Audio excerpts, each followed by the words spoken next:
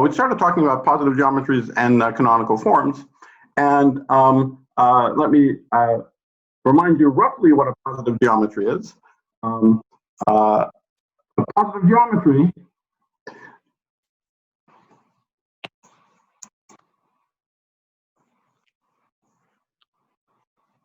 P is some region, compact region P, with boundaries of all codimension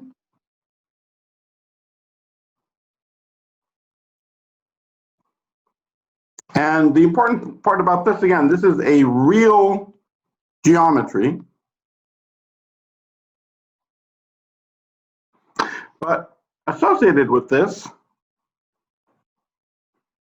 so this is the positive geometry part.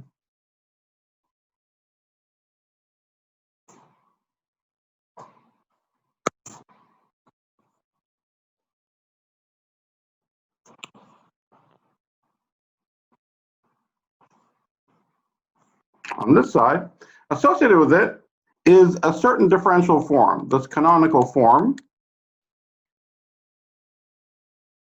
Oops.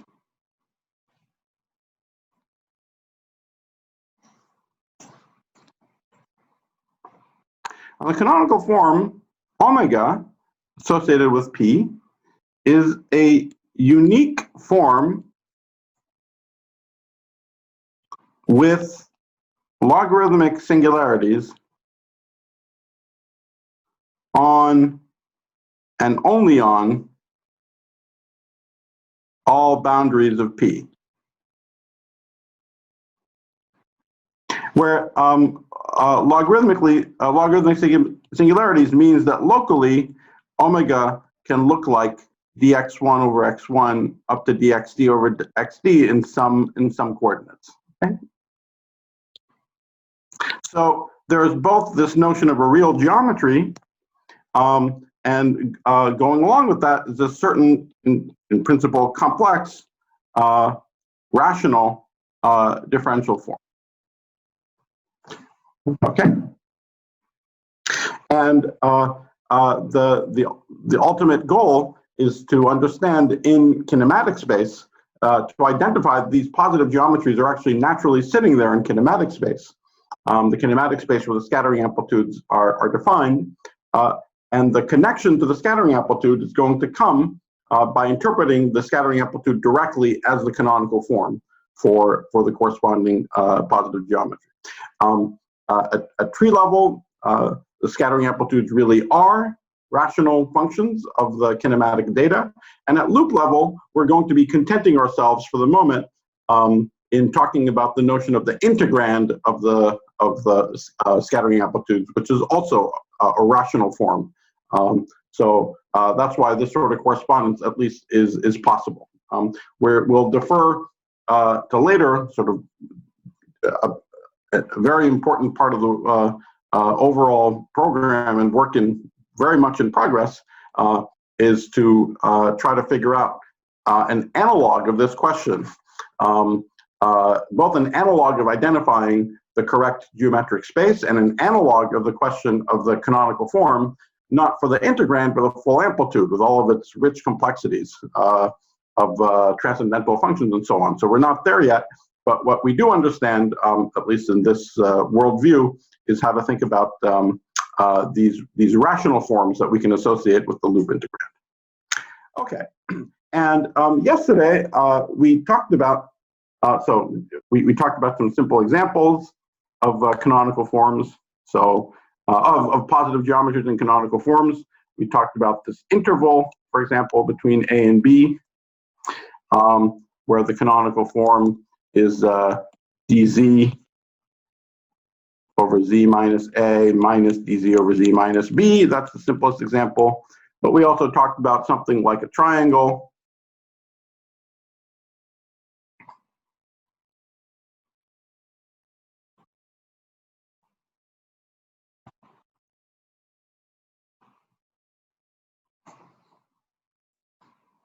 Something like the interior of this triangle, where the canonical form was just the obvious thing, dx dy over xy, 1 minus x minus y. And we also saw that we could have more interesting things. So we could have the canonical form for a quadrilateral was now something more interesting, because we had to deal with the fact that let me actually jump to the case of the pentagon. If we have something like this pentagon, and the region that we're interested in is that one, that we found that the canonical form had to have some interesting numerators in order to actually guarantee that it had singularities on and only on the correct spot. So if the linear equations defining the edges of the pentagon are L1, L2 up to L5 equals 0, we also have to have a numerator C, and the job of that numerator was to put a 0 on all of these sort of bad places that were outside the positive geometry, that were nevertheless in principle potential singularities of this differential form. And we also talked about a strategy, one strategy for determining canonical forms, for computing omegas,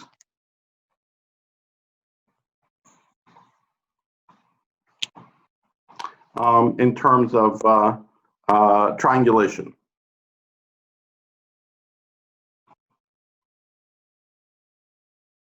With the idea being that if you have a more complicated positive geometry like this more complicated polygon, then if you manage to triangulate it into simpler pieces, P1, P2, P3, P4, in general, they don't have to be triangles. They can just be smaller positive geometries that so long as P is the sum over Pi, and this is a tiling, so the Pi are non-overlapping, but together they snugly fit to tile the whole space, that the corresponding omega was equal to the sum of the omega for all of the omega of P was the sum of the omega for all of the pieces. Okay, so what I'd like to start with today is talking a little bit more about different ways of determining canonical forms for polygons and polytopes. So this method that we talked about, this triangulation method, oh, sorry, that was one thing that we talked about, and we also mentioned, so this method is very general, and it works for every positive geometry, even the ones that we'll talk about in a bit that are curvy, that don't look like, that don't just look like polytopes. But there are a variety of methods that we've now understood that actually work also for the case of that work for the case of polygons and polytopes. So the one that we talked about yesterday was this sort of beautiful fact that so this is for polygons and more generally for polytopes in any number of dimensions. The canonical form for P and thought of projectively as a function of y is actually equal to y dny for an n dimension. So that was the universal measure on any projective space, multiplied by a function, and the function was actually the volume of the dual of P, with y playing the role of the plane at infinity. So that was a very beautiful. The triangulation is a perfectly good way of computing the canonical form, but it's not the most satisfactory. But it's not entirely satisfactory because it's choice dependent. whereas this picture of the volume of the dual polytope is at least a completely intrinsic and invariant way of computing what it is. So what I'd like to do today is continue with a few other methods for determining canonical forms that are actually valid for polytopes, partially just to give you an idea of what the sort of interesting space of possibilities is. Partially because we'll actually interpret and use some of these in a variety of interesting ways. Not so much for the story of the Amplituhedron, but for the story of bi-adjoint phi cube theories and so on. Partially just to highlight the asymmetry in our level of understanding between the story for polytopes and for more general positive geometries. It would be wonderful if some of these ideas, like the notion of a dual volume, or some of these other ideas that I'm going to talk about, could actually practically be realized in these other examples. Okay, so but we don't know how to do it yet. So it's a great research problem. Okay, so. Okay, so here's a third method, and the third method is known as the pushforward.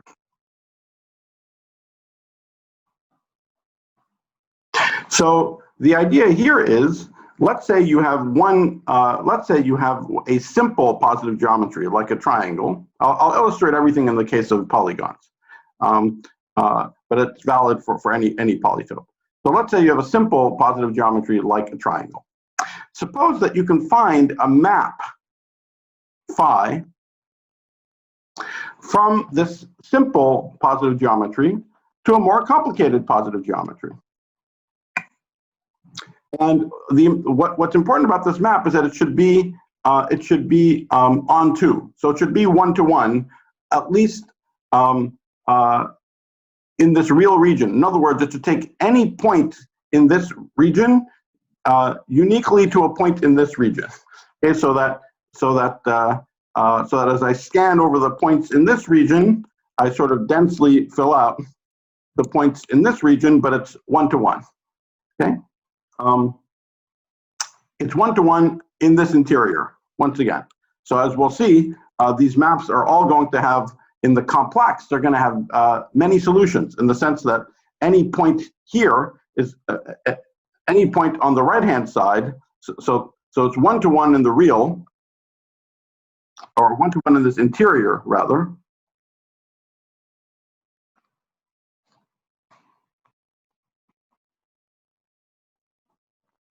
But more generally, any point here is going to have any point. Let's say the coordinates on this side are capital X, and on this side are little x. Every point in capital X is going to have several pre-images in the complex.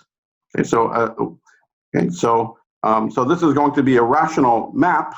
So every point here is going to have several images back here, one of which is in the interior, but the rest of which are complex and are not. Okay, so this is what phi is going to look like in general. Okay, but what the idea is that if I take the canonical form for the simple region,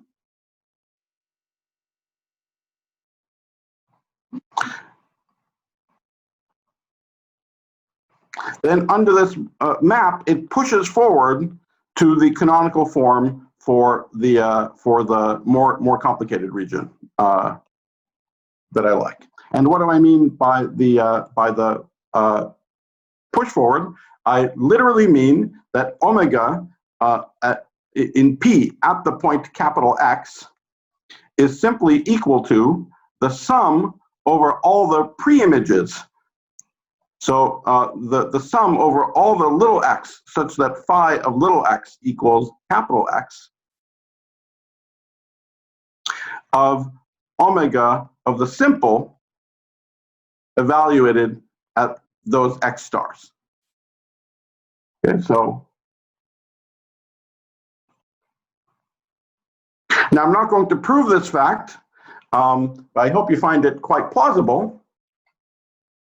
And so it just says that if you understand the simple positive geometry and you just can map it into a more complicated one, the canonical form for the simple one maps to the canonical form for the more complicated one.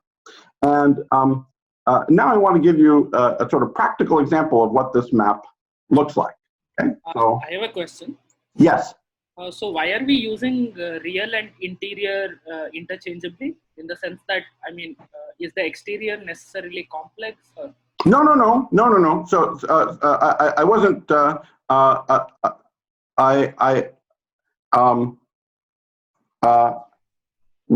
What I really meant here is it's the real interior is supposed to map to the real interior.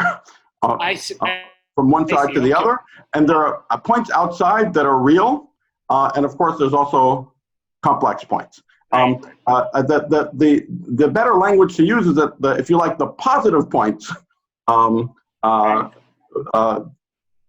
in the sense of specifying the interior map to the positive points on the other side. Okay. Right. Okay. Thanks. Yeah. Sorry if I misspoke that. Sure. Thanks. Okay. Okay, so here's a beautiful example of this map. So let's say we want to talk about the interior of some. We want to talk about the interior of a polygon, and we'll talk about this more. We'll talk about this in a more projectively friendly language in a little bit. But now I just want to stress this is a completely practical and simple thing. Every time I'm going to convince you that I'm not doing something fancy, I'm going to write a vector with a vector sign on top of it. Okay, just to show that we're not like coordinate-free weirdos. Okay, so if I want to specify points inside this polygon. So literally a two-dimensional vector. What are all the points inside this polygon? What do they look like? Well, they look like some weights. W1, x1, plus ... wn, xn.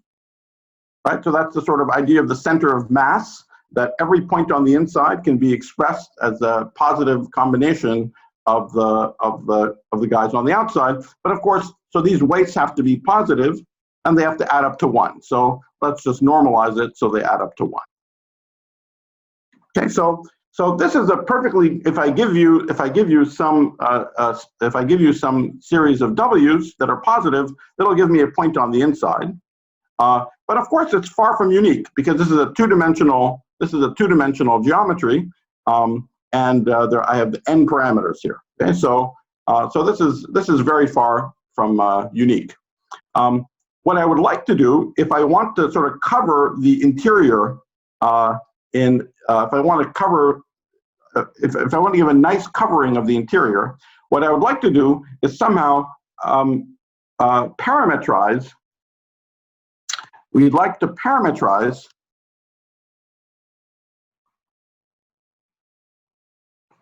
the WA as a function of just 2 parameters.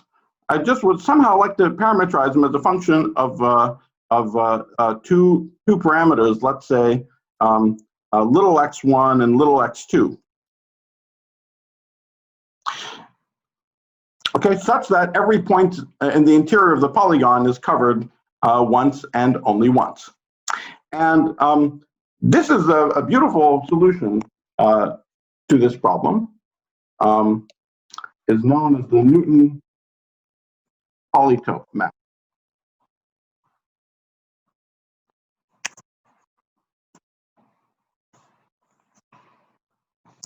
And let me explain how it works. Let me draw an example of for the case of a pentagon. Okay, so let's say, let's say we have a pentagon.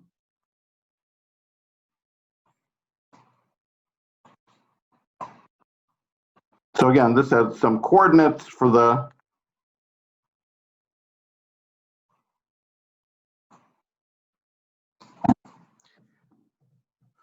So I'm writing the x inside as the sum of WA XA over the sum of the W's.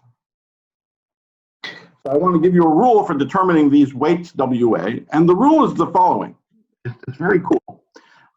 What you do is you draw exactly the same pentagon, but an integer vertex version of it. In other words, you draw exactly the same shape, but you draw it on an integer lattice. And you can do it in many ways, obviously. The only thing that matters is that it has the same shape. In this case, it's the same pentagon. Okay, it's just a pentagon. So here I'm going to draw a pentagon on an integer lattice. So here is 0, 0. So that's going to be my first point, 1, 0, 2, 1, 1, 2, and 0, 1. Okay, and so here is my integer pentagon.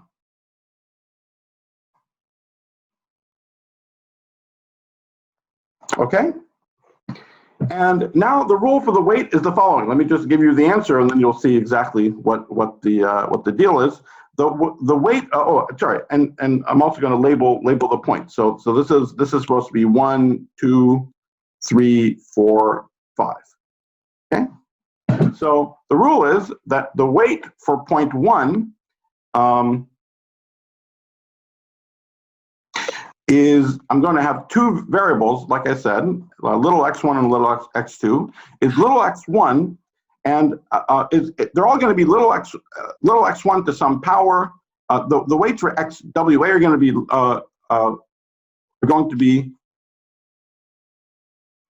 little x1 to some power p1 a, and little x2 to some power p2a.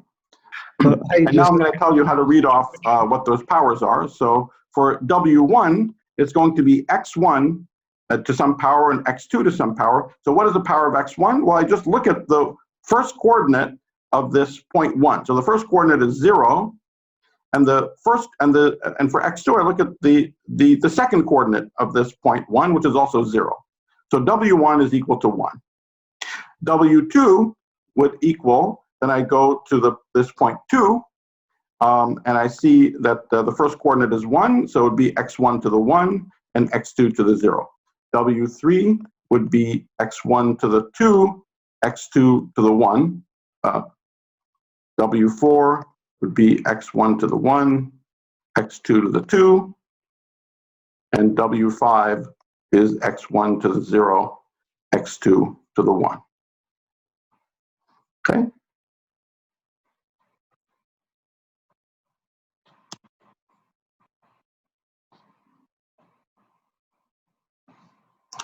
All right.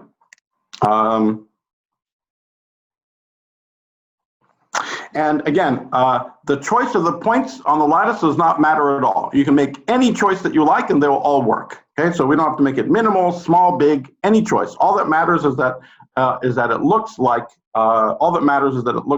the same pentagon. Okay. Now, so here's the amazing claim, is that if I say that x, just to write it totally explicitly again, if x is equal to W1 x1, so that would be equals x1 plus W2 x2, so plus little x1 x2 W3 x3, so plus x1 squared x2 3, and I'll just keep going, x1 x2 squared 4 divided by the sum of all the w's, so 1 plus x1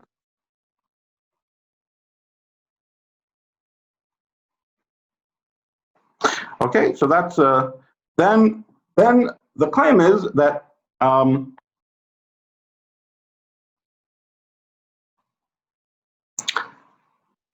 as x1, x2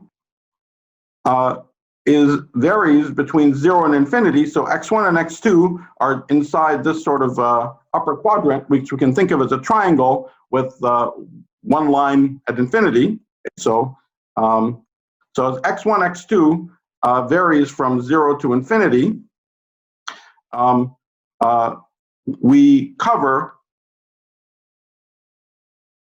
the pentagon interior 1-to-1. So this is a pretty cool fact. And I'm not going to prove it to you. It's actually not that difficult to prove at all. But let me just give you some intuition for how it works. For example, what happens? Let's just see what happens in various extremes. So what happens is the x's all go to 0. As the x's all go to 0, as x1 and x2 go to 0, then capital X is going to x1. Okay, so close to x1 and x2 equals 0. I'm covering this region here is close to where x1 and x2 are both going to 0. So the region near 0 is sort of covering somewhere around there. Now, what happens, for example, as x1 goes to what happens as x1 goes to infinity? As x1, well, so let me just say the sort of general statement. So, well, actually, let's just ask just for a second. What happens as x1 and x2 both go to infinity? Yeah, as x1 and x2 both go to infinity, if I, again, stare at this formula, then clearly these expressions with x1 squared, x2, and x1, x2 squareds are going to dominate over the others. But that still doesn't tell me where I end up, because it depends on which of x1 and x2 is going to infinity faster. Okay? If x1 is going to infinity faster than x2, then I end up somewhere in the neighborhood of x3. Okay, so this is sort of x1 and x2 both going to infinity, but with x1 going to infinity faster than x2. Conversely, if I go the other way around, then I'm somewhere from this expression. You can see that I'll be somewhere in the neighborhood of x4. Okay, and really that is the point. The point, and this is the one of the reasons for the nomenclature of Newton polytope, is that this polynomial, if I think about this polynomial, 1 plus x1 squared x2 plus x1 x2 squared plus x2, that polynomial, depending on how I go to infinity, in different regions in x1, x2 space, one of these monomials in this polynomial will dominate. Whether I go to infinity or 0, one of these monomials will dominate.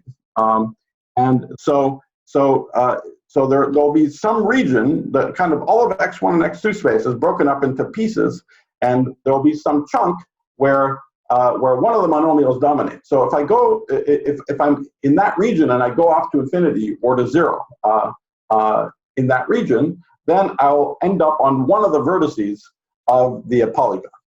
And now what happens is that I can have the boundary of two of these regions, where on the boundary, two terms are scaling the same as I go to either infinity or 0. And so if I go to infinity on the boundary of those two regions, I'll end up on one of the edges of the polygon. And so in that way, every point on the inside of the both on the interior and on the boundaries of the polygon are covered 1-to-1. Okay. All right, so that's an example of that's an example of a map from the positive orthant, so that the simplex with the plane at infinity into the polygon, and this map works for any higher dimensional polytope. Okay, so if you have any higher dimensional polytope, so there's a minuscule caveat. Any higher dimensional polytope whose vertices can actually be realized by integers, that could have some shape, that have the same shape, but whose vertices can be realized with integers. There are, believe it or not, crazy examples of polytopes whose vertices, some of whom must be represented by irrational numbers. But anyway, that'll take me too long to tell you about that. But almost everything that we care about, certainly in physics, this is not the case. So any polytope whose vertices can be realized by rational numbers or by integers, you take the polytope you want, you take an integer realization that has exactly the same shape, and you do exactly the same map. So, so said more generally, for any p, we give an integer representative, an integer realization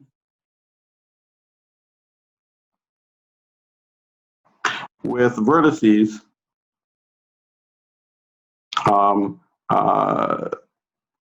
let's call them VA. So these are integer vertices. Maybe I should NA, just to make it clear that it's integer. And then the weights for A are, and then we also have x1 through xd, if it's a d-dimensional polytope. So we'll take x1 and xd to go from 0 to infinity, and the formula for the weights, the sort of compact notation, is x to the NA.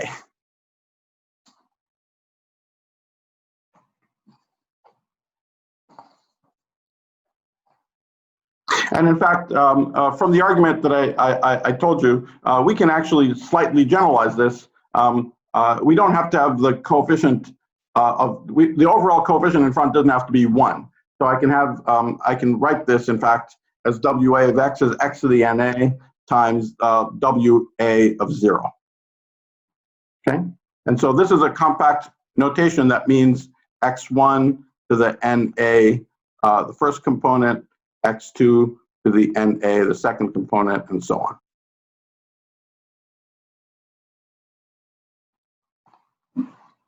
Okay, so the claim is that that if I write x, capital X, any number of dimensions as a sum of these weights WA of x times the vertices of the polygon or the polytope,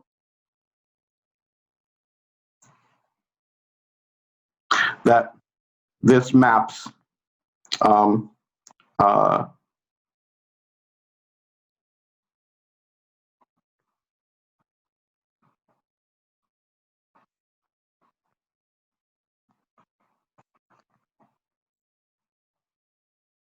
okay, and therefore that the canonical form for P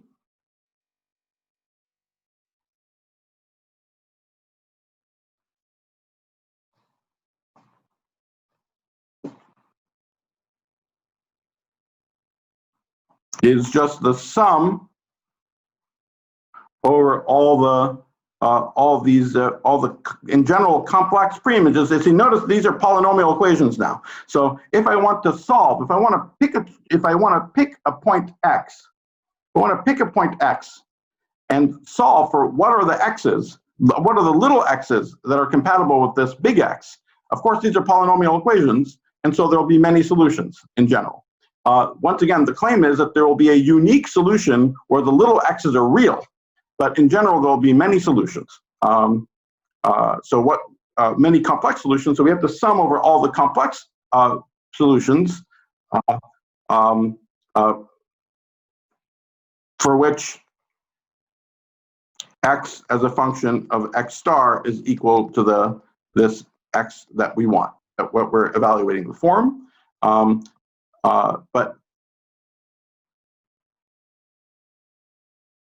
So I take the canonical form for this positive region, which is just clearly just the d log of all of the x's, and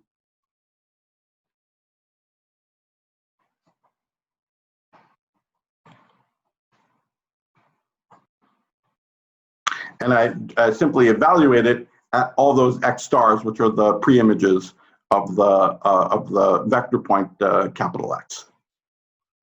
Okay, all right, any questions about this? So this is the push-forward method. I want to pause to see if there are any questions about this.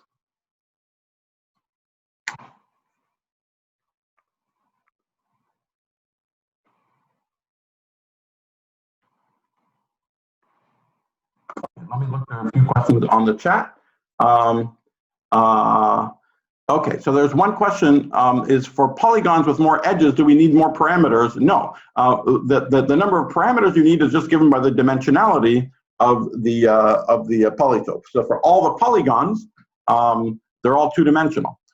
So it's always 2 parameters. So that's the cool thing, is that you have this we have this sort of complicated region, but then we find this interesting map, this also slightly complicated map that takes a simple region, which is just x1 and x2 all positive, and it one-to-one maps it into the polygon. And so all you have to do if you have a tengon is you just have to draw an integer version of the tengon and do exactly the same thing that we just did. All right. Any other questions? All right. Very good. So let's now proceed to yet another method for determining canonical forms. So this is a newer one. And as we'll see, it has an interesting relationship to what we just talked about as well. So, so this new one, we're calling stringy canonical forms.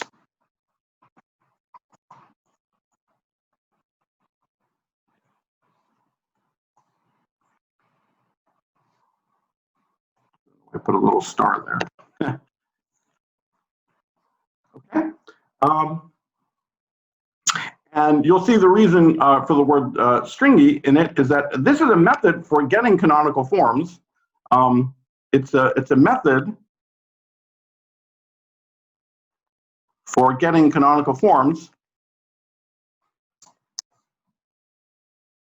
which actually has a parameter in it.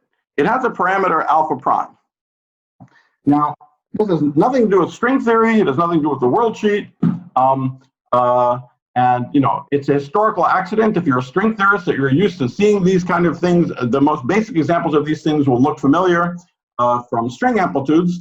But in fact, these are things that Euler was doing in the 1700s, that and people like Gelfand and friends were doing mathematically in the 1980s. So the basic idea is absolutely ancient and has absolutely nothing to do with strings.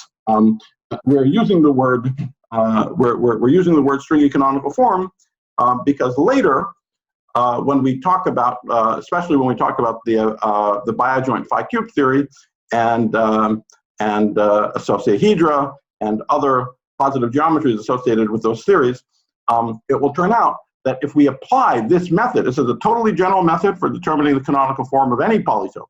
But if we and it extends the notion of a canonical form with this parameter alpha prime. But if we apply this general method, you use it to compute the canonical form for these associahedra, we'll discover that this extension of the amplitudes are actually string amplitudes. And so that's the we will be seeing later a very natural way to go from all these questions about positive geometries and kinematic space and blah, blah, blah. And we want to get canonical forms. And in one way of thinking about them, we'll see a picture of Feynman diagrams emerge and sort of particles moving in space-time. And but another way of determining the canonical form, the one that we're going to talk about, will just immediately give us string amplitudes with no sort of world sheet inside. And so, so I want to tell you what this idea is. And at the same time, this way of thinking about things makes contact. So we see that. So we'll see that there, in this later story when we talk about the associahedra, we will see that there's this remarkably close connection between the kind of particle picture and the string picture. That fact of this remarkably close connection between the particle and the string picture. I mean, a remarkably close connection, different than the usual one that we talk about in string theory, where you add an alpha prime and you take an alpha prime and goes to 0. Now, the fact that there's this very close connection between the two pictures, a surprising connection between the pictures, has also been the story of the beautiful Kachazo-Huang scattering equations, which is a novel realization of the relationship between world sheet-like ideas and just point particle scattering amplitudes. And again, in the story that I'm just about to tell you, also gives an understanding for why that connection exists and why it works, and it has nothing to do with strings per se. The reason for that connection is just this very, very general one that has to do with properties of stringy canonical forms. Of course, something especially beautiful happens in the context of the situations where this is relevant for the polytopes we care about for physics. So even more magical things happen in those cases. But some of the most basic ideas are very general. So we can talk about them now in generality. Okay. So what's the idea here? So here we have another motivation. So again, let's start with like a very simple positive geometry, just like we just talked about. Okay, so this would just be x1 bigger than 0 and x2 bigger than 0. So if that's our positive geometry, our corresponding canonical form here, this little canonical form, the simple canonical form for this geometry is just dx1 over x1, dx2 over x2. Okay, and more generally, for the positive orthant, again, if you have just x1 through xd between 0 and infinity, the canonical form, the corresponding canonical form is just the wedge product of all of their d logs.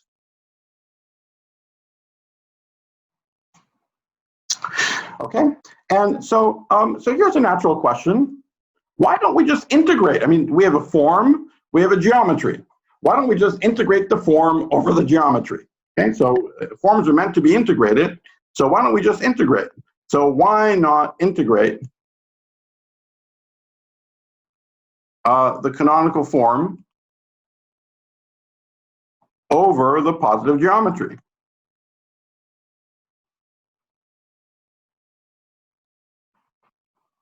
And the answer is, why not, is because it's divergent, of course. Right? We've designed it to have singularities on the boundaries. So let's look at what we're asking. So we want to look at this integral, which is the integral 0 to infinity. That's the region of the positive geometry, dx1 over x1, dx capital D over xd. Okay, and of course this is divergent. So what we're going to do is regulate this divergence. Okay, where does it diverge? Well, it diverges as the little x's go to 0. So I'm going to regulate that divergence by multiplying by doing the following. So I'm going to introduce some parameters, a parameter alpha prime and some new variables capital X1 through capital XD. Okay, and so if I do that, clearly if alpha prime is positive and if these xi are positive, then the divergence near x equals 0 is tamed. Okay, so now the integral will not diverge anymore near x equals 0. Okay, okay, but I'm still not done because it can diverge as x goes to infinity, as the little x's go to infinity. In fact, I'll make it diverge worse as the little x's go to infinity. So I also need to have here another factor. I need to have some polynomial in the little x's. And I'm going to raise that to a negative power.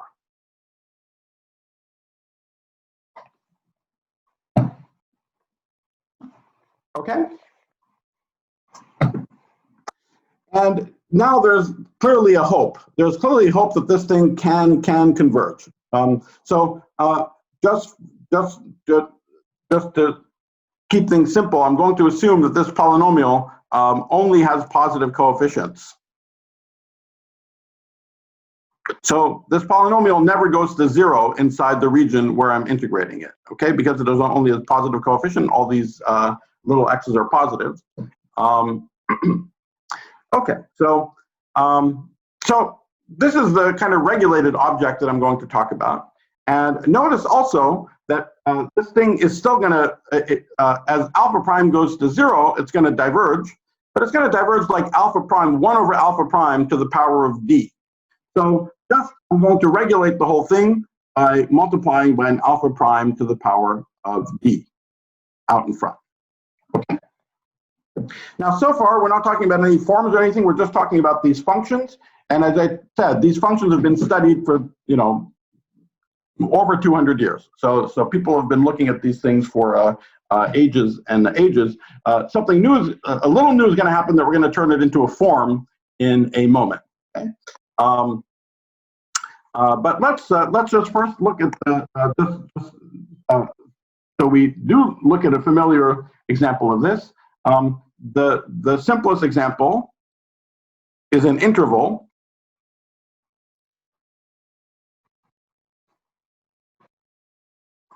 Okay, so we're just going to have a one-dimensional example. So I will be alpha prime to the 1, the integral from 0 to infinity dx1 over x1. And now I'm going to have x1 to the power of alpha prime. Let's call that variable, let me just call it a. I won't call it capital X1. And now if I want to control the behavior as x1 goes to infinity, my choice for the polynomial is a very simple one. I'll choose to be 1 plus x1 to the negative alpha prime c. All right, now this is an integral that you've all seen before. This is the beta function. Okay, so this integral is equal to gamma of alpha prime a, gamma of alpha prime c minus a over gamma of alpha prime c. And if I take alpha prime goes to 0, this is equal to 1 over a minus 1 over a minus c. So I'm just factoring it for you. Okay, so that's what it is at the level of the. That's what it is at the level of the function. Okay. All right. Now let's talk about something slightly different. So it's extremely simply related. I have a question. Yes. Nima. Yes. You actually chose this functions with some hindsight. Now, how unique is this choice? Can I do something here it's not else? unique at all. I mean, I'm just making the simplest possible choice here.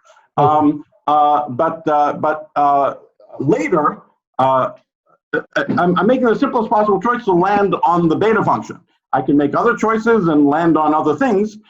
You're going to see that there's something universal that happens as alpha prime goes to 0 for all these choices. Okay, so and there's some alpha prime extension which, no matter what the choices are, has some nice properties. Okay, so that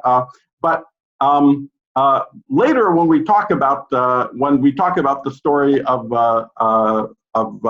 bi-cube theory and so on, there, as you'll see, there is a choice. There is a choice made for you for what you should put in there, connected to the story of the polytopes and all that stuff. there isn't. I mean, there's one natural choice that comes from thinking about those objects the way we'll learn to think about them, and that natural choice just directly gives you the Kobe-Nielsen formula.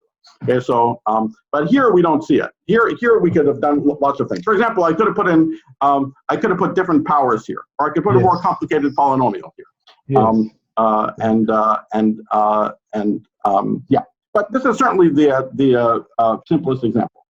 Okay. Thank you.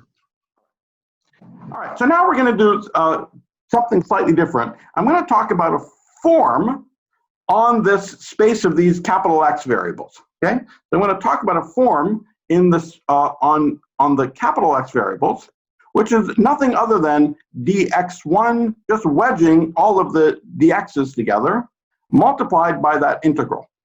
Okay, so let me write it again. So multiplied by the integral alpha prime to the d little x1. Just writing it again, just so we don't have to keep referring to it up there. So x1 to the alpha prime capital X1, xd to the alpha prime capital XD, and this p of x of little x to the minus alpha prime c. All right. So again, here it looks like a slight move, but it's a theme that we've seen over and over again is that uplifting functions to forms lets you understand singularities and so on geometrically, and adds some important geometry to the problem. So just this very innocent looking thing of multiplying this function by form is going to tell us something interesting. Okay, so let me make some claims about this object. Okay, so some claims about it. First,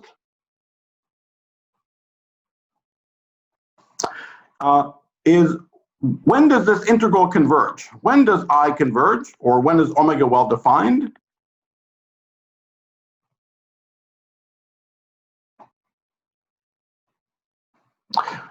Okay, and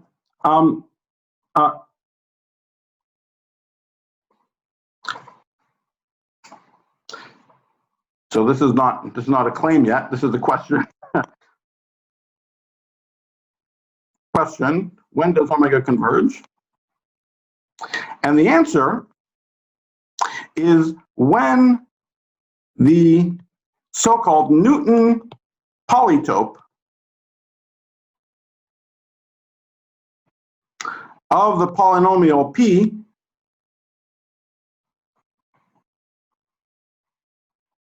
is top dimensional. It's full dimensional in this space. So let me tell you what the let me define what the Newton polytope is. Okay. So here's an aside. Newton polytope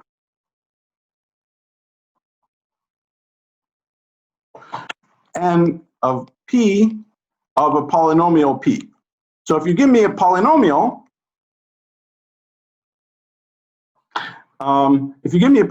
there's a certain polytope associated with it with integer vertices.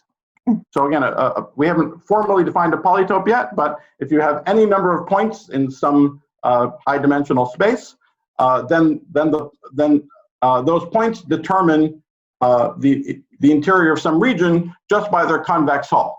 So just by taking the positive combination, a positive weighted combination of all the points and scanning over all the possible weights. So the convex hull of all those points determines the interior of a region. Again, we'll talk more systematically about polytopes later.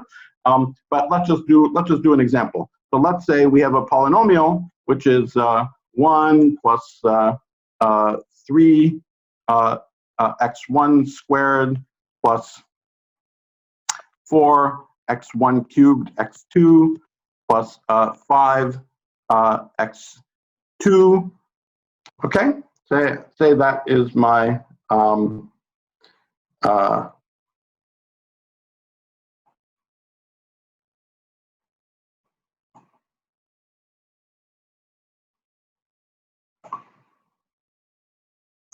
let me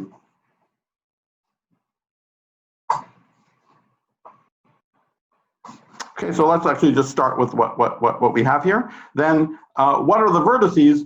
I think about every monomial. So every monomial in the polynomial looks like x to the power of some vertex. Okay, x to the power of some integer vector. Okay, so looks like x1 to the n1 and x2 to the n2, and that gives a vertex or a point. It's not necessarily a vertex. That gives some point n1 and 2. Okay, and the Newton polytope is the convex hull of all those points.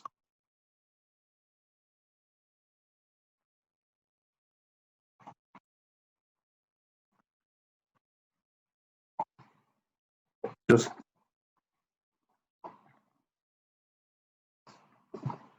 okay, so if we take this random example, so I have it's a two-dimensional lattice again. So my first point is 1. So that's a point. Then I have 3x1 squared. Then I have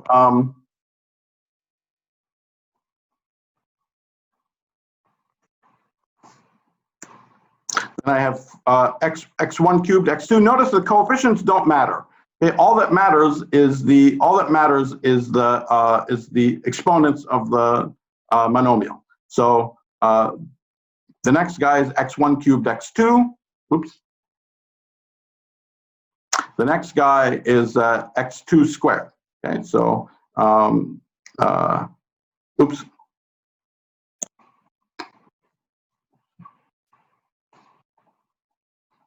Was this point x1 cubed x2.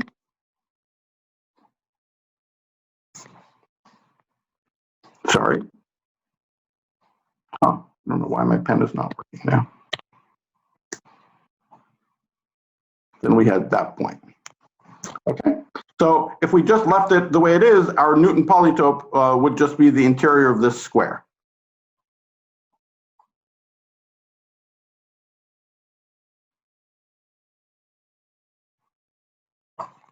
Okay, of this quadrilateral. Now, let's say I added, plus, I don't know, x1, x2, then that guy would be in here. So that would be this point inside. So you see that would be in the interior, and so it's not a vertex. Okay, so it would not be. It doesn't affect what the Newton polytope is. So even if I added that x1, x2, it doesn't affect that the actual Newton polytope is still just the convex hull of these 4 points on the outside. On the other hand, if I added yet another term here, like for example, if I added x1 squared, x2 squared, then I would add this this point up here, and then I do change the shape. Now it would look like a pentagon. Okay, so now the Newton polytope would look like a pentagon. Okay. Now, what is the point of this Newton polytope? What is it telling you? You see, the vertices of the Newton polytope are telling you the following thing. And we had this, the word came up before, and we had essentially the same discussion before. In x1, x2 space, so if you're sort of sitting there in x1, x2 space, you can go off to infinity in x1, x2 space in lots of different directions, or to 0, okay? But you can go to the boundaries of x1, x2 space. You can go off in many different directions.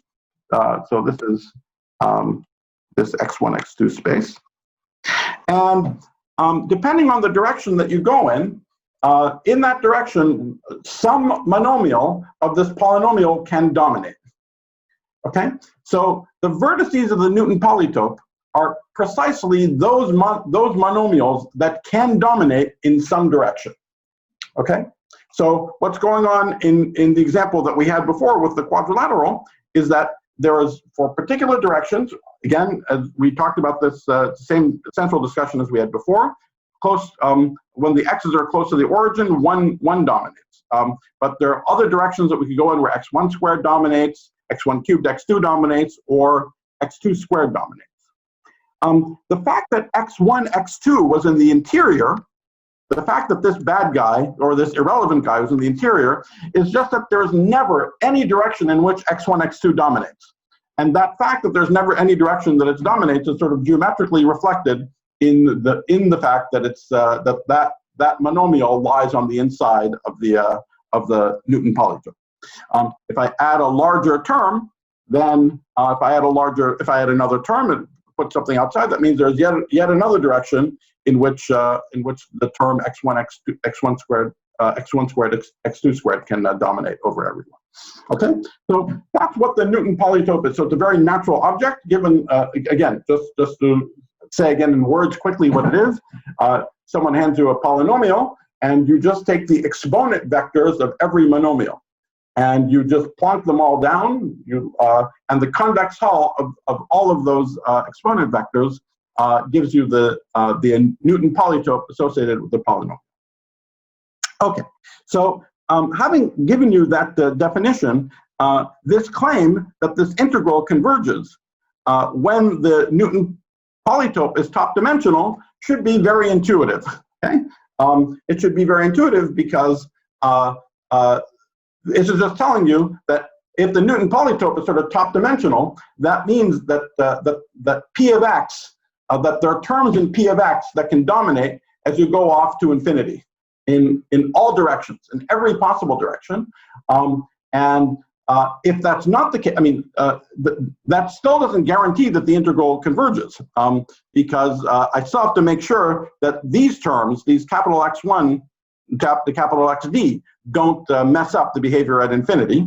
You see, I'm using this polynomial. To control the behavior as x goes to as the x's go to infinity. Okay, so that's why it's crucial that the Newton polytope is top dimensional, so that P of x becomes important, has terms that can dominate in every direction as I go off to infinity. Okay, so first, the Newton polytope for the polynomial P has to be top dimensional, but that's actually not enough. Okay, so that's the first requirement. But now we have to come back to what I just mentioned, that we have to demand that these x's, aren't too big, roughly speaking. We want to say that these capital X's don't get too big to sort of potentially overwhelm what this polynomial is doing as we go to infinity. So we also have the following beautiful and simple condition, that this vector of the x's, these capital X's, has to actually lie inside, and note there's this constant c here, so it has to lie inside this constant c times the Newton polytope of the polynomial P, right? All right, so Nima, yes. What does it mean for a polytope to be a top dimensional? Did you define it? Sorry. Yeah.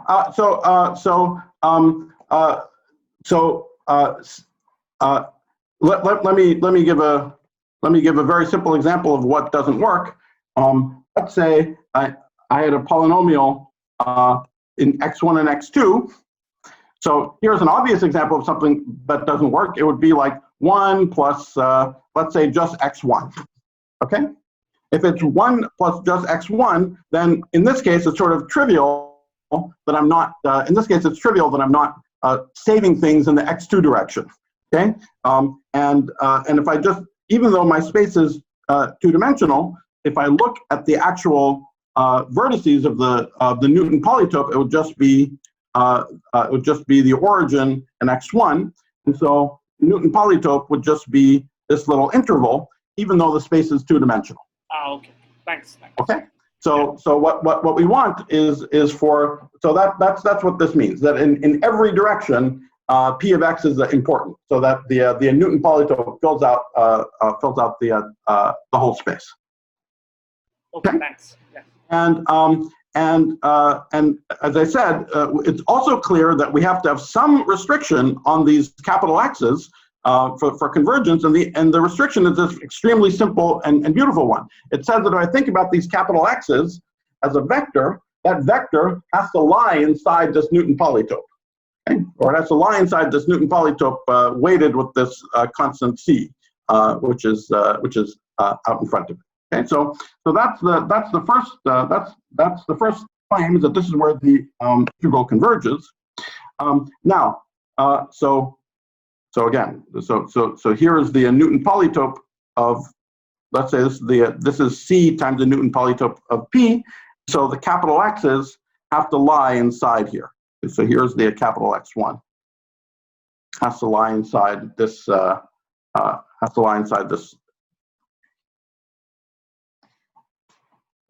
C times P, and actually, the fact that that's where it converges also tells you that it's going to have poles when these capital X's approach the boundaries of P. Okay? So it's clearly going to have poles when it approaches the boundaries of P. So that's strongly suggestive of something, which ends up being true. Okay? So the second claim, again, I won't prove these claims, but I hope you find them plausible. The second claim is that as alpha prime goes to 0,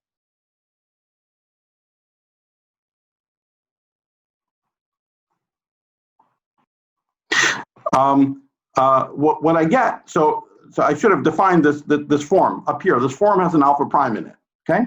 But as alpha prime goes to 0, this form omega alpha prime of X becomes nothing other than the canonical form of X for this polytope C times P. Okay. So this is a second method for getting the canonical form, but I won't talk about it much more here. Maybe we'll talk about it more later. But omega alpha prime, even for alpha prime not equal to 0, shares a number of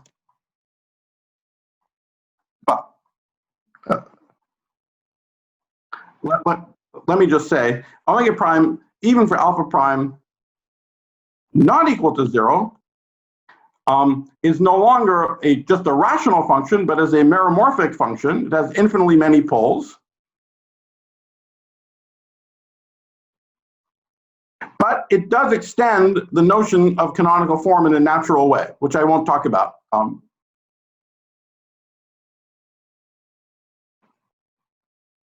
Of course, we gave a definition that extends, but it has other properties. It has properties of its residues on the facets of the polytope.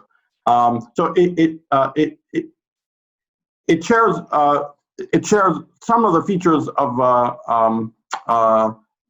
the fact that the residue of the canonical form on the boundaries of the polytope gives you the canonical form for the boundary. That property continues to be true even at finite alpha prime, but I'll have more to say about that later. Okay. For now, this is a method for getting just the canonical form. Just as alpha prime goes to 0, this form that we defined actually becomes the canonical form for the polytope. And let's see how this works again if I go back to our beta function example. Okay, so if I go back to this beta function example, what am I supposed to do to turn this into a form?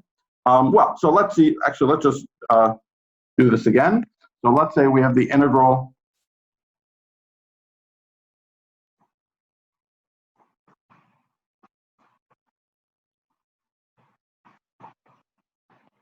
So let's see, and now I'm going to turn into a form by multiplying it by dA. Okay, so this is my form. But first, let's see.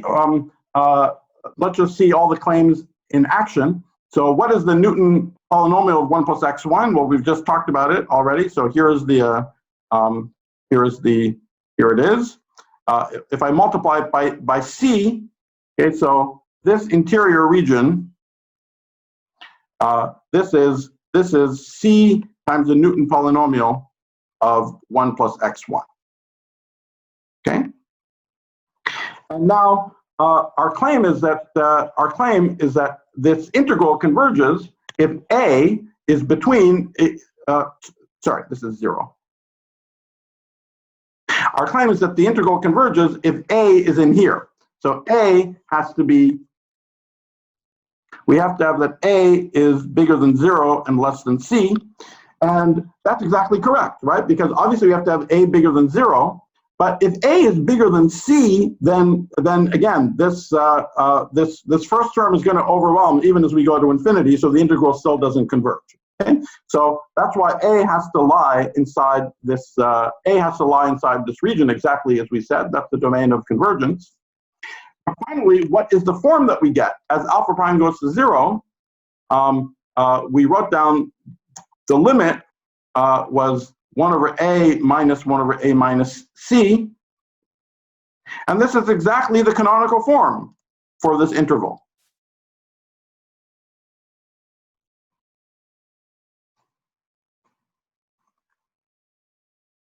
Okay, so we see all these claims verified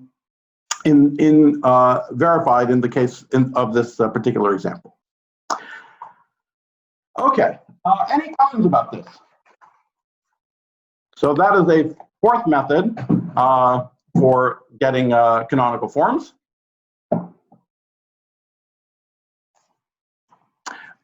Yes, so there's a question that says, if we take the Newton polytope of a polynomial, does it mean we lose the information of the coefficients? Yes. Yeah, and you see, the only thing that matters for the applications that we're talking about is just what's going on as one monomial dominates over the rest of them. So we don't actually, the overall coefficient doesn't matter. We're going in a direction where in that direction, the sort of one monomial dominates over all the others, so the coefficient does not matter. The Newton polytope of a polynomial is just capturing the information for which monomials can dominate as you go off in every direction.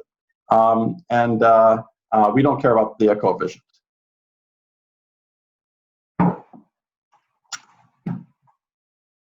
Okay.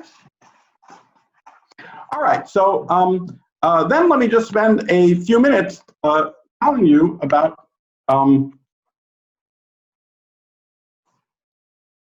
a remarkable connection. And again, this is basically a story of the scattering equations in the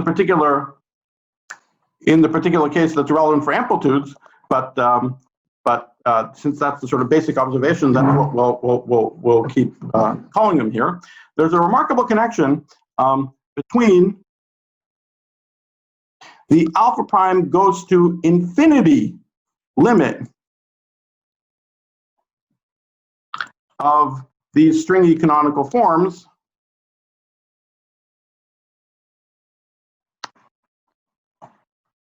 and the alpha prime goes to 0 limit,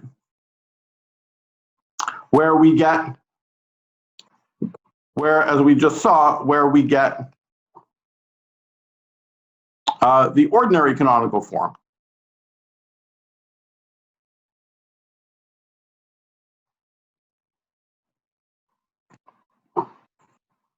Oh, sorry. Before doing this, I apologize. Before doing this, there's one more thing that I wanted to mention. Sorry. Ignore that for a second. We can have a small extension of what we just talked about. So small extension to the case where we have many polynomials, not just one of them.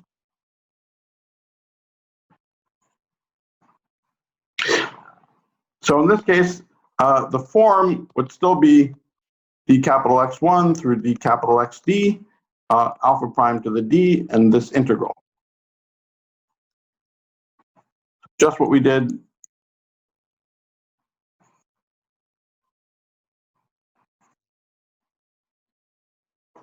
multiplied by now not just one polynomial, but many polynomials. P1 of x to the minus alpha prime C1 to Pj of x to the minus alpha prime Cj. Okay. And in fact, we don't have to do any work because if we imagine that the C's were rational numbers, we can actually think of P1 to the minus C1 up to Pj to the minus Cj. If all the C's were rational numbers, we can just write them all over one giant common denominator. And then we can think of this as simply a special case of our old polynomial to a power, because we just take the product of all the p's to the numerators of those rational numbers.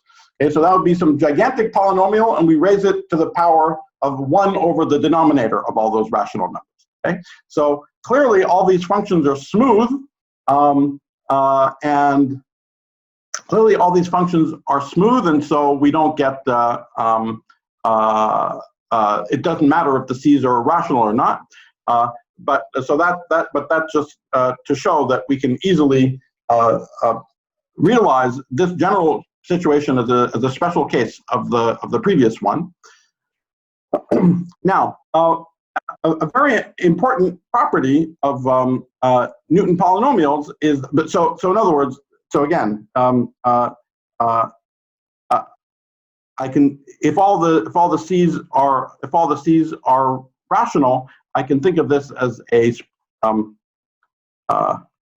if I write all this, if all the C's are some numerator over some if all these Ci are some numerator Ai over some gigantic common denominator D, then I can write P1 to the minus alpha prime C1 up to Pj the minus alpha prime Cj as P1 to the A1 up to Pj to the Aj to the power of negative alpha prime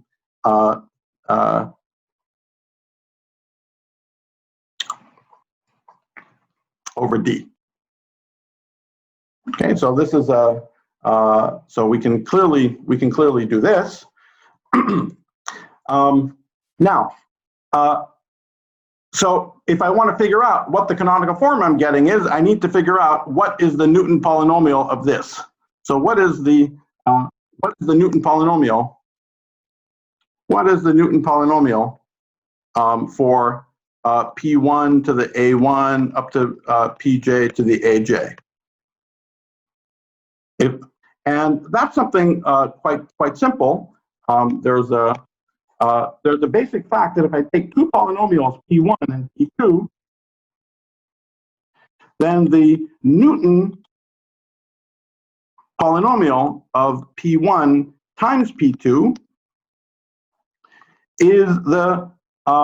is related to the Newton polynomials of P1 and P2 by the following expression.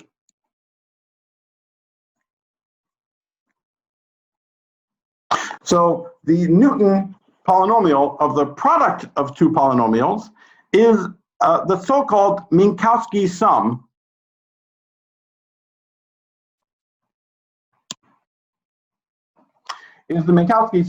of the Newton polynomials for each of them individually. Now, the notion of Minkowski sum is extremely simple. If you have any two regions A and B, but let's just say we have any two polytopes A and B. Oops, sorry. So if any two polytopes A and B, then the A plus B is the set of all is a set of all points that look like V plus W, where V is in A and W is in B.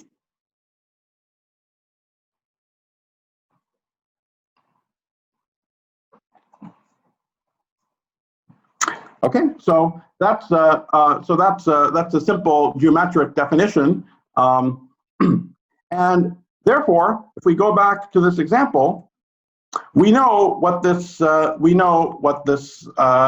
guy is. This is just equal to A1. So because it's to a power, I'll just get A1 times the Newton polynomial of P1 plus A2 times the Newton polynomial of P2 up to AJ times the Newton polynomial of PJ. Okay, and so I can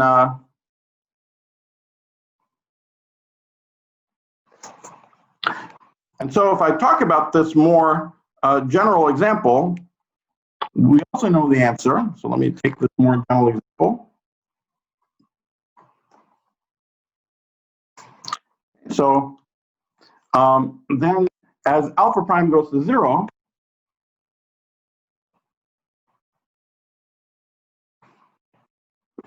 omega goes to the canonical form of X for the polytope that's just C1 P1 plus C2 P2 plus the Minkowski sum of all of these polynomials. Okay, it's important. It was important for me to bring this up now because, and this is related to my answer to Spencer's question earlier. What we're going to see later is that the polytopes that we're interested in are going to naturally be given as Minkowski sums. They're really naturally expressed as Minkowski sums.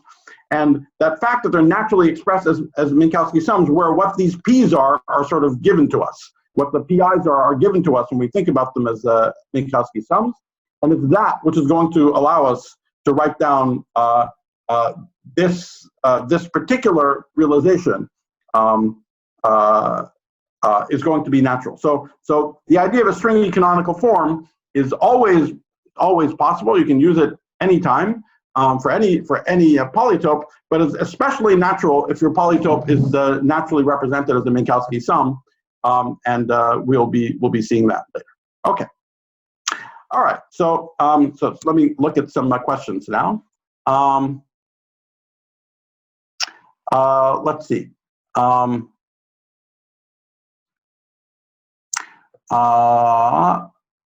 Okay. Are there similar geometric meanings for the subleading order terms in the alpha prime expansion?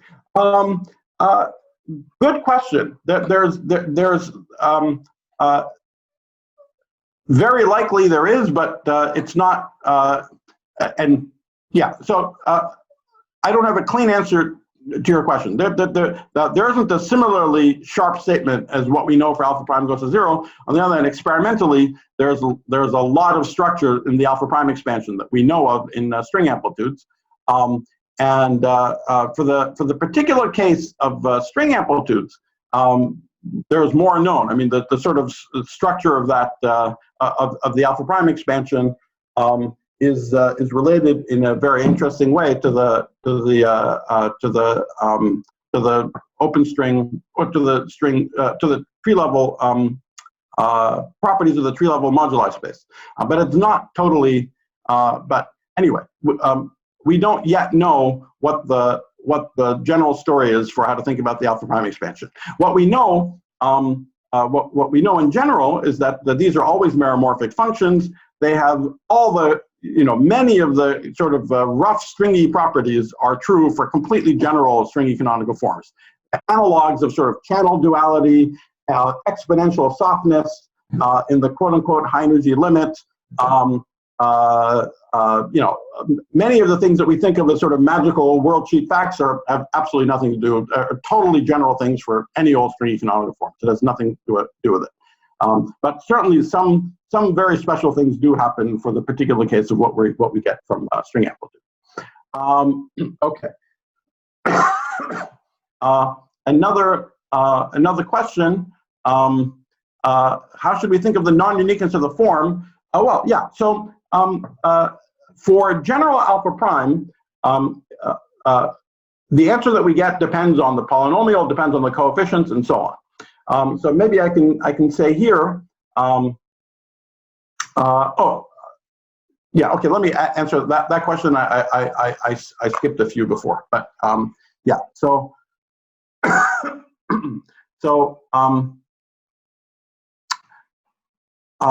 yeah. So how should we think of the non-uniqueness of the form for general alpha prime?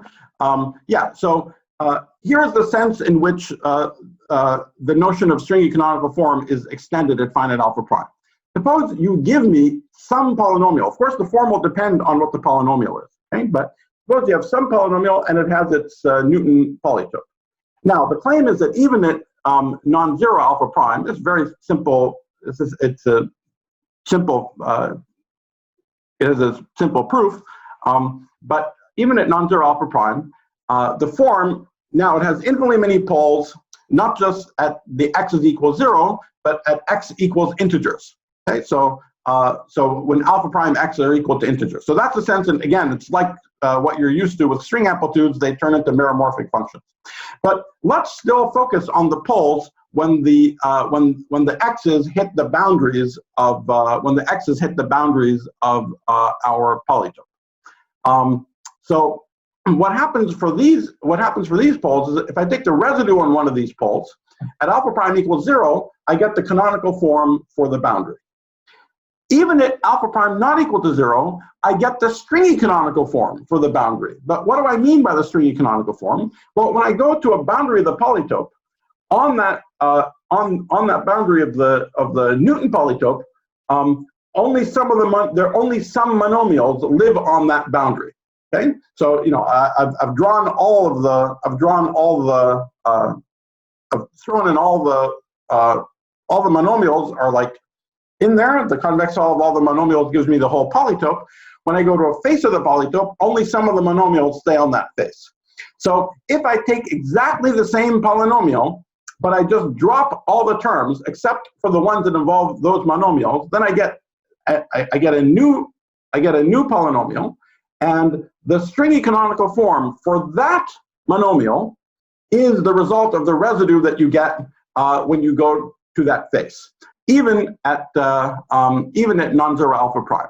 So it's true that the answer that you get depends on the choice of polynomial you make in the beginning, but as with ordinary canonical forms, in a sense, the result that you get on a face only depends on is purely determined by data on that face, and it doesn't know about anything about what was going on in the interior. Okay, so that's the sense in which that one feature of stringy canonical forms is inherited.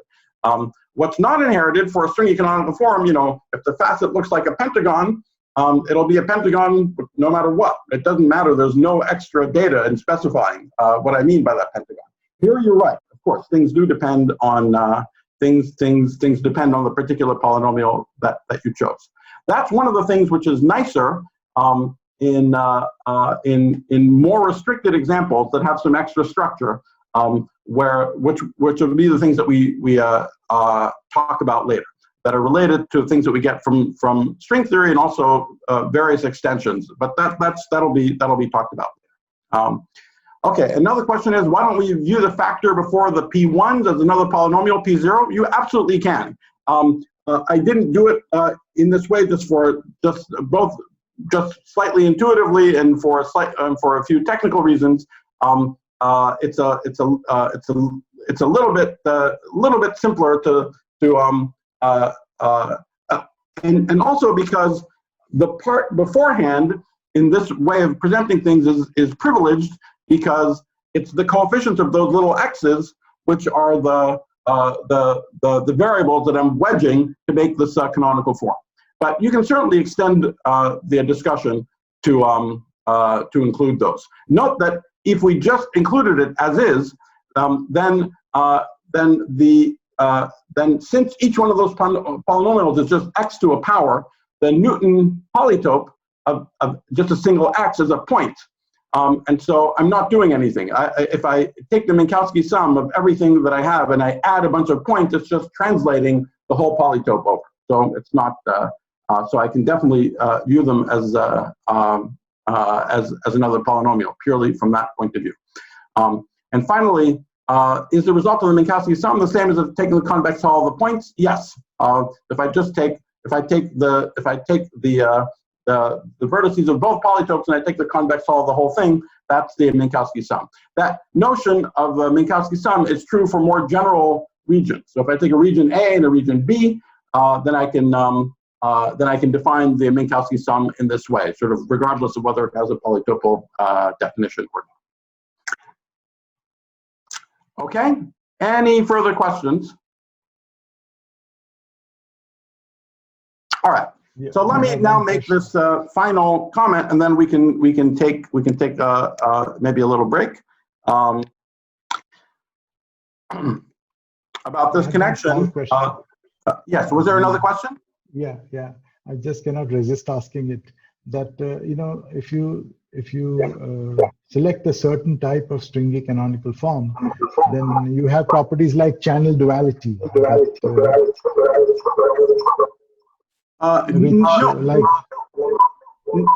No, in fact, Spenta, this is, sorry. In fact, this is, the channel duality is precisely something which is not special to string amplitudes, okay?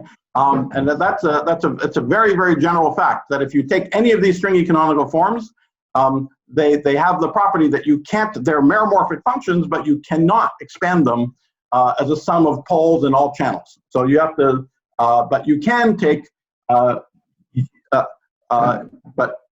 you can expand them as a sum of poles in a fraction, in a subset of all the variables. So that is not the special thing. So channel duality is not the special thing. The special things are, and exponential softness is not the special thing. The special things are a little more subtle and interesting, and we'll hopefully get a chance to come to them later. But one of the special things is just that we don't have any of these random choices of the coefficients and so on. And so we're going to get a class of geometric objects, a class of polytopes where there'll be properties like factorization, even at non-zero alpha prime, into exactly the lower objects, again, with no choices. But things like channel duality are not as special as they appear at first. So it's really things like factorization, which are, I mean, literally factorization, rather than merely what happens when you take a residue on to go to a lower facet.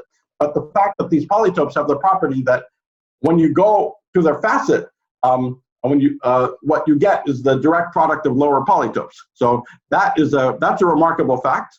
It's related to factorization of the amplitudes. And what's really remarkable about the stringy of the string amplitudes is that factorization holds even at non-zero alpha prime.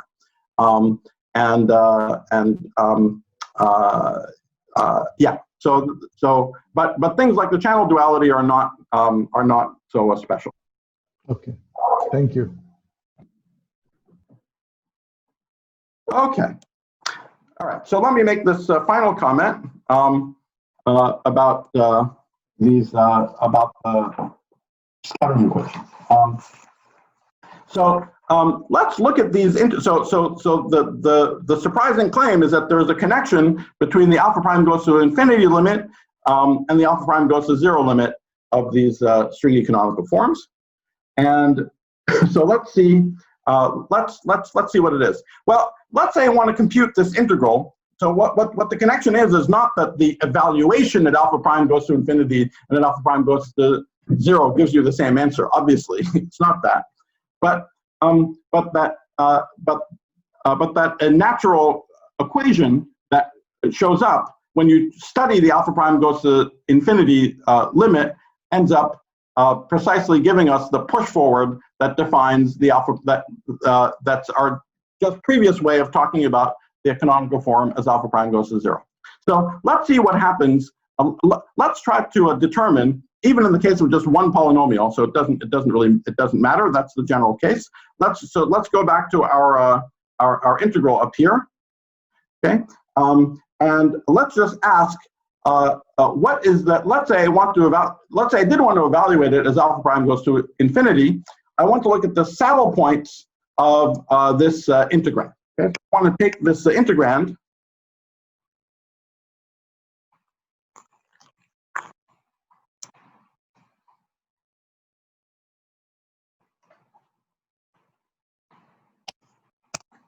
And let's look at the saddle points as alpha prime goes to infinity. Okay, so this is just if I write it as e to the alpha prime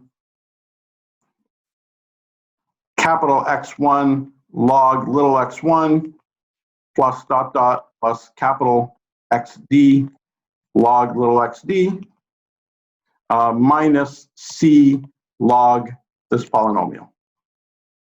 Okay, so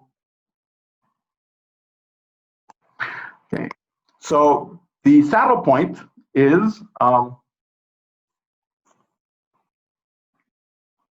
just differentiating this with respect to all of the x's, right? So what I'm going to get is for every I is I'm going to get capital Xi divided by Xi minus the derivative of log p. So derivative of dp by dxi 1 over p equals 0. Okay, or so that's the saddle point equation, or just multiplying by little xi. It's the equation that says capital Xi is equal to 1 over p times little xi dp by dxi. This is no sum on I, okay? Just for a single I.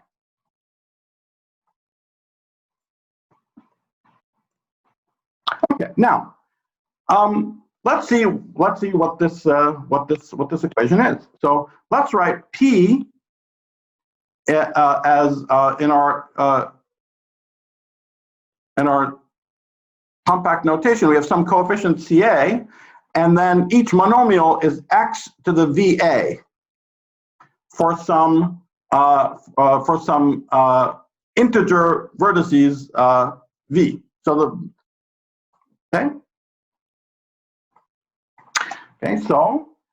so what is dp by dxi? dp by dxi is the sum over A of Ca, and I'm going to pull out the ith component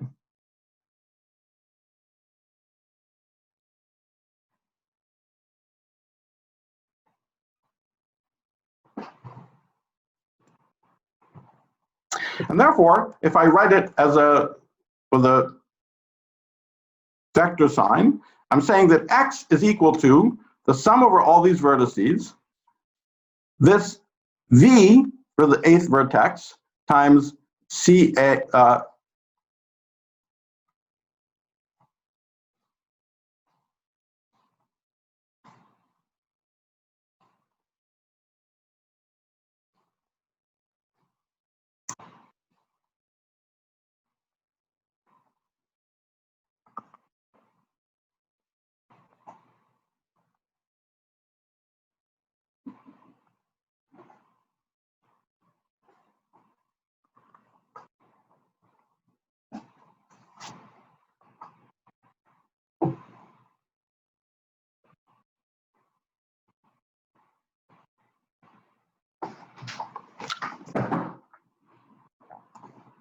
okay? But this is exactly the Newton polytope map that we talked about before, right? So this is precisely the way of mapping uniquely one-to-one all of the little x's into the polytope, which is exactly this polytope C times P. Okay, so this is exactly the Newton polytope map.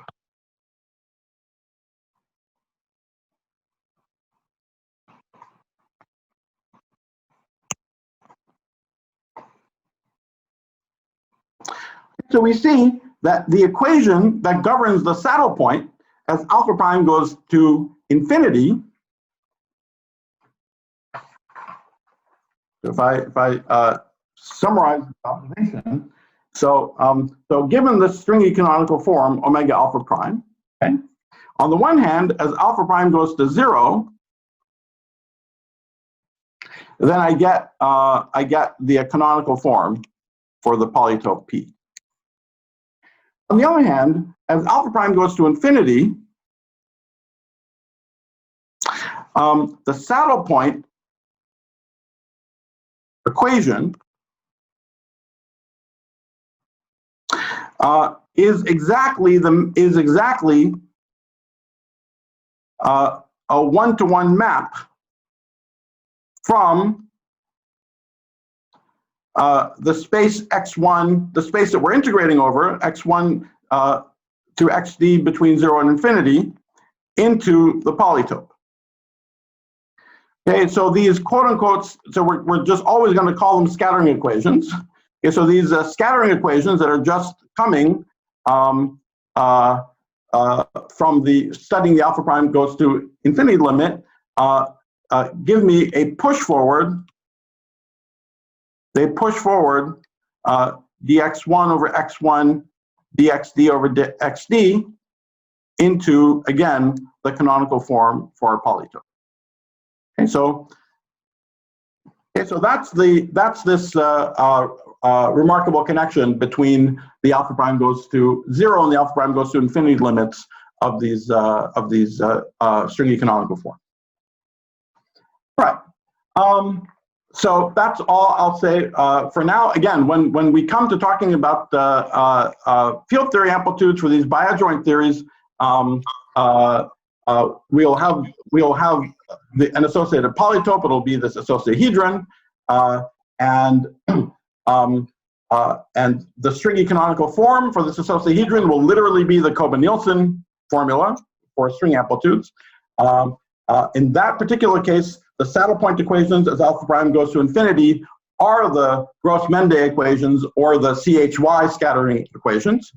And so this, in the particular case where it's applied to that associahedron, is the remarkable CHY observation that the push forward of the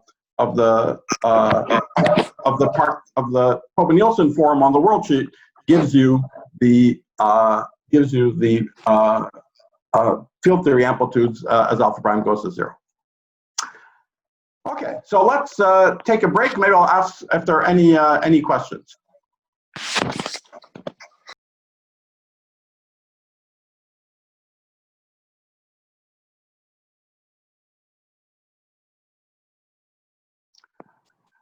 All right. Song, shall we maybe take a 5 or 10 minute break? Sure. Yeah. So let's come back in 10 minutes. Okay, that sounds good. Okay, great. Great. Thank you. Thank you. Thanks. So we've talked now about many general facts about at least polytopal positive geometries and their canonical forms. I want to talk. Just one thing, like maybe we can. So this session, I mean, we can still take small breaks, but let's say we'll take like a half an hour break so people can eat. Sure. Around, say, like 2 hours from now or 2.5 hours from now. Yeah. No problem. Yeah, just so everyone knows that we will have a.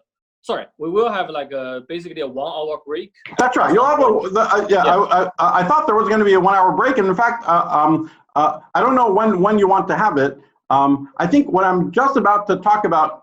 Well, yeah, we can do it any way you like. If you want to, Yeah. We can really do it any way you like. Maybe like 3.5 hours from now. Yeah, I think that's when the majority will be the Indians to have dinner then, right?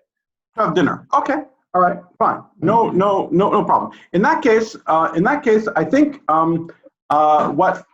if it's that kind of time scale, then I think I'll just plan to try to finish everything about Amplituhedron before that point, and to sort of and to start the second story at that point. Okay, great. Yeah. Okay. Okay. All right. So shall we begin then? Yeah, please. All right, great.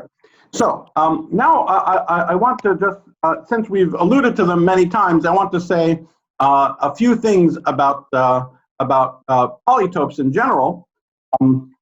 Polygons in 2 dimensions are very familiar, but I want to say a few things about polytopes in general, and also a particular way of thinking about polytopes that's sort of more natural from the that's more naturally objective. This will be important as we generalize.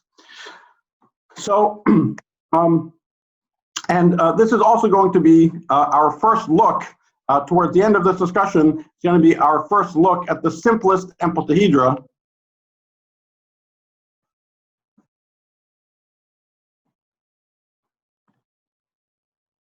Which in the absolutely simplest case are actually polytopes, the so-called cyclic polytopes.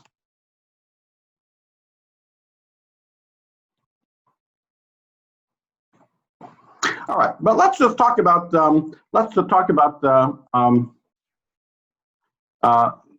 in general, and let's go back to our favorite simplest example, the triangle. And now I'm going to switch notation slightly, just to label the vertices of this triangle. These are just 2 vectors, Z1, Z2, and Z3. And I want to imagine there's some point Y. Actually, let me start over. So let's say the points are little z1, little z2, little z3, literally as 2-dimensional vectors, some point little y. And as we've just done a number of times, the point little y here is of the form of some weight. Now I'll switch notations to call them C's. C1, little z1. Oh, sorry, I'll call them weights still here. W1, little z1 plus W2, Z2 plus W3, Z3 over W1 plus W2 plus W3. Okay, where again, importantly, all these W's are positive. And similarly, if we have any old polygon, then it's just exactly the same thing. We've said it a number of times. So this is just the sum over A, WA, ZA divided by the sum over WA with WA positive. And the first thing that we want to do is just talk about this in a more elegant way.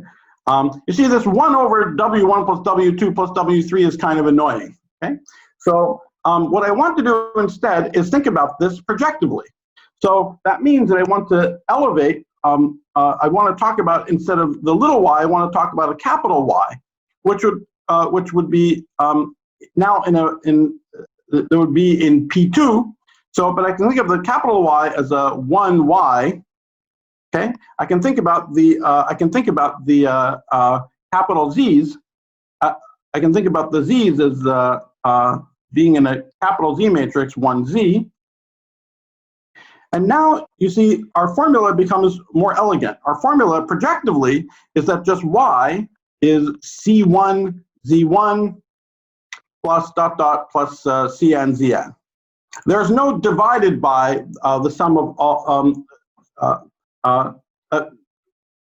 sorry, just W1.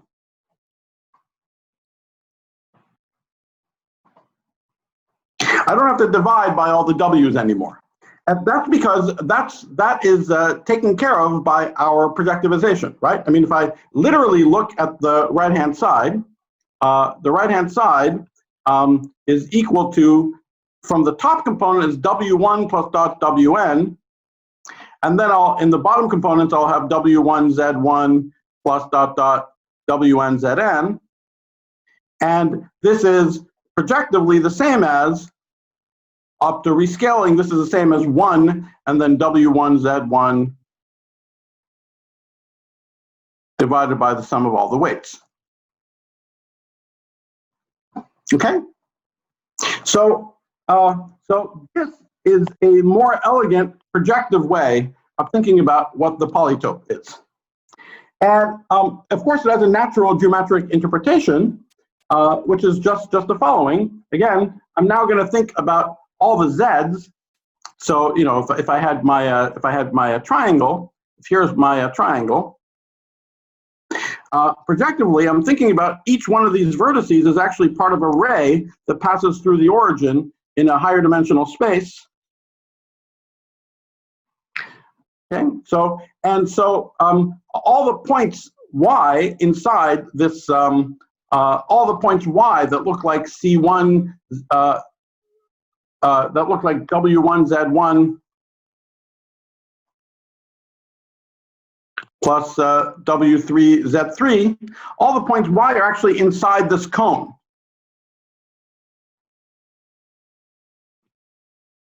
So you see that there's a cone here.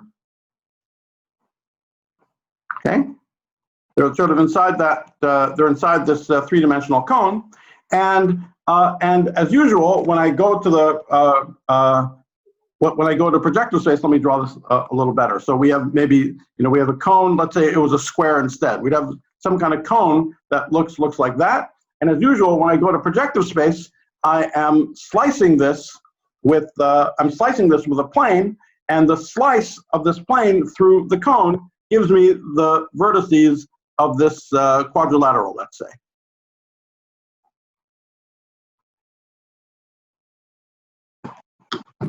Okay. So this is a projective way of thinking about. So we can think of it as a projective polytope, or equivalently a cone over the polytope.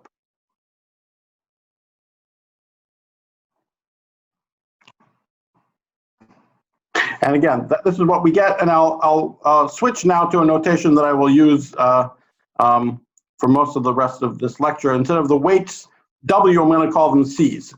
Okay, so C1 Z1 plus dot dot Cn Zn.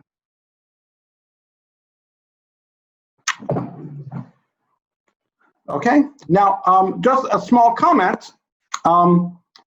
In one direction, if I start with this square, this quadrilateral, I can always embed it in this one higher dimensional space. I can always think of it as a cone over the square that I've sliced in this particular way. Different ways of slicing will correspond to SL3 transformations on SL3 transformations on this index I. Okay, so I have this index capital I that runs from 1 to 3. Okay, so I have this cone, and I can slice it in different ways, and all those different ways correspond to SL3 transformations. Okay, but the converse is not always true. If you just hand me randomly a bunch of vectors in this three-dimensional space, they don't necessarily give me a polytope. So let me give good and bad examples in just in 2 dimensions. So let's say in 2 dimensions, I'm looking at sort of lines that pass through the origin in 2 dimensions, and so I have these points, okay, this one and that one. And so if I take this vector and that vector, and I look at the cone over them, so if this is Z1 and Z2, okay, Z1I and Z2I, now it's 2 vectors. And if I look at all the points yi that look like C1 Z1 plus C2 Z2, with the C's positives, then all those things are inside the triangle. And once again, when I go, if I decide to slice this with a line, then I get an interval. So this is my quote-unquote polytope. In this case, is just this interval. Okay, but if I had the following instead, if I had Z1 and Z2 and let's say Z3, so if this was Z1 and Z2 and Z3, then all the points that look like y equals C1 Z1 plus dot dot C3 Z3 in this case, that just covers everything, right? That just covers absolutely everything. So I don't get an interesting polytope from that. So in order, this actually has a very nice So first of all, this tells us that in order for a projective polytope to be well defined, in order to have this have the projective polytope slash cone over the polytope, it had better be that all these vectors z1i, the like bigger vectors, the three-dimensional vectors, zni, must all lie on the same side of some hyperplane.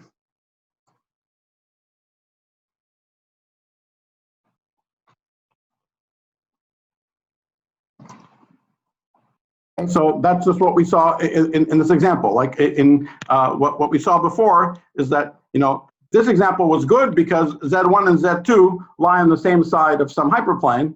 So this was good.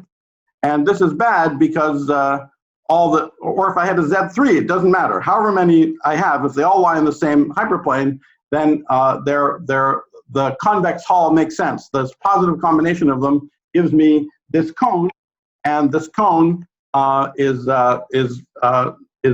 perfectly fine. It doesn't cover the whole space, and when I intersect it with a line, I get the interval, which is the one-dimensional geometry that I want. But this is bad. If the vectors look like this, they don't all lie in the same hyperplane, then this is not good. Okay. Oops. Sorry. Sorry guys, just give me a moment. My pen seems to have collapsed. Let's see if we can switch. Okay.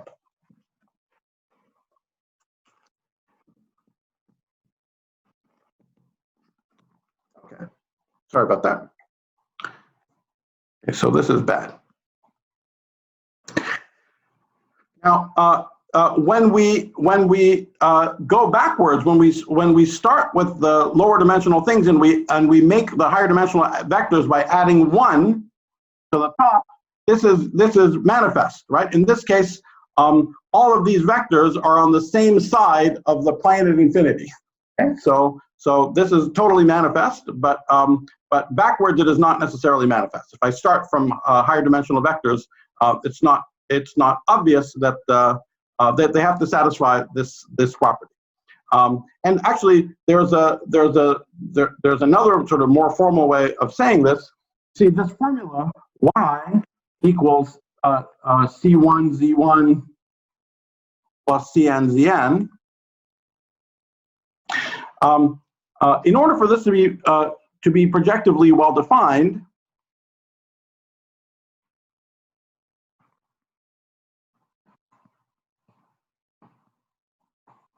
the left-hand side can never be the vector 0, 0, 0, right? Because the point 0 is not in the projective space. And so therefore, some positivity is required in order to ensure that the left-hand side can never go to 0. Now, the C's are positive. The C's are positive, but then the Z's have to have some. The Z's have to have some property, some special positivity properties, in order to guarantee that this formula is actually well defined. Okay. All right. All right. So now let's come back, and we're talking about this polygon. Let's come back and just draw the picture of the polygon. And so the definition that we've given is this yi is the sum over A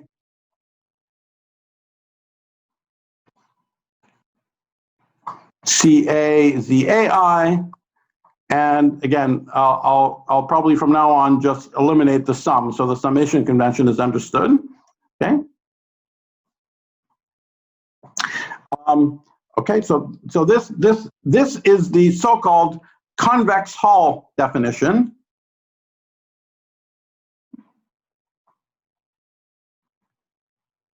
Of a polytope. Okay, so that's in any number of dimensions. Okay, so we can think about this in any number of dimensions. Now, but there is another definition, and we can motivate this definition by the following question. Like, let's say you hand me some y. I want to check whether that y is inside or outside this polytope. This polygon, for example, this definition, the convex Hall definition, does not make it super easy to check that, because as we've said in a number of times already, this is many to one. There are many C's, so there is no unique expression for a point y inside as a combination of the z's outside. It's just that every point inside can be represented as the sum of the z's with some positive coefficients. But it's definitely not true that every representation of a point inside will have all the coefficients positive. There just has to be some representation for it. All the points are positive. So it's a natural question to ask how we check whether a point is inside or not. And well, in the case of polygon, it's obvious. There's a second definition, which is that the polygon is cut out by a bunch of inequalities. Okay. So I can cut it out with a bunch of inequalities. In this case, for instance, if I label it 1, 2, 3, 4, 5, 6, and okay. So I know that y has to be on the same side as a line 1, 2, 2, 3, 3, 4, and so on. Okay. More generally, in any number of dimensions, I want a second definition of the polytope, which gives me some collection of hyperplanes, which are going to be the facets of the polytope. So this is going to be the facet definition.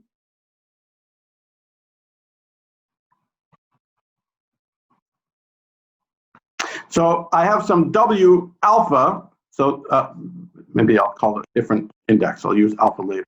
So W, some A, so these are a bunch of faces. They have a lower index I, yi greater than or equal to 0. Okay, so this is the definition where I cut out the polytope by a bunch of saying that the points are on the same part of a bunch of hyperplanes. All right, so these are two definitions, and part of the, so you can define polytopes for sort of random collections of vertices, but what it means to understand a polytope or a class of polytopes, or for them to be interesting, is if there's enough structure so that you can, given the definition in terms of the convex Hall, you can completely determine what the faces are, and actually all the facets of all dimensionality in between.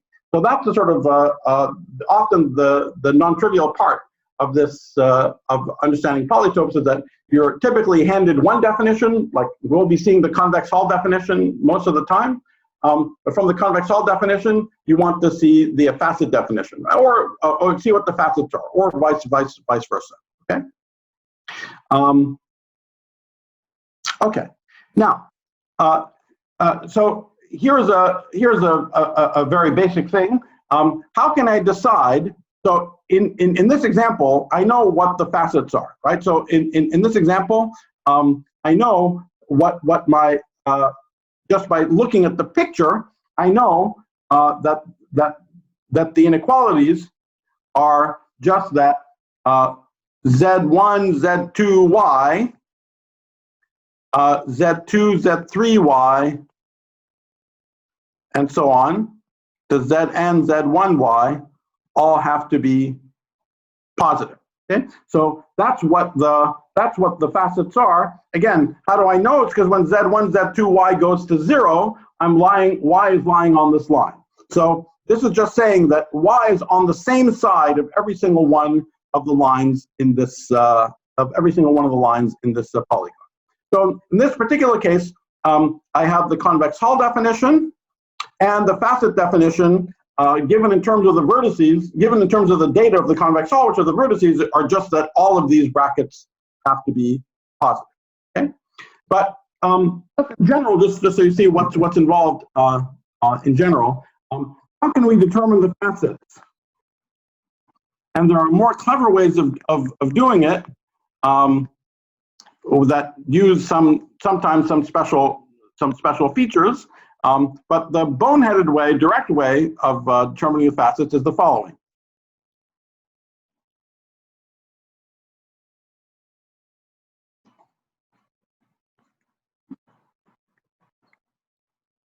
So let's say I have my collection of vertices. Let's say so I have the ZA, they're not even, maybe some of them are in the interior. Okay, but I have the collection of ZA that are my convex hull.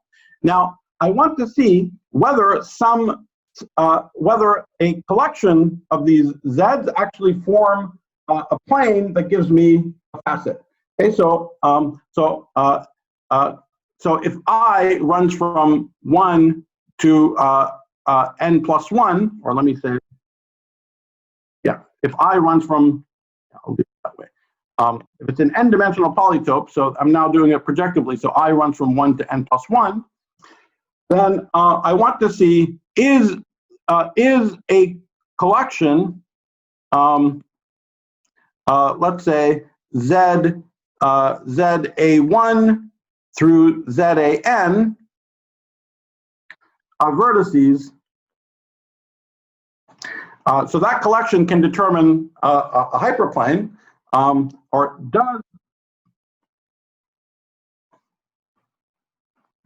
does the collection ZA through Z1 of vertices form a hyperplane which is a facet?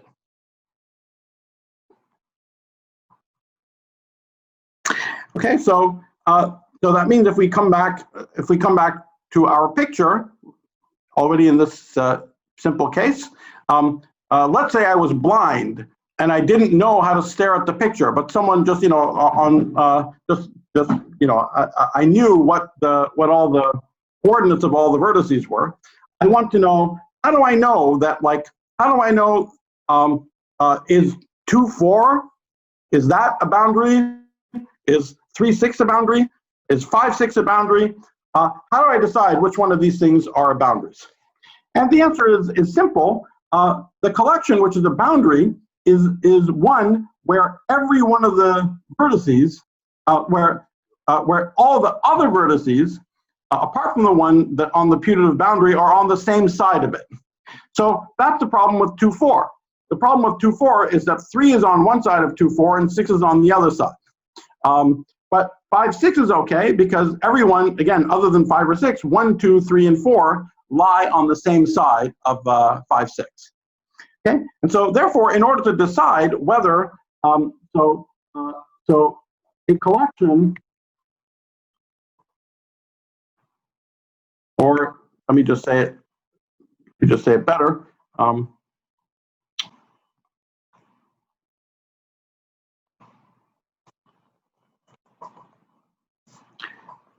ZA1 through ZAN is a boundary, or it's a facet,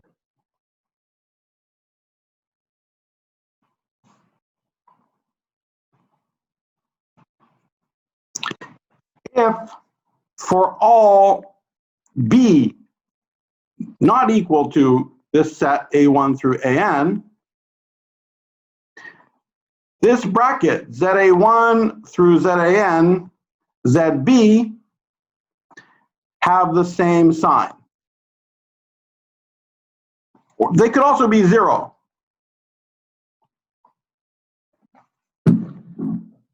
Okay, so they can all either be positive or all negative.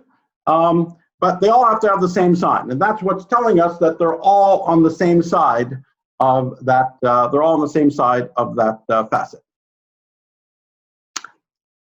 Okay, and if I say this yet another way, what I want to make sure of is I'm trying to find some.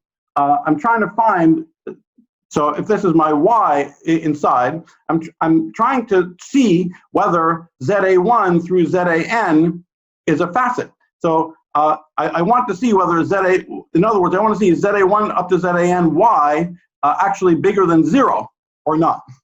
Okay, and so let's write y equals C1 Z1 plus Cn Zn.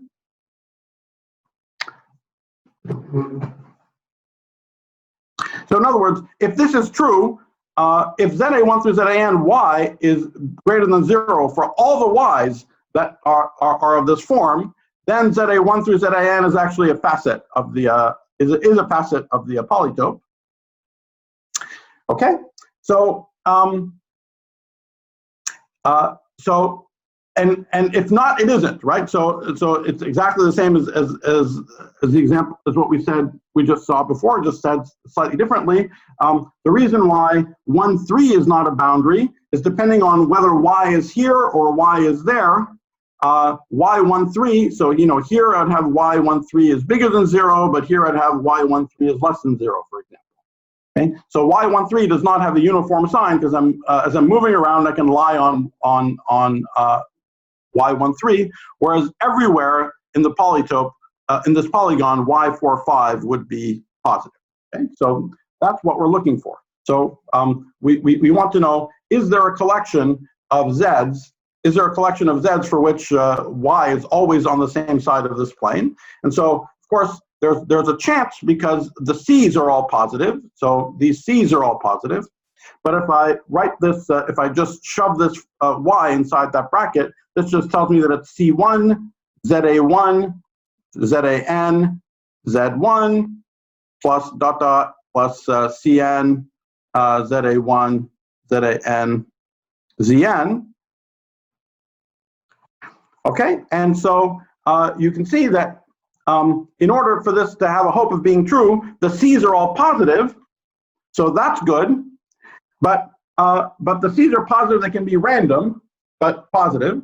But in order for this to be positive, therefore, every single one of these brackets has to be positive. Okay, so that's how I check whether it's true, positive or 0. Okay, so that's how I check whether something is a boundary or not. I take some collection of z's and I see whether the bracket between those and everyone else has the same sign.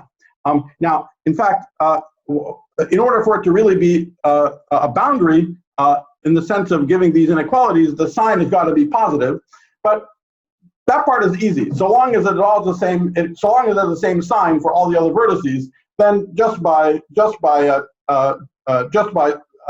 swapping the order in which I write the z's, I can change the overall sign. That's not a problem. But anyway, really strictly what I want is that I find some ordering in which they're all actually literally positive. All right. So we see. So in other words, so we see that the exercise that determining the facet structure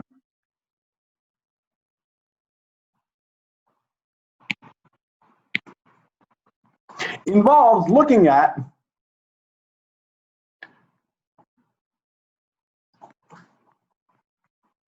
the following sort of data.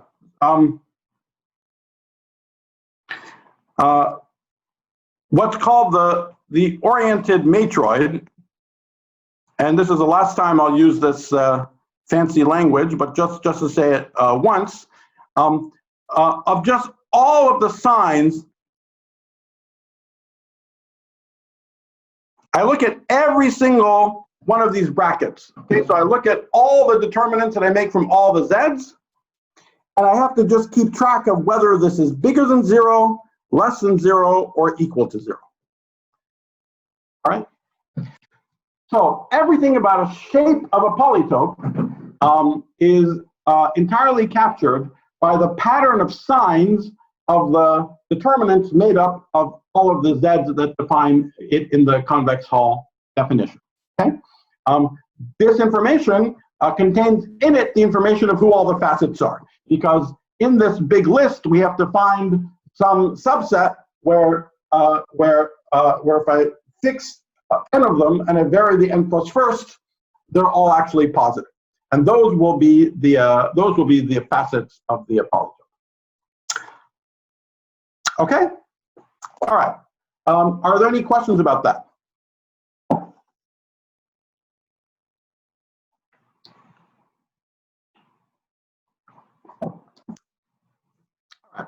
So let's keep going, and now let's actually look at what this data looks like actually for our favorite case of the polygon. Okay, so let's look at the favorite case of the polygon. Now again, visually, we see that the vertices are ordered in this way. Again, I'll come back in a second to what happens if we're not visual. But so what is the oriented matroid in this case? In other words, what do I know when I draw this picture of the convex polygon? What do I know about all the signs of all the minors? Of all these determinants. Often I'm going to slip and use the language of minor for these determinants. The reason is that we can always imagine that we put all of these z's in a column in a big, in this case it would be a 3 by n matrix, right? Because these z's are 3 vectors, so I make a big 3 by n matrix, and so all the determinants ZA, all these brackets ZA, ZB, ZC can be also equivalently thought about as the 3 by 3 minors of this big Z matrix of columns A, B, and C. So I'll sometimes slip go back and forth and call them minors. Okay, but what do we know about all these signs? Well, let's look at Z1, Z2, Z3. Okay, so Z1, Z2, Z3. If you remember, Z1, Z2, Z3 was the numerator of the sort of area of the triangle that was formed by 1, 2, and 3. Just sort of one intuitive way of thinking about it. So so Z1, Z2, Z3 is positive. Okay, so Z1, Z2, Z3, and it's oriented. So this triangle 1, 2, 3 is oriented like this, and so our convention is that that orientation is giving us a positive determinant. But notice every single triangle in this picture, like Z7, Z3, Z4, that's also oriented. Every triangle is oriented in exactly the same way. And so what we see in this case is that there's a very simple characterization of all of the minors of the convex polygon. For the convex polygon,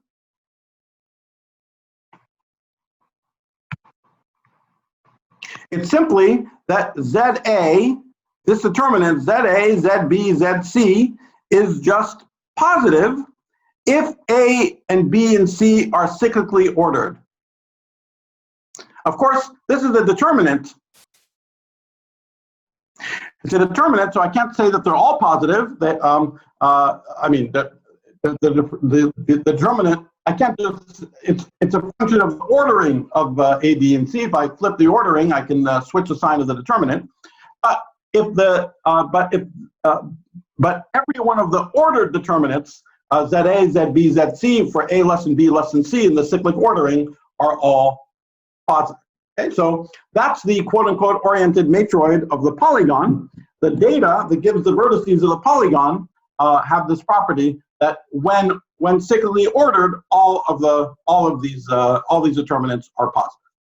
And again, if you were blind and you didn't see that they would look like this convex polygon and so on, if someone just handed you all of these determinants, then you would notice, that's cool. All of these signs, if I order them, I mean, let's say someone handed them to you in the order 1, 11, 14, in some random order, then you look at the pattern of all the determinants, and you'd notice that if you reordered them in some nice way, then with that ordering, all the determinants are actually just positive. And that determines the signs of everything else. Okay, so that captures the content of the shape of the polygon is captured by this interesting fact that all the determinants of the ordered z's are positive.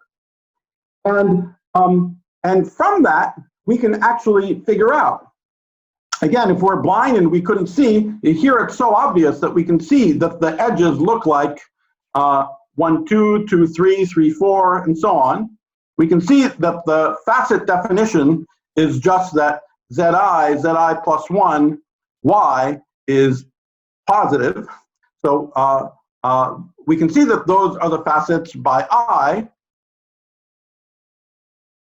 But very shortly, we're not going to be able to visualize things like this so easily because we're going to be going to higher dimensions. So it's good to understand how we can derive this fact just from the discussion that we've been having, sort of more algebraically, just by looking at the pattern of the determinants that we just saw. So remember. So how are we going to do it? So we want to see that ZA, ZB is a facet if these minors ZA, ZB, Z1, ZA, ZB, Zn are all positive, greater than or equal to 0. Some of them might be 0. Okay. Okay, and let's see if that's true. So I'm going to draw, since they're ordered, I'm going to draw a circle here of just sort of index space.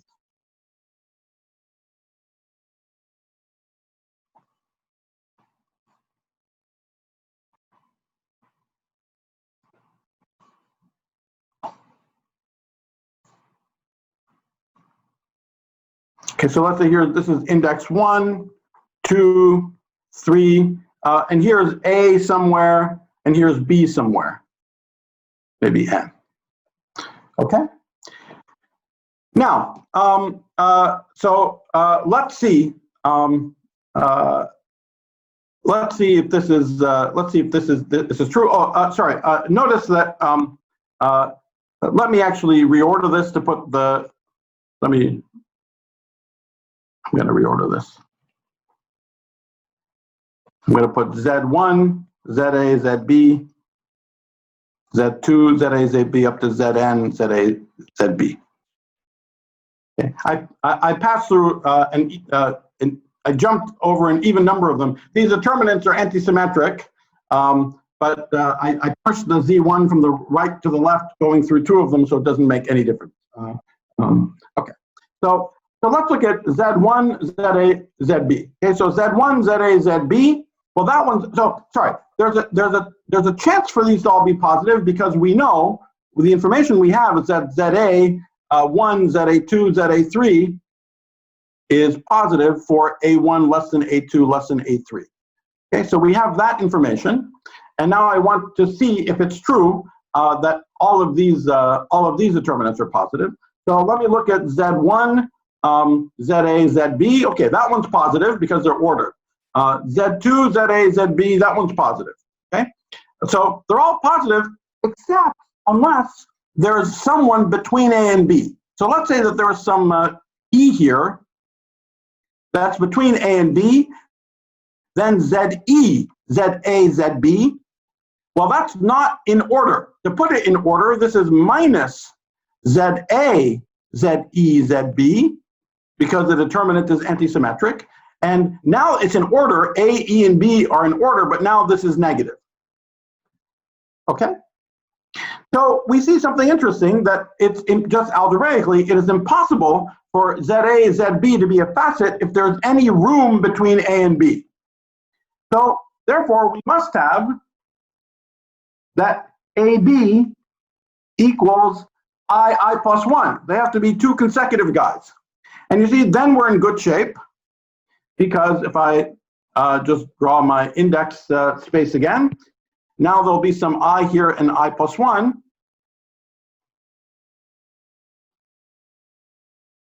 to 1, 2, 3, eventually I plus 1, and n. And now every single thing that I get is a positive. So 1i plus 1 is positive, 2i plus 1 is positive, 3i plus 1 is positive. I plus 1 and I plus 1 are 0.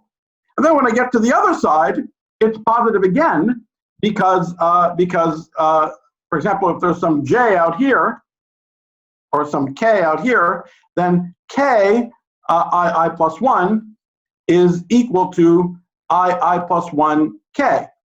And now there's just a plus sign here because, again, I pass through 2. I and I plus 1, I pass through both of them, so I pick up 2 minus signs, which is a plus sign. So ki plus 1 is equal to I plus 1k, which is positive. Right? So, so in that way, we see that in this way that we see that the boundaries. So we see that that the boundaries of our polygon are specified just by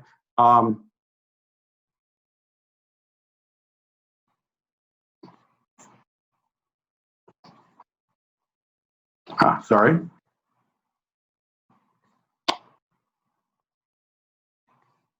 Y, zi plus 1 bigger than 0. Okay, so let me summarize. The story in this language for polygons.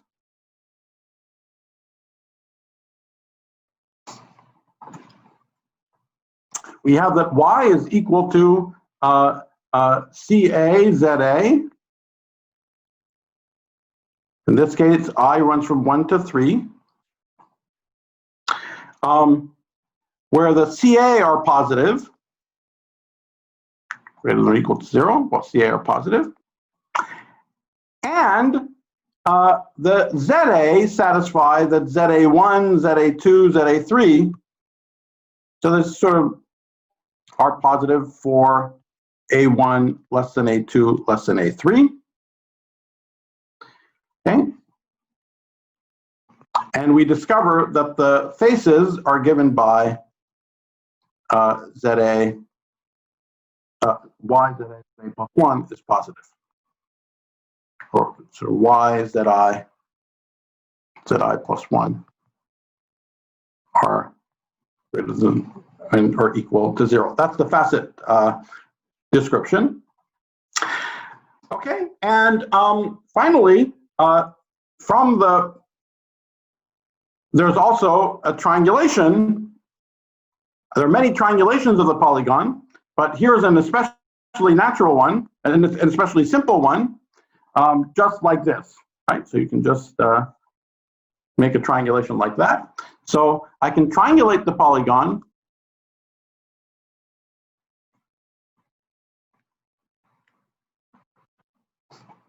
with the sum of these triangles, the sum over I of the triangles 1, I plus 1. Hope the notation there is clear. Once again, if I couldn't see, how would I check that that this is a triangulation? In order to check that it's a triangulation, I just want to check that the boundary that I get from this guy, that the sum of the boundaries of all these triangles just give me the boundary of the polygon 1, 2, 2, 3, 3, 4 up to n1. Okay, so how do I check that? How do I check it sort of algebraically? Then I want to take the boundary of the sum over I of 1 I plus 1, and remember that the boundary of a triangle ABC. So this is just the formal boundary is just AB minus AC plus BC. If you think of those as the edges of the triangle, so that's just the sort of usual picture of the. This is the usual picture of the boundary as a formal sum of the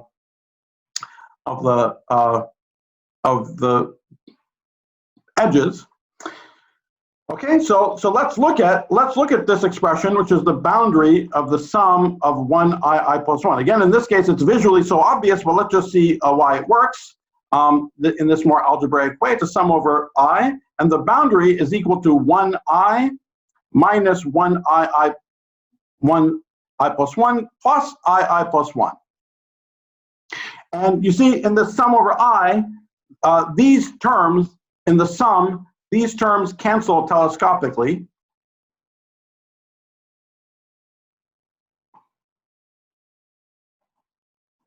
And I'm left with the sum of I plus 1, which is correct. Okay. So that now gives us a nice formula for the canonical form of a polygon. Okay, so if I want to get, so to recall the canonical form for any triangle with vertices 1, 2, 3, the canonical form for this triangle was this expression y d squared y times 1, 2, 3 squared over y1, 2, y2, 3, y3, 1. That's what we worked out for the canonical form of a triangle before. And so, so from here we get that for a polygon, we get that the canonical form can be written as the sum over I of omega 1 I plus 1,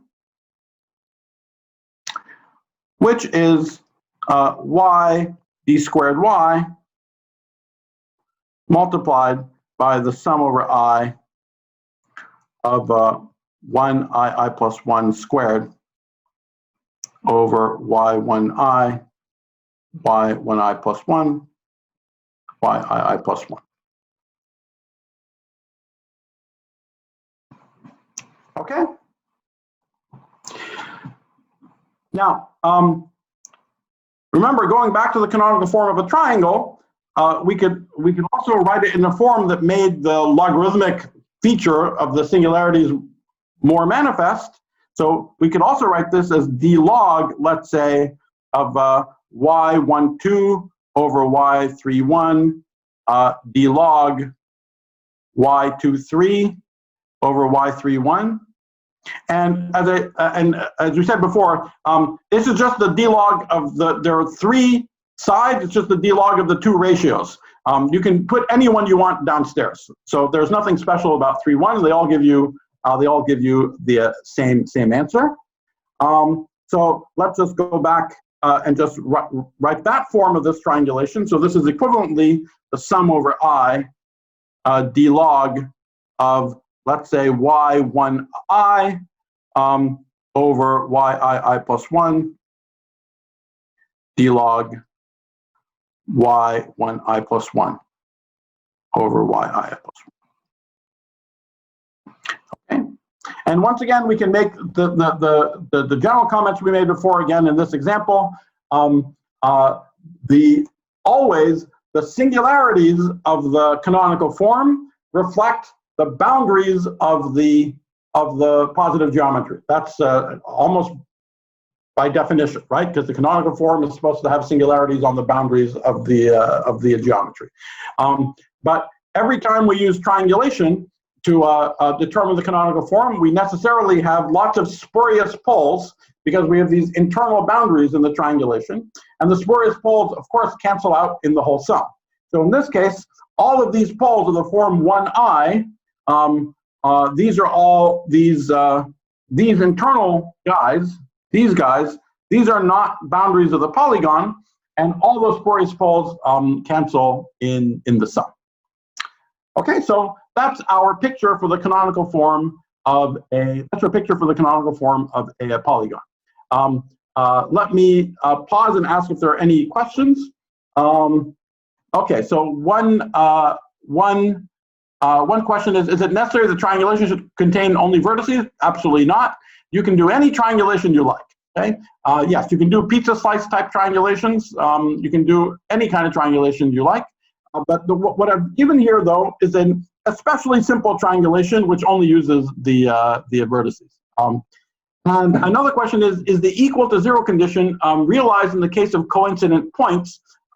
It's actually more general than coincident points. So I think the question there was about what happens when I look at Z1, when I'm trying to check for some face. Remember we said that we should look at ZA1 through ZAN, ZB, and okay, obviously if B is equal to any one of the, if B is equal to any of the A1 through AN, then trivially this is equal to zero. But that's like saying anyway. So, but it's also possible that if the B's are not some of the A's, that this is equal to zero. Let me give you an example. Let's say I'll give you two examples.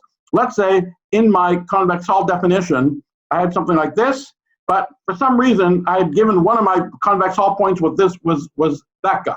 Okay. Well, you see this guy.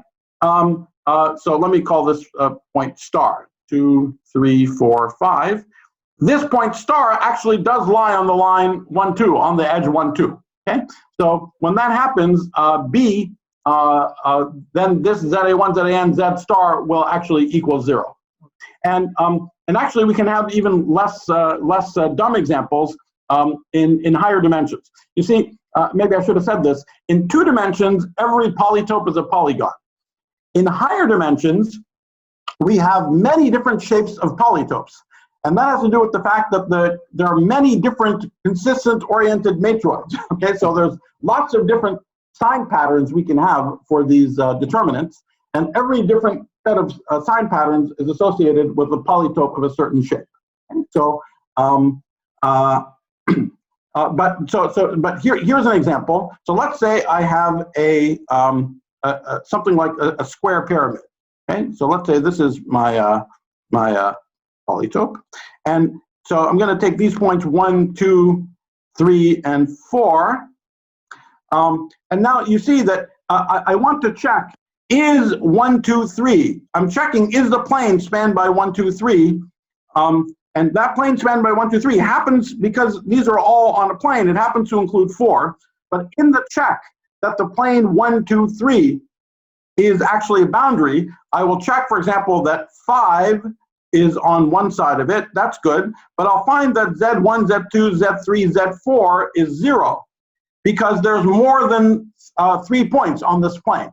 Okay? So when there's more than 3 points on that plane, in other words, when I have multiple points on a given facet, that doesn't happen. We can't have multiple vertices on a facet for polygons. For polygons, we can only have this sort of dumb situation where we have a point on the inside. In higher dimensions, we're going to have a more interesting situation where genuine vertices of the polytope, there are more than, for example, in 3 dimensions, there are more than 3 of them that live on the face. And then in that situation, some of these determinants can also equal 0. Okay. Okay. So yeah, and someone asked what distinguishes the polygon of the star that have drawn from the polygon without the star? Nothing. As a polygon, they're exactly the same. The convex hull of the points is exactly the same. That's why I said. But this is an example where it's again you're blind. You didn't see it. Someone just handed you all of the z's and they included z star. If they included z star does not matter for the convex hull. Okay. But this definition that I've given you is very general. You don't have to be smart to have figured out. You only are using the points that are the vertices. You just discover everything you need to discover from the pattern of these determinants. And so what you'll discover is that all the determinants Z1, Z2, anybody, all the determinants Z1, Z2, anybody will have all the signs positive except for Z star, and that's because Z star happens to lie on that line. Okay. Okay. Now, I now want to generalize polygons to higher dimensions.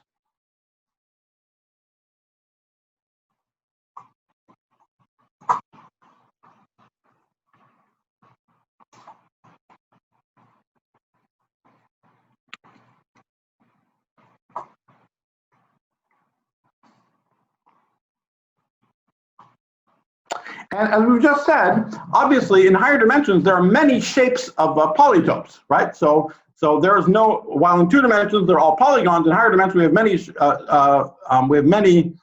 shapes of polytopes. But I mean, when I say that I want to generalize a polygon, what's special about a polygon is that the vertices have a natural ordering to them, right? So of course, in 2 dimensions, they all have the same, every polytope ends up being a polygon, but all the convex polygons in the end have a natural ordering for the vertices. So what I want to do is somehow think about a higher dimensional polytope that has that property, that has a natural ordering of the vertices. And at first, it's not obvious what you should mean by this. I mean, you know, in 3 dimensions, I can draw a picture, 1, 2, 3. What does it mean that they're ordered one after the other? But in fact, this way that we've just thought about, the polygon suggests a natural way of defining this. Okay, so in other words, I want to imagine that I have points Z1i up to Zni given with a natural cyclic ordering.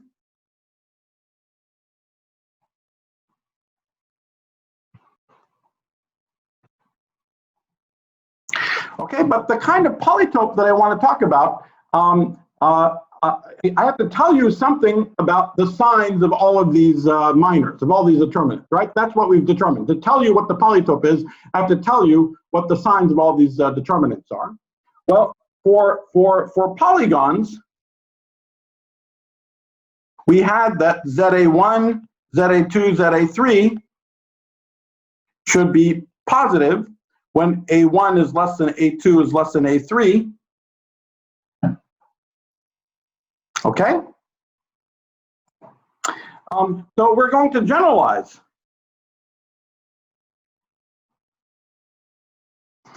We're going to define a polytope as Y is CA where, so now I is going to run from 1 to M plus 1. For some M, so M equals 2 is ordinary polygons.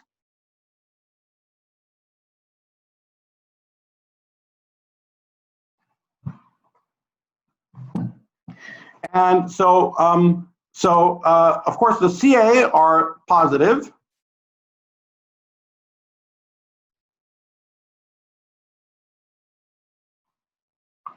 But also we want the ZA to be positive in the same sense, that now ZA1 through ZAM plus 1 are positive for the A's ordered.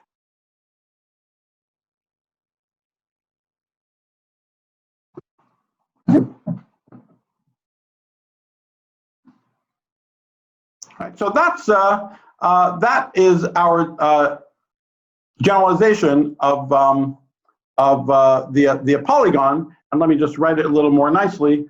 So these are called cyclic polytopes, and again, it's because they have this natural cyclic structure that goes into the definition. This kind of extension of what we meant. We've sort of, in this way, we have extended what we mean by the convexity of the polygon. Or the ordering of the points on the convex polygon. So let me just, I'm just repeating what I wrote, but just a little more neatly. CA positive, ZA1 through ZAN, M plus 1 positive for.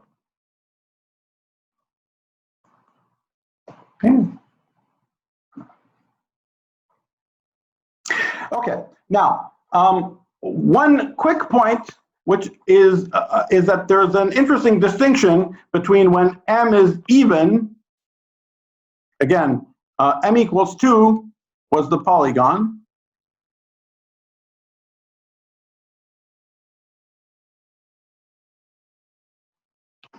M even versus odd. That has to do with this positivity condition. So let's see what happens, for example, for the next case from M equals 2 to M equals 3. Here I want to say that I have ZA1, ZA2, ZA3, ZA4 positive when A1 is less than A2 is less than A3, less than A4.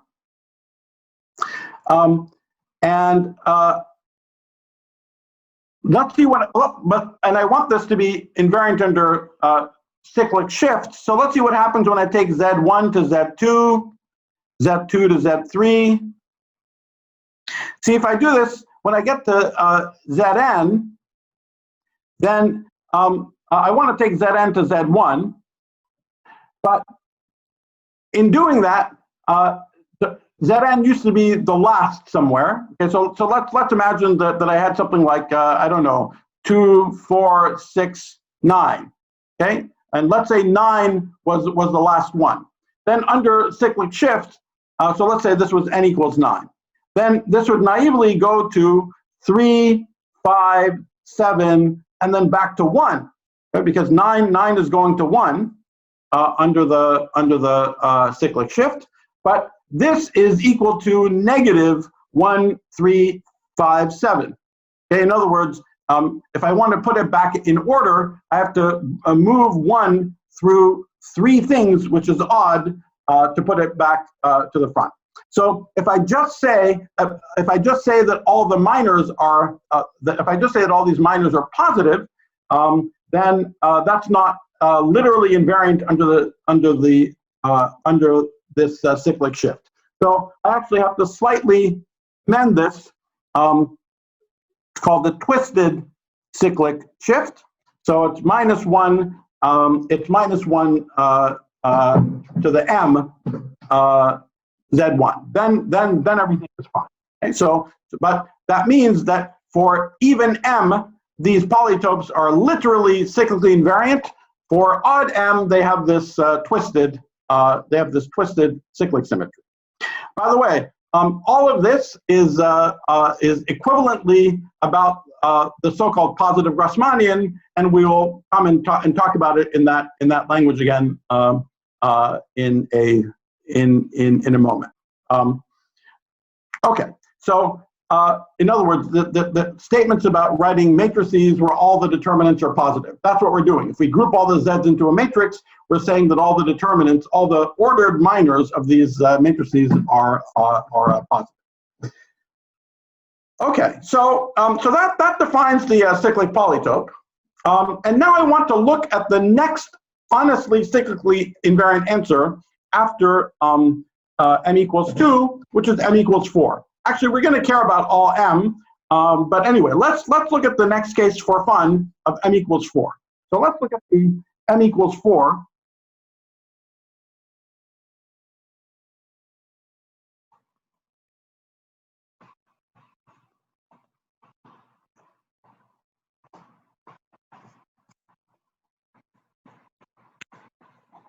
Cyclic polytope.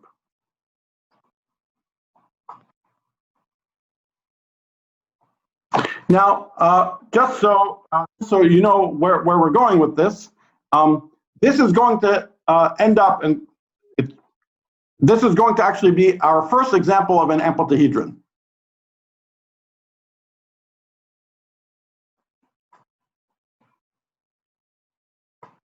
But we don't know that yet.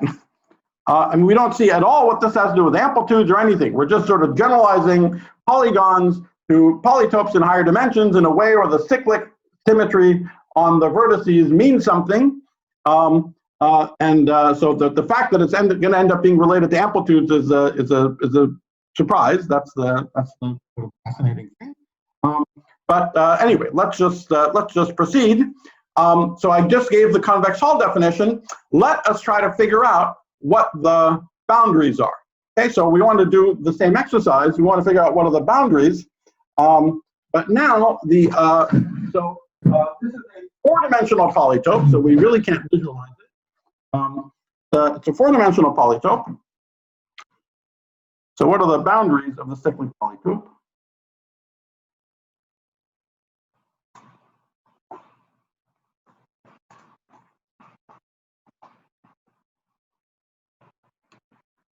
For m equals 4.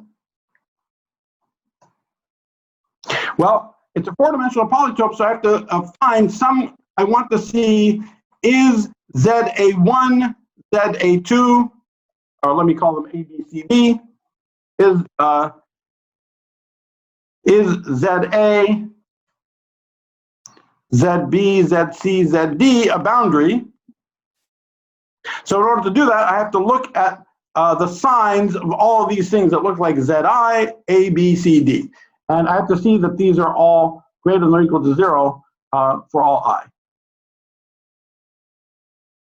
So I have to find some A, B, C, D for which this is true. This is the analog of the exercise that we did for the polygon, where we determined that it ended up being ZI, ZI plus 1. Okay, where the boundaries ended up looking like I plus 1. Okay, so let's draw the same picture as we had before. Here we are in index space, and here I have A, B, C, and D. All right, and we're just doing exactly the same exercise we did before. So here's 1, 2, 3, and up to n. And once again, you know, 1 A, B, C, D is fine. 2 A, B, C, D is fine. But if there's anybody between A and B, we're in trouble. Okay. So if there's anybody between A and B, anyone in here is bad. So this is bad. Now, what if there's someone between B and C? Well, those are actually okay, because if there's people in here, then I can, in order to put it back in order, I have to skip over both B and A. So I skipped over an even number of things. So if there's someone between B and C, that's bad. But once again, if there's someone on this between C and D, it is also bad. Okay? So what we learn from here is that the only things that work are when A, B, C, D looks like I plus 1 and J plus 1.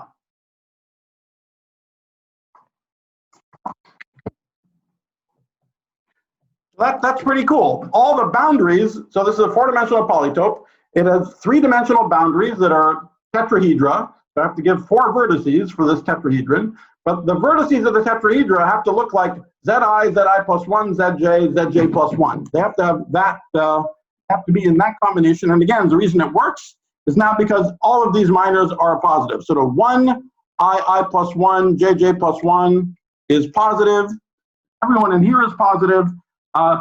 When these indices are equal to I plus 1 is equal to 0, then when I go to the other side, now it's out of order, but I have to skip through 2 of I plus 1 to go put it back in order. So the sign is still positive. It's still fine here. Again, I hit 0 when it hits JJ plus 1, and when I get to the other side, once again, I have to skip over both JJ plus 1 and I plus 1 in order to put it back in order. That is, again, okay. All right, so that's a very beautiful thing that we've discovered, that the boundaries of the cyclic polytope, or the facets, are given by Zi, Zi plus 1, Zj, Zj plus 1.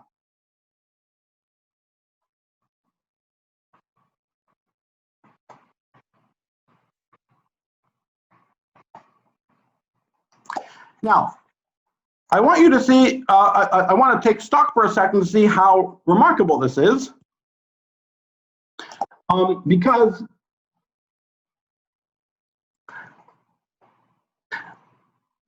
our problem, our data, what specifies these Zs, doesn't know anything about whether I plus 1, whether consecutive points are special or not. All we said is this very general, very sort of democratic seeming requirement.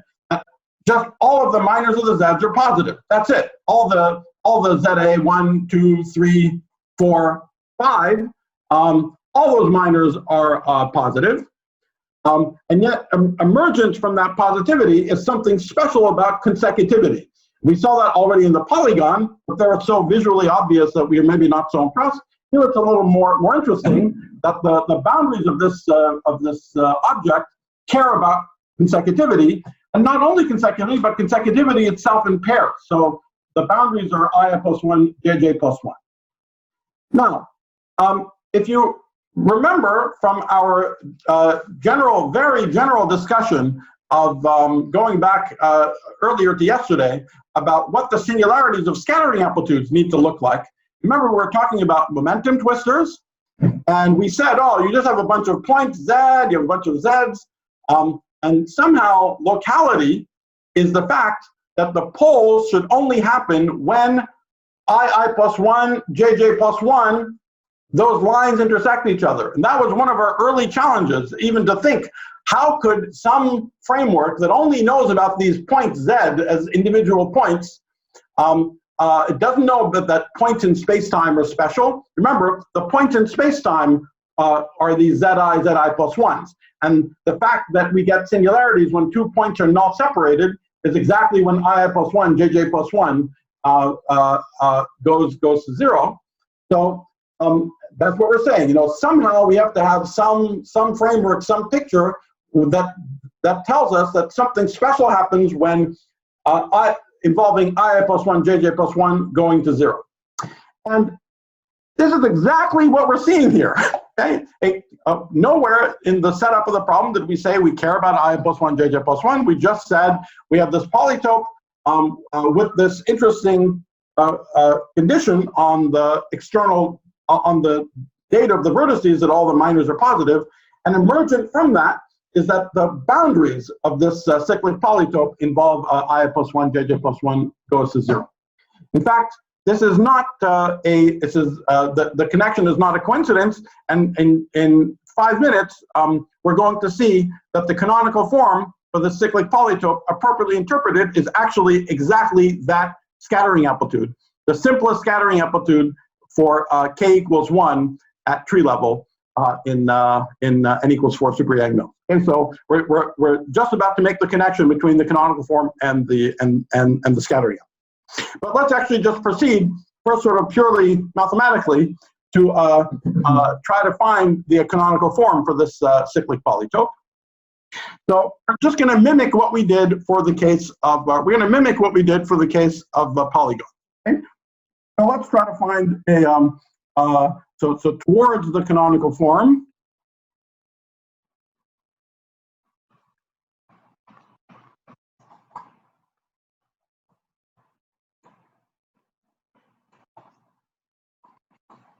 So first, let's try to find some triangulation.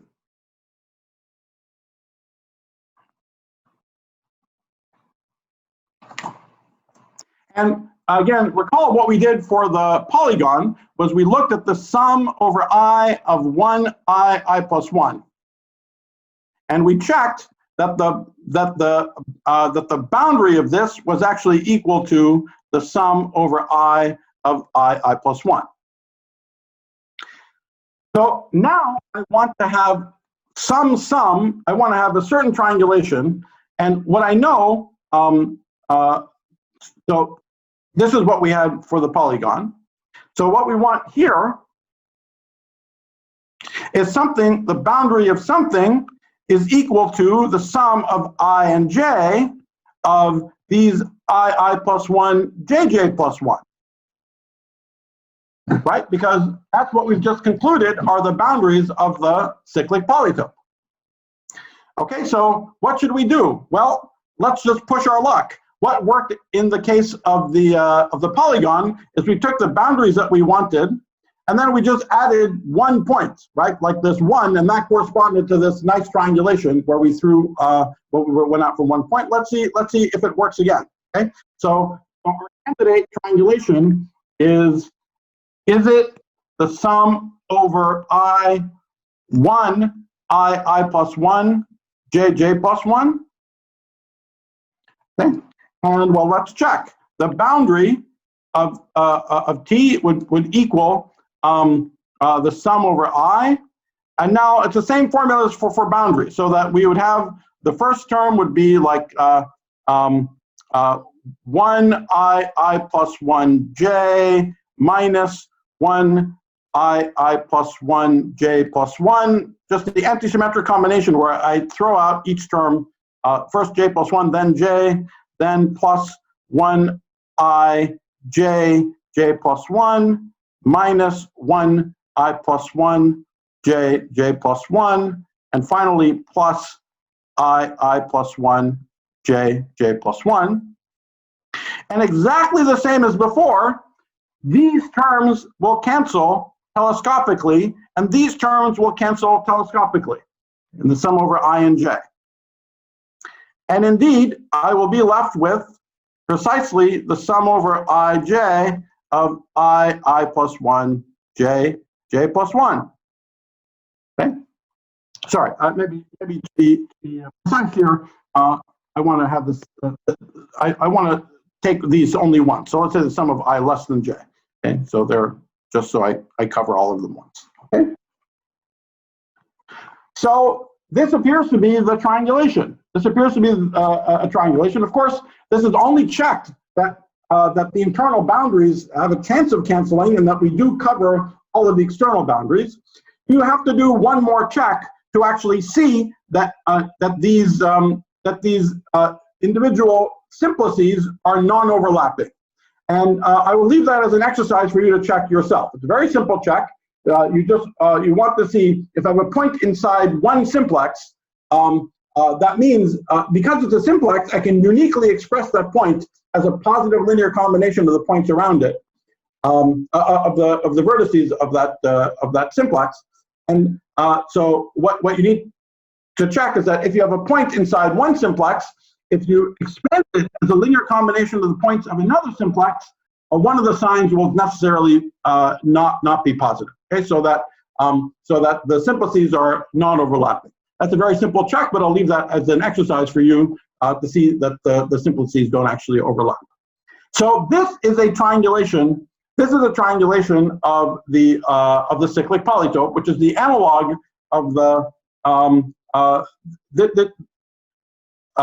it's the analog of the triangulation where we put 1 in the polygon and we draw lines out to everyone else. So so we have a nice triangulation of the cyclic polytope, and so finally we have a formula for the canonical form of the cyclic polytope for m equals 4.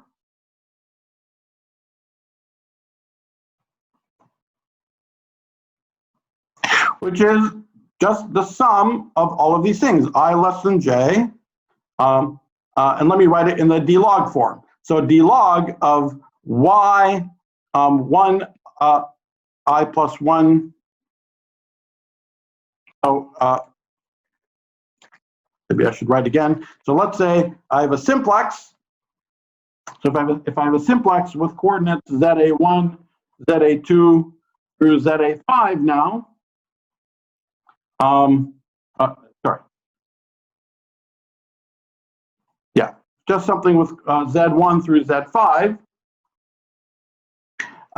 Then its canonical form is d log of, again, the ratio of all the brackets. So I can take one of them. For example, 1, 2, 3, 4 will be the one downstairs, just for fun. It's 2, 3, 4, 5 over 1, 2, 3, 4. The 4 form, wedge d log 3, 4, 5, 1 over 1, 2, 3, 4, 4, 5, 1, 2 over 1, 2, 3, 4,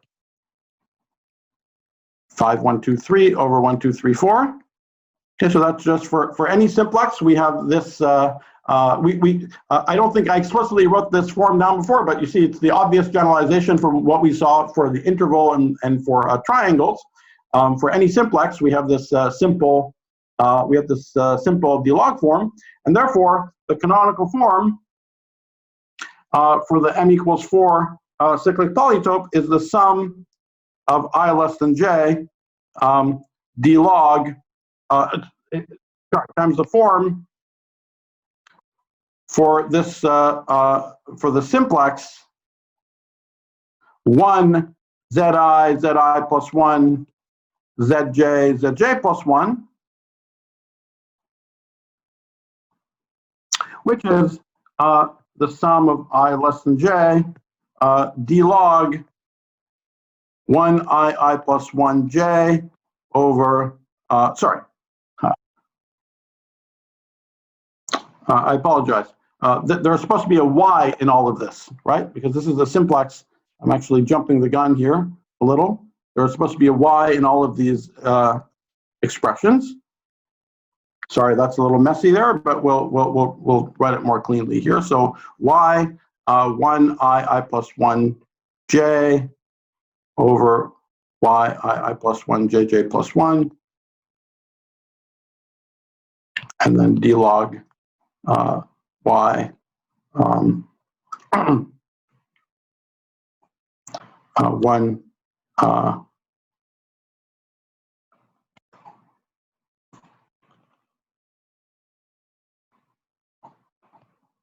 let me just once write it down.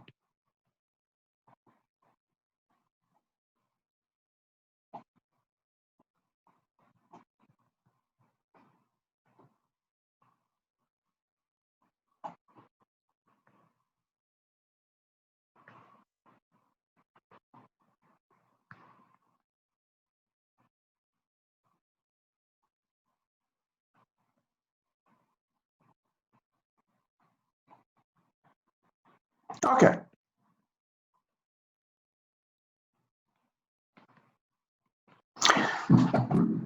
Okay, so so that's the canonical form for the cyclic polytope, and now I hope you're really starting to see what the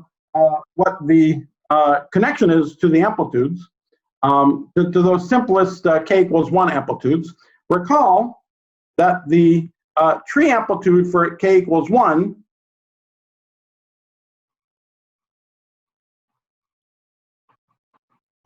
was m of k equals 1 and n was given by the sum of those 5 bracket objects that we talked about, 1 I plus 1 jj plus 1, and it had exactly the same that we got from a particularly nice way of doing BCFW, was given by this expression. Now look, this expression, just the combinations are exactly what we're seeing in our triangulation, right? So this is our triangulation that we now works. Okay, so it's the same combination, 1 I plus 1 jj plus 1. So that's the same kind of thing that we saw here, is 1 I plus 1 jj plus 1. And furthermore, as I explained last time, what this combination is when we think about the superamplitude as a differential form, when we upgrade it to a differential form, when we exchange it for a differential form, when we made this change from the eta a I to dz ai, we found that the superamplitude expression, which was 1 I plus 1 jj plus 1, equals, to begin with, let me just write what it is for general ABCD. This expression for just 5 general indices. This was delta 4 of 1, 2, 3, 4, eta 5 plus dot dot plus cyclic over 1, 2, 3, 4, all the way, all the cyclic poles downstairs. That was the superamplitude expression, but under the shift of eta, under the replacement where we turn these things into forms, after making that replacement, something that you couldn't see when you thought about them as etas, but you can see when you think about them as forms, is that this was exactly equal to d log of 1, 2, 3, 4 over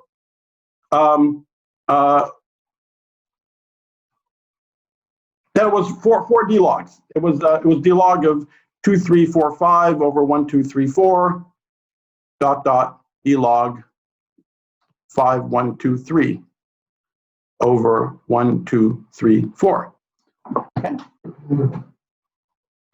So that let me now write down 2 formulas. Okay. So we have formula 1 is the amplitude form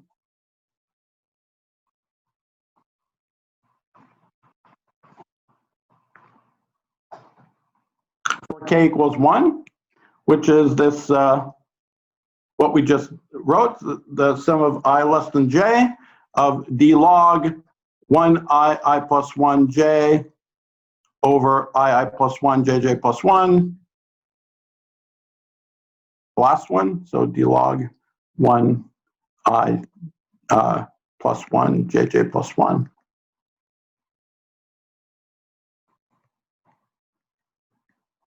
On the other hand, we have the canonical form for the m equals 4 cyclic polytope,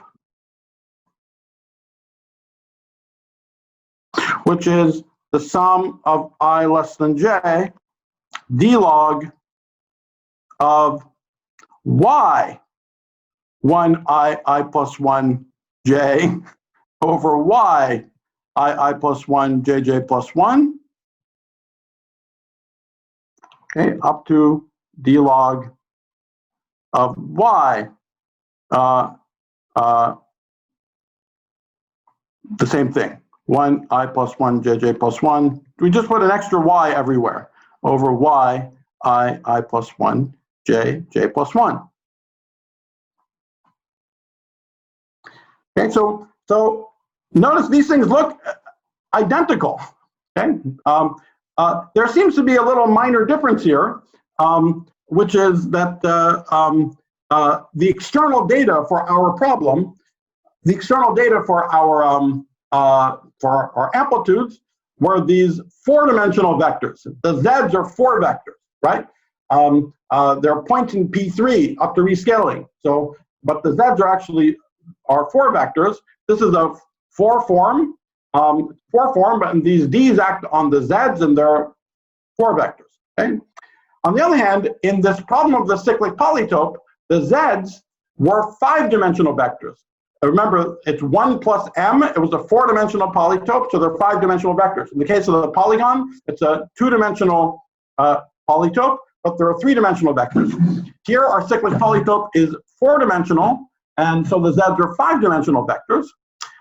So the data doesn't quite seem to match, right? We have some, we have 4-dimensional external data for the amplitudes, but we seem to have this 5-dimensional data for the z. So that's one funny thing. And another funny thing is that there's this extra y in this form for the canonical form for the polytope that we don't see in the amplitude form, right? So we're going to come back to this point to in a little bit to talk about how to interpret this. But let me just quickly say one geometric way that we can see that we can go between the forms. Imagine that in this 5-dimensional space, so we have z's and we have y. It's also 5 vector in this 5-dimensional space. Okay. Now just imagine what happens if you look in the direction of y. Okay, so you have this whole configuration of vectors and you just look in the direction of y. In other words, I'm going to project through y. I'm going to identify any 2 vectors that differ by something in the direction of y. Okay, so that's just projection. So what happens if I take this whole configuration of z's that I have and I project through y? Well, I'll get a configuration of 4 vectors after I do that. And now, look at any determinant that you want to make between these 4 vectors after the projection. What is the determinant that you make between 4 vectors after the projection? Well, it has to be given in terms of some expression in the underlying space where the data was the y that you projected through and everyone else. And so every one of the determinants, the 4-dimensional determinants after projection, is simply one of the 5-dimensional determinants where you add a y in it. So if you want to know what the determinant is of any 4 z's after projection, it's equal to the 5-dimensional determinant with the y in it. This is if I say this sort of more algebraically, it's kind of trivial. What does it mean to project through y?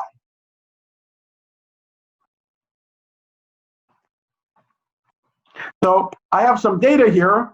I have z's that are 5-dimensional, so I runs from 1 to 5. And I also have y, which is 5-dimensional. I runs from 1 to 5. And so what does it mean to project through y? Well, that means that I can always just do a GL5 just a linear transformation, I can always do a linear transformation to put y in the form 0, 0, 0, 0, 1. And that without loss of generality, I can always do that. Then each z is now going to look like some smaller z here,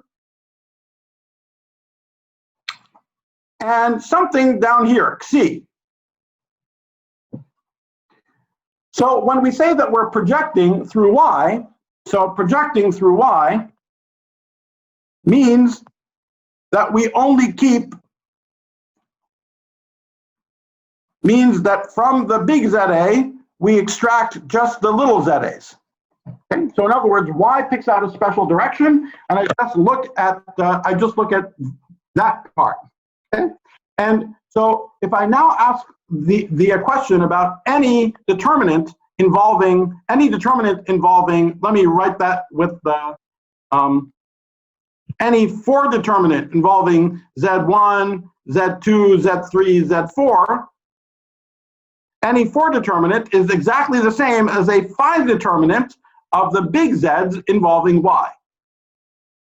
And that's just obvious because all I'm doing here is making a big determinant where I put a 0, 0, 0, 1 here, and after I take that determinant, whatever I get is going to be a 4x4 determinant made out of the Z's up in that block. Okay, so so that already tells us what the picture is. An important feature of this picture is this idea of projection, and I'll be coming back to that. But so we can see that we have this canonical form for the cyclic polytope, and if I project through y, I get a form that now lives on the lower space of the projected data that's just four-dimensional, and that form is exactly the scattering amplitude. Okay, so is the scattering form.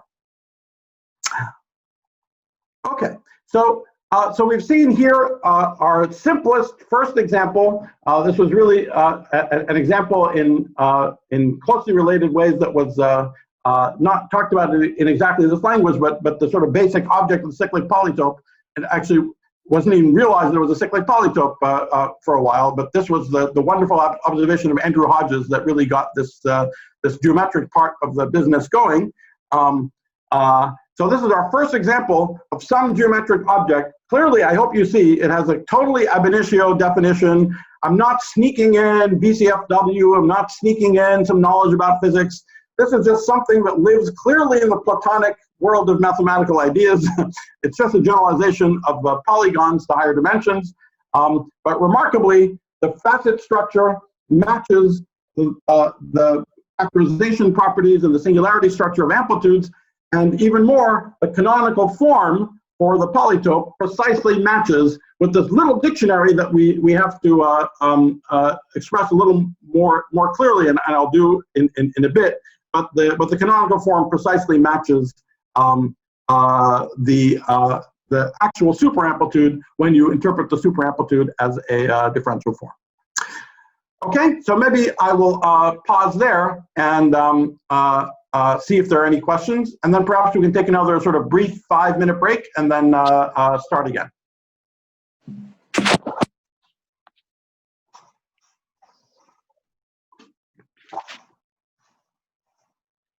Any questions? So I have a question. So in general, Yes. for different m's, will you get different k amplitudes? Yeah, for different m, there's a cyclic polytope for every m. And in fact, I'll say so. So maybe I'll say right now. So we have the cyclic polytopes. We have cyclic polytopes for every m, and only m equals 4 is directly related to these k equals 1, n equals 4 superangles amplitudes. Okay. However, we are shortly going to define the Amplituhedron.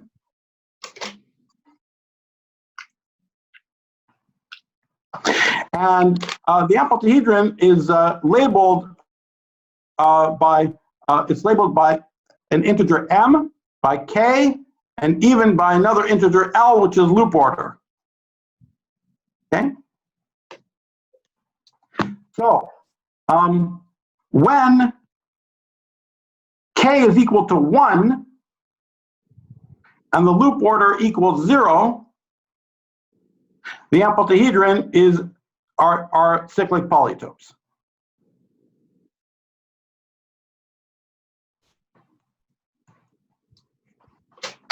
More generally,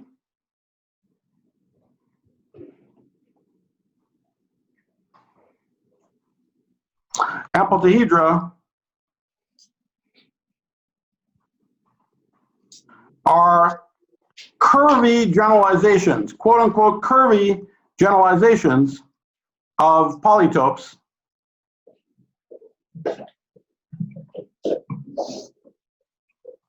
into Grassmannian spaces.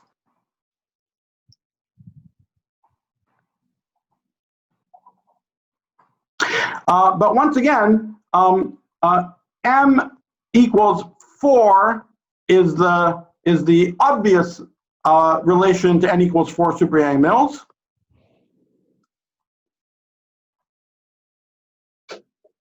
But it turns out that all the lower m's are actually important for n equals 4 super Yang-Mills as well. And it's possible that the higher m's will play a role in understanding n equals 4 as well. In other words, but your question was for different k. So indeed, we only have this polytope picture for k equals 1, strictly polytopes. What happens for general k is that there are these curvy generalizations of polytopes. So that's what the amplituhedra are for general k, and also for any loop order.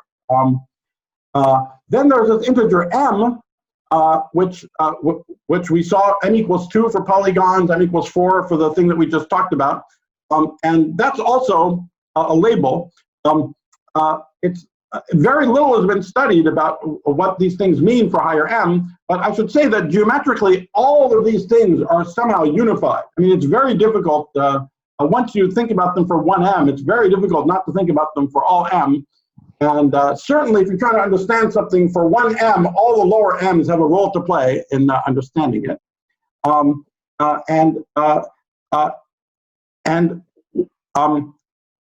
of these forms, let me just say, perhaps I'll say it later too, but I'll say it quickly now.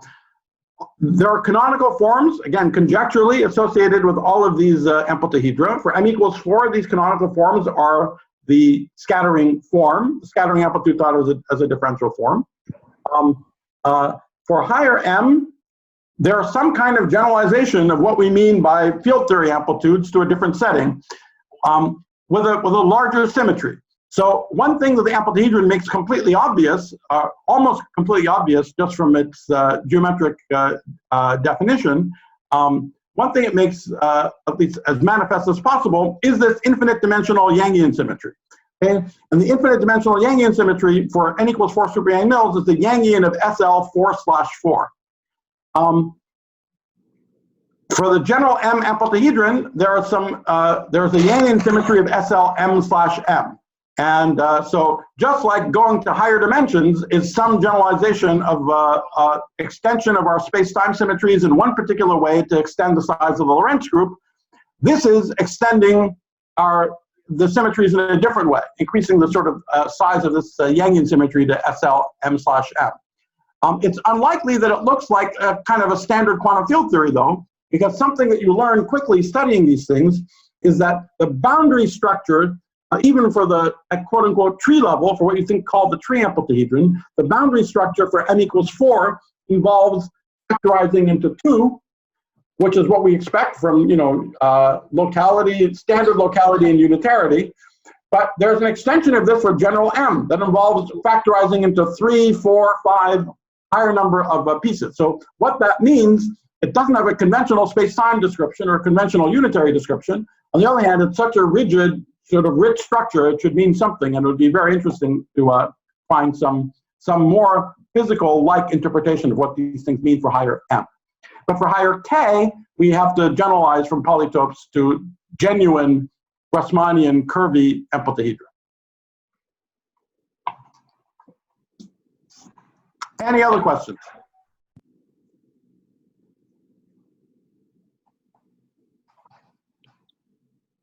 No other questions? Nima? Yes. So I had this question from yesterday as well. So this, when you replace this etas with the dz, Yes. this SL4/4 symmetry, does it, I mean, you commented on some 2 SL4. Oh, no, yeah. So that's actually very, very interesting. It is, as I said, if you take, it's not a random form will definitely not have the property that when you replace the dz's with the etas, that you're going to get something that's supersymmetric. And in fact, one of the interesting things here is, as I said, we've completely bosonized the supersymmetry. Now we're just talking about differential forms. We don't have any of these etas. There's no super geometry. And in fact, the objects we're talking about are not only supersymmetric, not only superconformal, they're even Yangian invariant, which is extremely difficult to see from, which is impossible to see from the Lagrangian point of view. But the way you see all of that is the way you see that it is that the forms are supersymmetric, and they're in fact even Yangian invariant. Ultimately comes from the connection. Again, not a random form would do it, but the forms that are the forms for the amplituhedron do it. And to see the connection, we have to see that the easiest way to see the connection is with the connection to the positive Grassmannian. So I'll be talking about that really in the next part of the lecture. Okay, great. Yeah, thanks. Yeah, but just to say, the one of many special features of this form is that the z's contract only together and the dz's contract only together. That doesn't have to be true in general for a random form, but this form has that property, and that's how you see that despite naively there only appearing to be one, just an SL4 symmetry, there's actually 2 copies. There's an SL4 on the z's, and there's a separate SL4 or SU4 on the DZ. I mean, this you said yesterday, I mean, which is why I was confused if 2 SL4s, I mean, would they mean SL4/4? Because no, definitely not. No. Yeah. No. I mean, so again, it's not, it's still not true that if you take a random form where the Z's only contract and the DZs only contract together, it's not clear that it'll be SL4/4 invariant. Absolutely not. Right.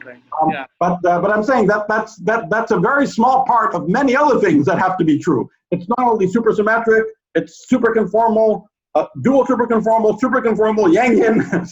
All of those things are features of this form, and all of them become more manifest when you understand that they're attached to the amplituhedron. Okay, great. Yeah, thanks. All right, guys, I'll be back in just a few minutes. Song, are you still there? So let's take 5 minutes break. All right, 5-minute break. Now, can you remind me what our cutoff is now? Do I have like another hour and a half or something? Let me see. You have roughly 1.5 hours. One Okay. hour, 40 minutes. Yeah. So we've now looked at a lot of features of positive geometries and canonical forms, and even seen the first connection between these ideas and amplitudes, mostly exclusively in the context of what you can call flat positive geometries. I mean, what's interesting about these polygons and polytopes is that all the boundaries are flat. They're just cut out by linear equations. And they're intuitive and familiar objects in this way.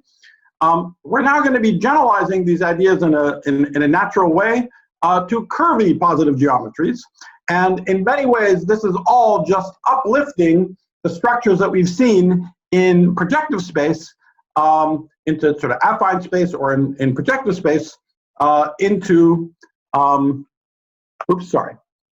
there we go. into Grassmannians.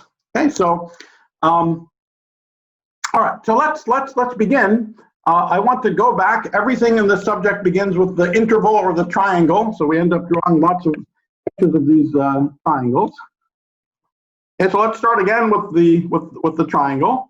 And once again, I want to think about the interior of the triangle as all points of the form C1 Z1 plus C2 Z2 plus C3 Z3. But now, in order to scan over all the points on the interior of the triangle, I'm keeping the Z1, Z2, Z3 fixed. So I have a triplet of numbers, C1, C2, C3, and I'm demanding that the C's are positive. Okay? But notice that the C's are only defined up to rescaling, right? I mean, everything, the overall scale of these weights doesn't mean anything. So these C's are really defined up to, so I have this vector of C's up to this GL1 rescaling, and I'm saying that they're all, and I'm saying that they're all positive. Now I'm going to only make this caveat here. When I say all positive, clearly that doesn't mean anything because I could multiply all of them with a minus sign. So when I say positive, it means they all have the same sign. They're either all positive or all negative. But since that's a pain to say, we're just going to say the word positive from now on. Okay? But because of this GL1 invariance, only ratios of these C's are meaningful. Okay? All right. So so we have these C's, and the C's are a positive. Now, remember, I can also think about the three C's mod GL1 as just lines through the origin. Okay, so what I've done is I really have a two-dimensional projective space, P2, or the space of lines through the origin,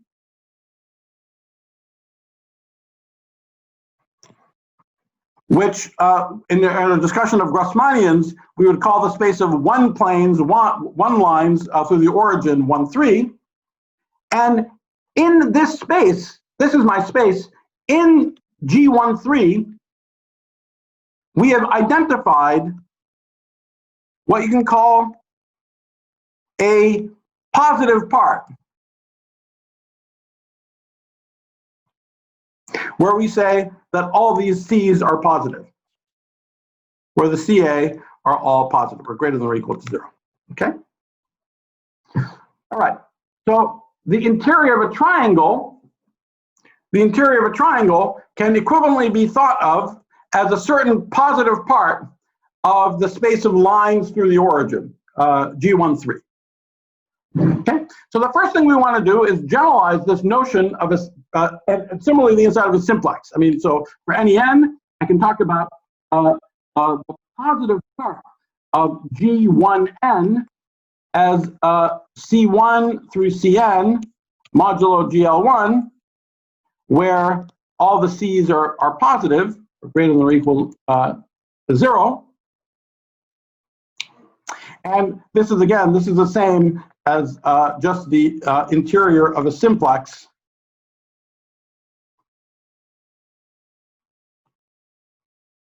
in Pn minus 1.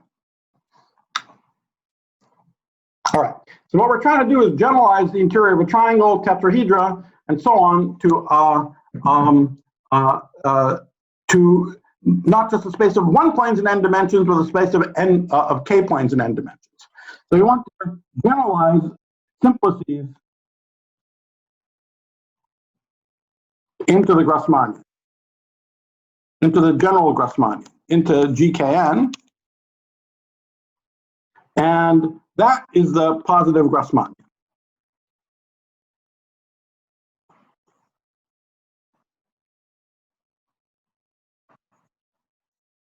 So let's think about what this can. Let's think about what it can be. I'm trying to parametrize. Remember, this was in our discussion of the Grassmannian. I'm trying to parametrize a general k-plane in n dimensions. So this is the k-plane in n dimensions, And to do that, I have to give you a k by n matrix. Okay? So I have to give you a k by n matrix. So that was the span of these row vectors specifies the plane. So this is a k by n matrix that we called C alpha A, where alpha runs from 1 to k and A runs from 1 to n.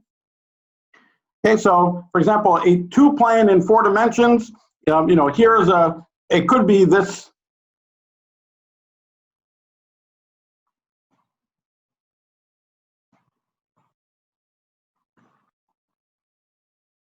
I would give you, 1, 7, 3, 4, 0, 1, negative 17, 2. Okay, so if I give you these numbers, this is a 4-vector this is 1 4-vector, this is another 4-vector, and the span of these 4 vectors would give me some 2-plane that lives in this 4-dimensional space. But now I want to know. Now I want to ask, what could the analog of the positive part mean? So how can I define a notion of an interior? Up here, I have to say that, I got to say that all the C's were a positive. What can it mean here? Can I say that, for example, can I demand that all of these guys are individually positive? That doesn't mean anything, because remember, whatever I do with this matrix, C alpha A, it has to be invariant under GLK transformations. These are the k by k linear transformations that just changes the basis for the plane, but doesn't change the plane itself. So I have to have invariance under GLK, which is sending C alpha A to this any old k by k linear transformation on the alpha side. Okay, and so therefore, the only invariants that I can talk about, the only GLK invariants, are the minors of this matrix. The only things that are invariant under the k by k linear transformations are the minors of the matrix.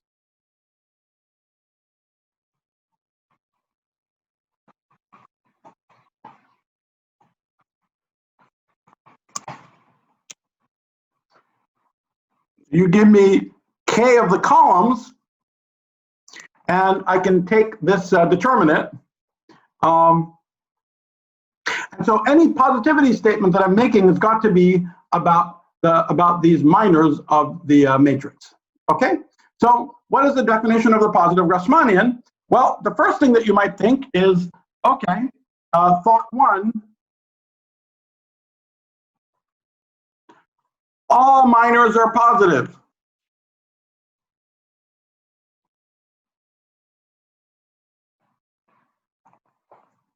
But this is obviously inconsistent, because the minors, again, the determinants have a sign. So I can't say, for example, that 1, 2, 3 is positive and 1, 3, 2 is positive, because 1, 3, 2 equals negative 1, 2, 3. So that's an inconsistency, right? So I can't say that all the minors are positive. I need a little bit of extra structure, therefore, in order to define a natural notion of positivity. The structure that I did not need in the case of the simplex, but the little extra structure I need is an order.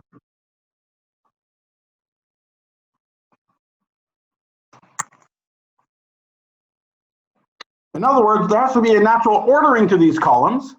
But if I do have an ordering, then my definition is that the positive Grassmannian is just the space of the C alpha A modulo GLK action, such that all the minors CA1 through CAK in increasing order are positive. So when A1 is less than A2, it's less than AK. Right? So that is the definition of the positive. That's the definition of the positive Grassmannian. You see in the special case of k equals 1, it just so happens that the ordering doesn't matter, but in general you need an ordering in order to define it. But of course, when you go to k equals 1, it reproduces our old definition of the simplex, because these just 1 by 1 minors just tell us that all the C's are individually positive. Okay.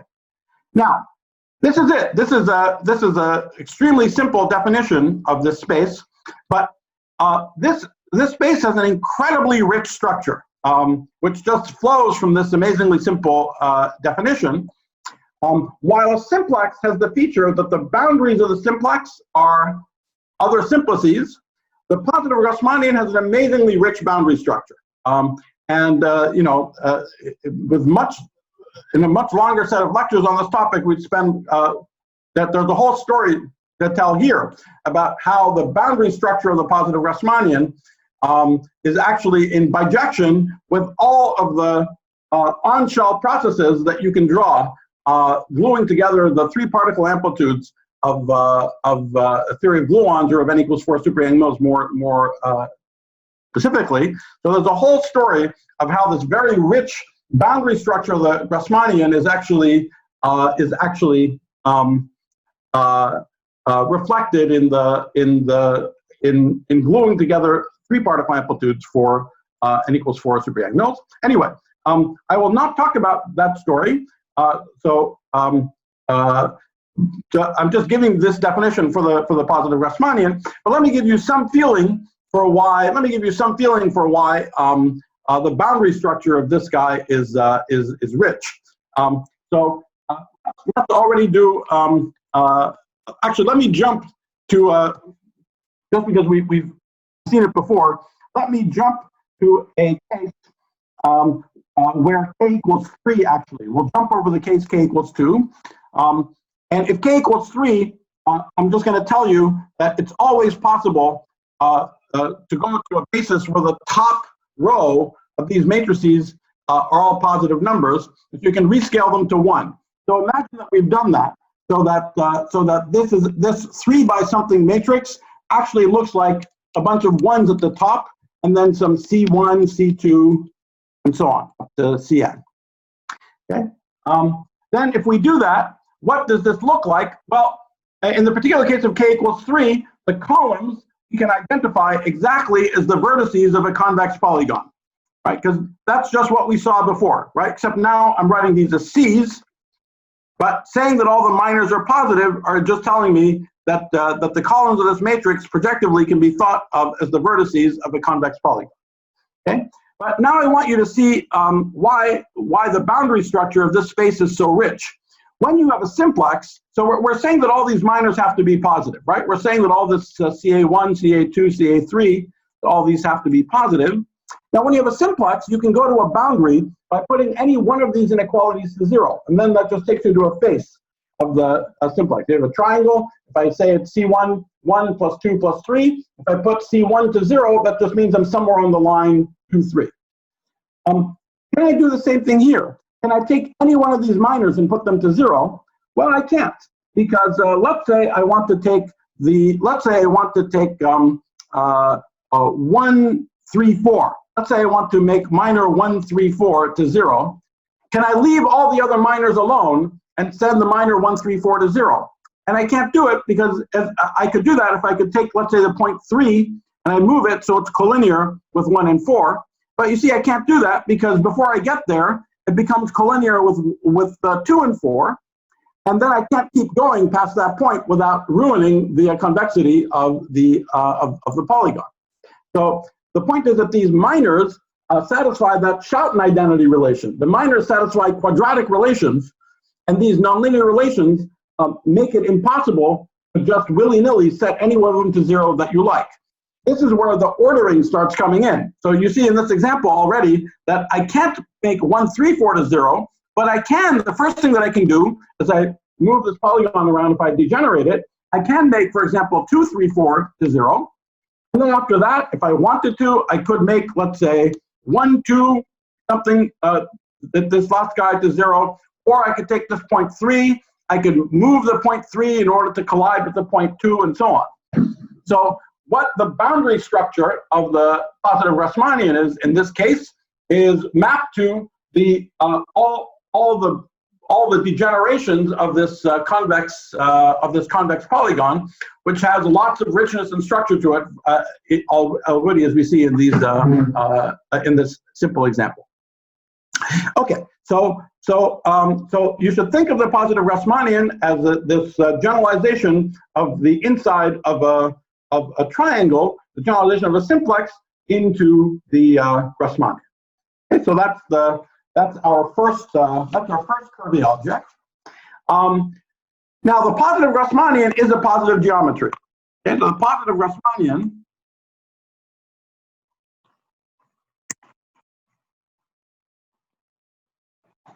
is a curvy positive geometry. We've seen it's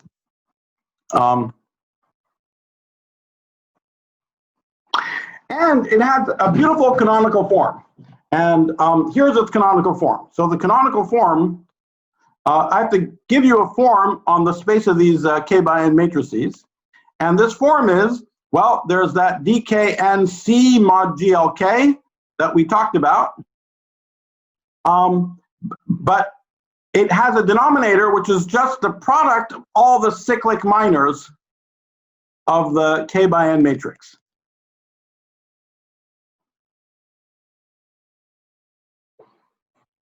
And showing that this is true, so now you see that this is in our previous examples. Where we just had polytopes, the form as a function of y was just linear in y. I mean, all the poles were just linear in y. Here, the poles are now much more nonlinear, complicated functions of the space that you live on, and it is a really highly non-trivial result that involves, even though the result is extremely simple, but involves quite a bit of the theory of total positivity in order to really understand why this is true. Okay.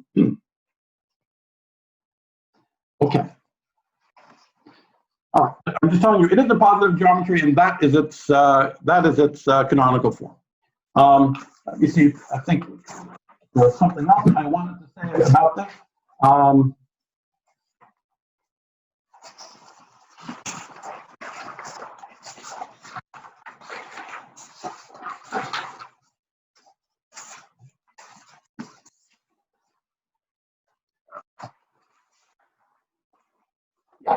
Maybe I'll say one more thing about this. No, actually, I think I'll leave it for the sake of time. I'll leave it, and I'll move on. Okay, so we figured out how to generalize a triangle into the Grassmannian. Now we want to generalize polygons into the Grassmannian, or polytopes, or cyclic polytopes in particular, into Grassmannians. And so what I'm going to do is this. Let's go back to our definition of polytopes. So our definition of polytopes is that we had a yi, and the yi was CAZAI. And now the way we think about these CAs now, we can think of these CAs, they're positive, so the CAs are like in the positive part of G1n, right? I group them into a 1 by n matrix, and the ZAs are positive in the sense that we just talked about, in the sense of the Grassmannian. But here we think about them as kind of external data, the external vertices of the polytope. So we have ZA1 up to ZA m plus 1 should be positive. Okay? And these i's run from 1 to n. Right? So these were cyclic polytopes. So how are we going to generalize this? Well, instead of just having one y, again, we want to think about this y as now as a row vector. So instead of thinking y as a point in projective space, I want to generalize y so we normally are thinking about y as something in projective space. Now I want to generalize y to live not in the space of lines in some number of dimensions, but in the space of k-planes. So I want to give y an alpha index. Okay, so I have to have k y's. All right, well, that means that when I'm taking these linear combinations, these c's also have to have they also have to have k of them. Okay, now, oh, sorry, this lived, beforehand, this was an m plus 1, right? Before this went up to m plus 1 dimensions. That was an m plus 1 vector. All right, now, I'm going to have k of these guys, so this is going to go from 1 to k, and so just in order for the y's to fit in the space, I should have this should go up to m plus k. Okay, so I want, beforehand it went up to m plus 1, and now for every one of them I just want to make sure there's room for all of those guys. So I'm going to say this is going to go up to m plus k. So this is going to go from 1 to m plus k. That's just, if you like, it's a definition of, if you specify k, this is just a definition of what I mean by m. All right?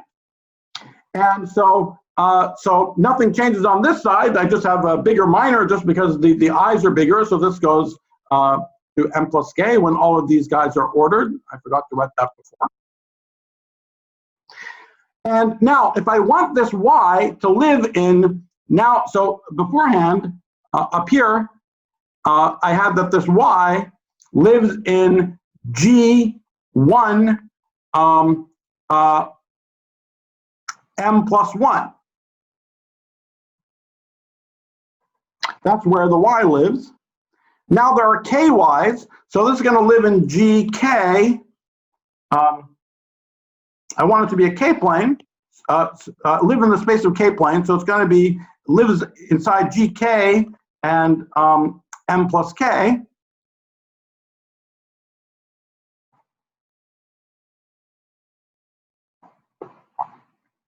And so there's an action of a GLK on this alpha index. So that means that there's also an action of GLK on the alpha index on the right-hand side. So C should live in the Grassmannian, GKN. So in other words, C should now be this K by N matrix instead of a 1 by N matrix.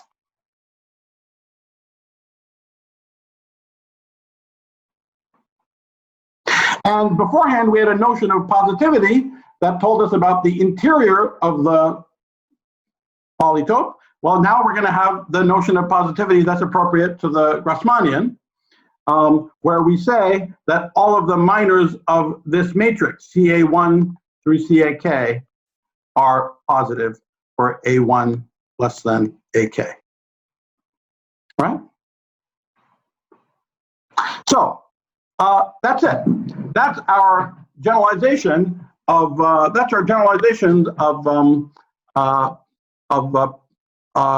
polytopes into the Grassmannian. It's sort of literally the generalization of cyclic polytopes in the Grassmannian because we are carrying over this restriction that the determinants of the z's be all positive. You can relax that restriction, and just like you can talk about any polytope in projective space, you can talk about Grassmannian polytopes in general. And so there's some restriction on the sign pattern of the minors of the z's in order for this map to be projectively well defined, just like before. So there's a whole zoo of generalizations of polytopes into a Grassmannians, Grassmann polytopes. But the one that we care about here are these generalizations of the cyclic polytopes, where there's a cyclic ordering to the z's, and there's positivity, total positivity, both on the c's and on the z's. Now let me just say again what's going on. We are finding the y lives in some, so beforehand, the y's lived in G1, 3, two-dimensional projective space. They're the interior of some region, okay? The region, the inside of a polygon, let's say. So the z's were fixed external data, and we scan over all the c's. And as we scan over all the c's, we cover the inside of the polytope. It's the sort of convex hull idea. And that's what we're generalizing here. The z's are fixed. The y's now live in a Grassmannian. They live in this GK m plus k. And we scan over all the c's in order to, we scan over all the c's inside the positive Grassmannian in order to sweep out some, part of the space in which the y lives, right? So this definition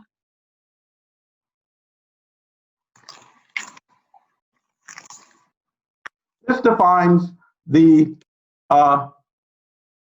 tree amplituhedron.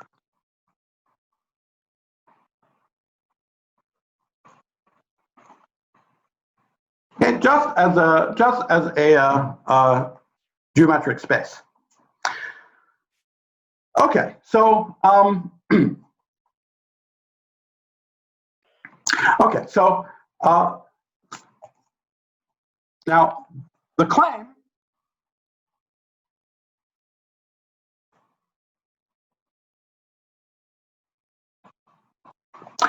is that this tree amplituhedron. So first, what is the dimensionality? So here I have this what you can call the tree amplituhedron.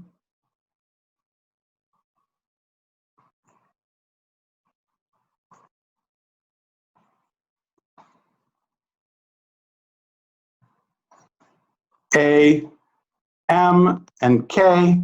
We haven't seen any loops yet, so L equals 0. What is the dimensionality? Well, it lives in a space. This lives inside GK and M plus K.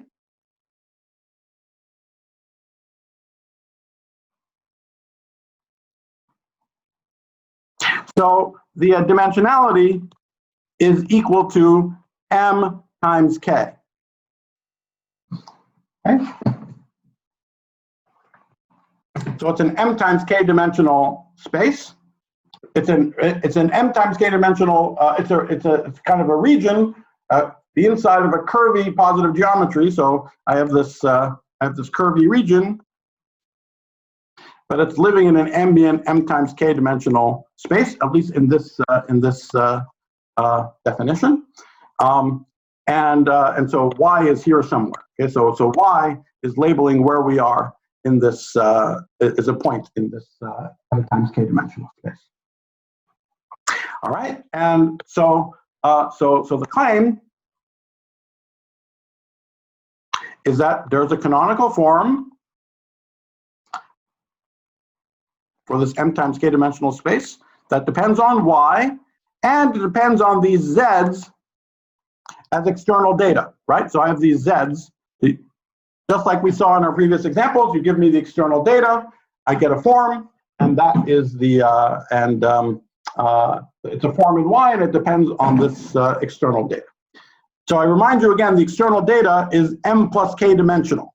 So this external data is M plus K dimensional.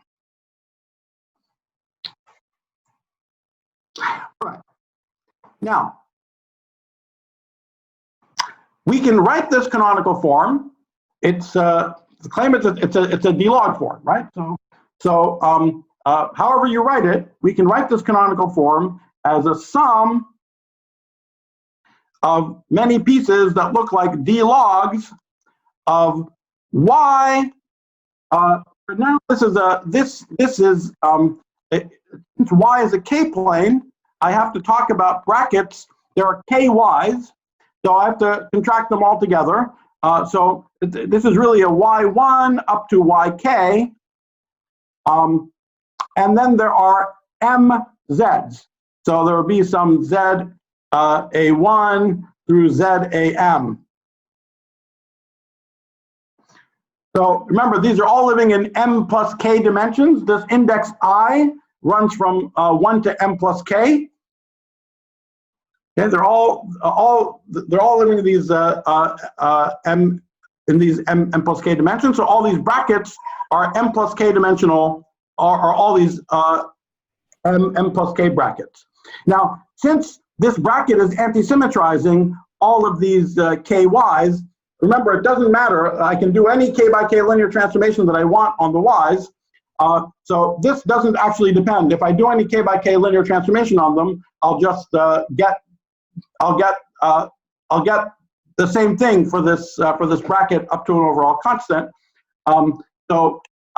We tend to just write this as just put a y there, but that y is really a stand-in for this wedging of the k of all of those y1 through yk. Okay, so whatever this form is sum over pieces. It's a d-log form. Whatever it is the sum of d-log y za1 through to zam up to y zb1 through zbm, with lots of different terms put together in some way. We can, for example, get this by trying to triangulate the amplituhedron. Okay, so what does it mean to try and triangulate the amplituhedron? So let's just stop and think about that for a second. So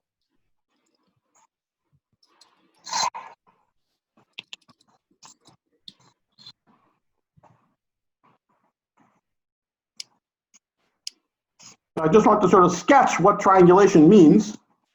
I want to triangulate the amplituhedron. Again, let's go back and think about the case of the polygon. Now, remember, in our language, we're saying that y is equal to CA-ZA, where the C's are in positive G1n. But remember, there are way too many C's for that, right? In general, there are many C's. So if you're in the interior part of the positive G1n, where all the C's are generic, I can't uniquely determine what any C is. Okay? But something, of course, nice happens if I restrict looking at some triangle inside here. The way I can think about a triangle in here is the following way. So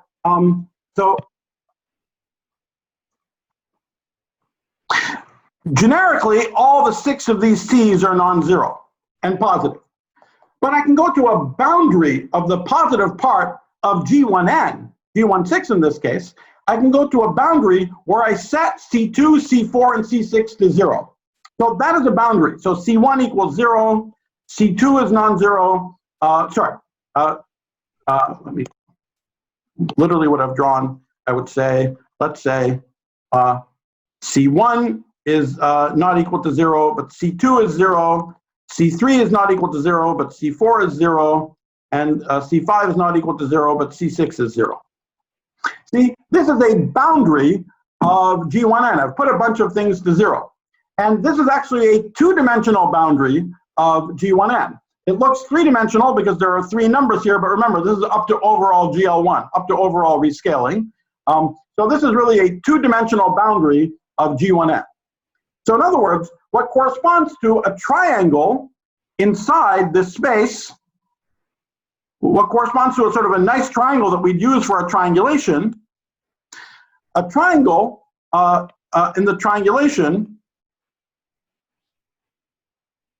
that can participate in a triangulation corresponds to some boundary of G1n, a 2-dimensional boundary of G1n.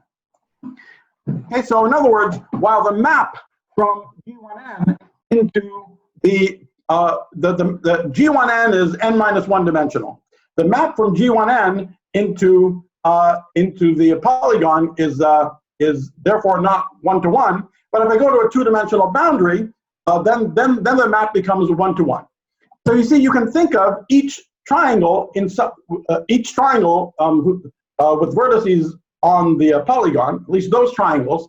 Every one of those triangles is the image of a cell of the correct dimensionality that matches the dimensionality of the polygon. Okay. A boundary of the particular dimensionality. And so that is a more abstract way of thinking about what a triangulation is that we can then extend to the case of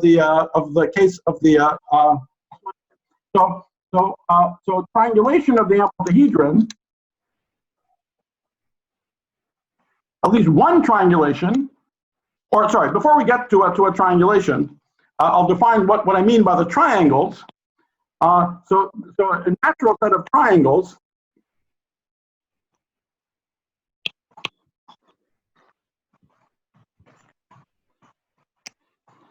in Amplituhedron are the following. Are the I have to so the Amplituhedron MK MKN is M times K dimensional. So I will take a M times K dimensional boundary, sometimes we call these cells, of the positive Grassmannian GKN. Okay, so there are many of these boundaries, lots and lots of boundaries. So M times K dimensional boundary, let me call it gamma. And then I look at the image of look at all the y's that I get. Y equals C gamma dot Z. So all these Y alpha I equals C alpha A gamma ZAI. And just like in the case of the polygon, a 2D boundary of G1N maps into a particular triangle inside. So what's happening in general is, an M times K boundary of GKN, of this positive Grassmannian GKN, which, as I told you, is a much richer boundary structure. So you have to learn how to think about the boundaries and so on. But just conceptually, this is all we're doing. We're looking at what the M times K dimensional boundaries of GKN are. These map in the Amplituhedron to kind of a certain kind of curvy version of these triangles, if you like. Okay, so some appropriately curvy generalization. So okay, so every cell, every boundary of the positive Grassmannian of the correct dimension maps into a kind of a jigsaw puzzle piece in the Amplituhedron. When everything was for polytopes, we just had K equals 1, so it's G1N, and so everything just maps into a simplex inside the polytope. And so every one of the M times 1 dimensional boundaries of G1N maps into a simplex of the appropriate dimensionality. And so the question of triangulation is the following: which collection of those, triangles or simplices can I take that tile the polytope, right? That question turns into the question of that's the question of triangulation, right? And we can rephrase it as some collection of boundaries of G1N are good. That collection is good. That their image under the map into the Amplituhedron tiles the inside of the Amplituhedron. So we can try to do exactly the same thing. We can try to do exactly the same thing for the case of the positive Grassmannian and the Amplituhedron. Okay, is there a question? Yeah. Actually, I am. I'm just very busy with this workshop. There is a.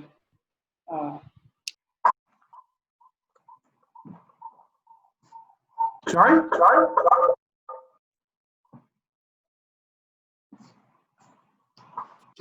Sorry, I think it's fine. You can continue. Probably Okay, sorry, I didn't hear the question. Okay. All right, good. So, okay, so I want to stress that this is a purely geometric problem. This is now a purely geometric problem. We know what all the boundaries of GKN look like. I haven't told you that, but we know what all the boundaries look like. So we know what all the images are under this map, and it's now just a purely geometric problem of like building a jigsaw puzzle. How can you glue these pieces together in order to tile the space? Okay, and so if we can do that, then we can get the canonical form for the amplituhedron. Why? Because we know the canonical form for each one of the pieces. The reason is that we know the canonical form for the amplituhedron. So we know the canonical form for the underlying, we know the canonical form for the underlying positive Grassmannian. We know what the form are on each one of these faces, and therefore we know what the forms are. We know what form in Y space corresponds to each one of these of the cells of the amplitude of the positive Grassmannian of appropriate dimensionality. Okay, so the claim and conjecture. Some of these things are proven. Some of the things are understood at various levels of rigor. Is that triangulations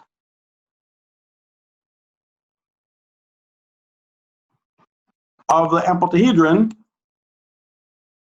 of this sort, using k times m dimensional images of cells in GKN exist.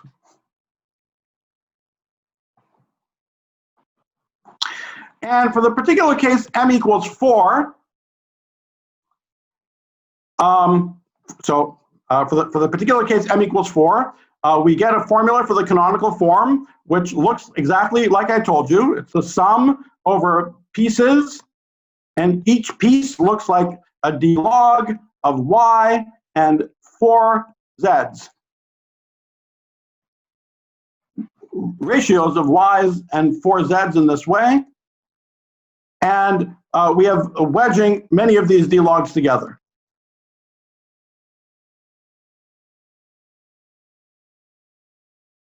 In fact, we would wedge, this is a 4 times k form. Okay, so I'd wedge 4 times k of these logs together. Okay, so that's what the canonical form would look like in this particular way of triangulating. I can triangulate any way that I like, but I can, in any way I get the answer of the canonical form looks like this. Looks like the d log, the y's always occur together in this plane, and so I get the d log of y, a bunch of z's over y, bunch of z's. Okay, so that's what the form for the amplituhedron looks like. But if I do it in this particular way, this is the one particular way of doing the triangulation based on the images of the cells of the positive Grassmannian. And the claim is that this is exactly equal to, these triangulations contain, they might actually contain more of them, but they certainly contain all ways of getting, they contain the BCFW calculation of the tree amplitudes. In other words, every term by term, is one of the terms in BCFW. And so we can think about BCFW as one particular triangulation of one particular class of triangulations of the amplituhedron. Now, once again, how am I making this connection? Exactly the way that we saw before for k equals 1. I take this expression, I now just forget about the y, and I interpret all of these brackets as just 4 brackets on the z's that I get projecting through y. So in order to define the amplituhedron, we have these z's that have not only 4 components, but 4 plus k components. But y is a k-plane in k plus 4 dimensions. Instead of just projecting through one y, I just project through all the directions of the k-plane. And so I go from this k plus 4 dimensional situation to a 4-dimensional one. And so I get an expression in the end, which is a canonical form. I get an expression which is a differential form directly on the space of the momentum twisters. Okay, so and that form is the superamplitude in the way that we have learned to think about the superamplitude as a differential form. Okay, So now, so that's the generalization. So this the simple generalization of polytopes and cyclic polytopes in particular into the Grassmannian. The canonical form for these objects is actually essentially directly the scattering amplitude at tree level for n equals 4 super Yang mills in the case where m equals 4. Okay. And if I had longer, since I want to spend the next part of these lectures on the second kind of positive geometry for the biadjoint phi cube theory, if I had longer, we would spend longer talking about how the geometry of the Amplituhedron actually gives you factorization, and how it explains and how it explains the singularity structure associated with cuts and unitarity. So that's the sort of heart of the matter to really see how those things come out. I'm just here. I've just given you what the definition is. It's sort of striking that such a simply defined object has all the sort of beef in it in order to produce scattering amplitudes with all their remarkable properties. So. But I'll just leave it at that for the moment as a definition, and just give you an idea of how the canonical form is related to amplitudes. Okay, so to actually do this triangulation directly geometrically, you have to think a little bit. You have to and in some cases, for example, in the case of the m equals 2 Amplituhedron, it's completely understood. For m equals 4 Amplituhedron, even mathematically, it's an interesting, very interesting question to try to figure out what all the possible triangulations look like. And anyway, this is all work in progress. And this is still just at tree level. We have not yet talked about loops. But maybe I can just stop and ask if there are any questions about this. Yeah. Hi, Nima. So this relationship with BCFW. Does it shed light on why certain shifts are invalid, like if you do, plus minus shift in Yang? No. In fact, that's one of the beautiful things about working with maximal supersymmetry is that there is no such thing as a bad shift when everything is done supersymmetrically. Yeah. But if you could do this for Yang mills, then maybe this could shed light on why certain shifts. Excellent question. So, if you maybe I'll come back to that. Maybe I'll come back to that issue in a little bit. Okay. Okay, thanks. I'll say something about it in a little bit. Okay, any other questions? So Song, can you tell me how much time I have left for this this session?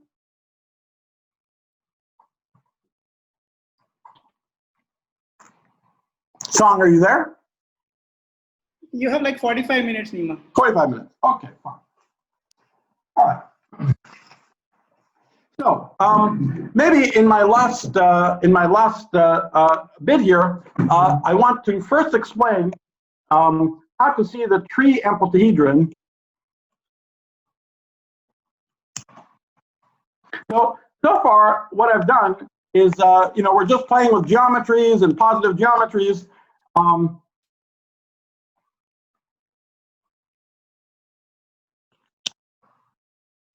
then we found this Amplituhedron, and we even sort of found its canonical form, and we found this way of interpreting its canonical form as giving me this differential form directly on kinematic space. But now I want to talk sort of more conceptually about how we could have seen this in kinematic space all along, okay? In kinematic space.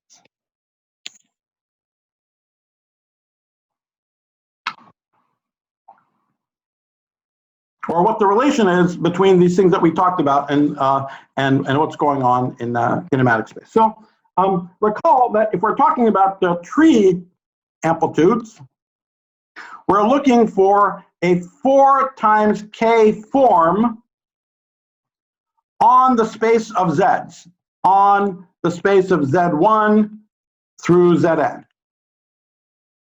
Right? So that's what we're looking for. So let's say I'm talking about, so if it's k equals 0, it's just the number 1. So let's say I'm looking at the simplest case, k equals 1. Right? So this is a 4 times n-dimensional space. I'm looking for a 4 times 1 equals 4 form. Okay?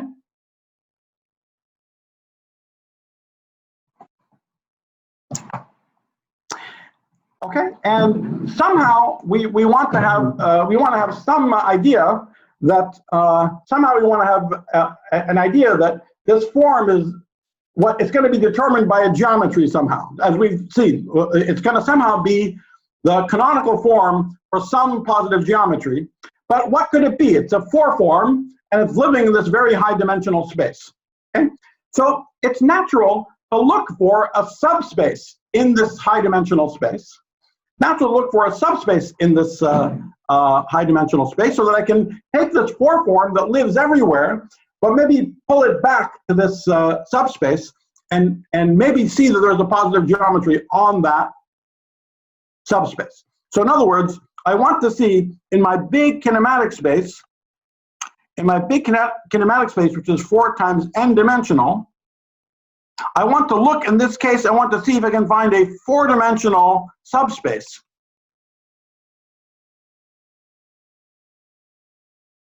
Okay. Now, what can I do? Let's just do the absolute simplest thing. I want a 4-dimensional subspace. So I want to know what are all the z's on this subspace. So I'm going to parameterize my the subspace that I'm looking for. So here's the subspace that I'm looking for.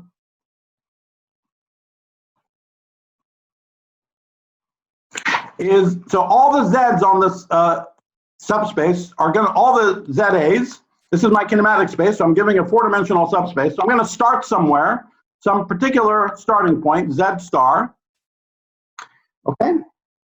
And I'm going to, well, it's 4 dimensions, so the 4 there is the I index. So I'm going to go off in 4 directions, just in a straight line, a linear space.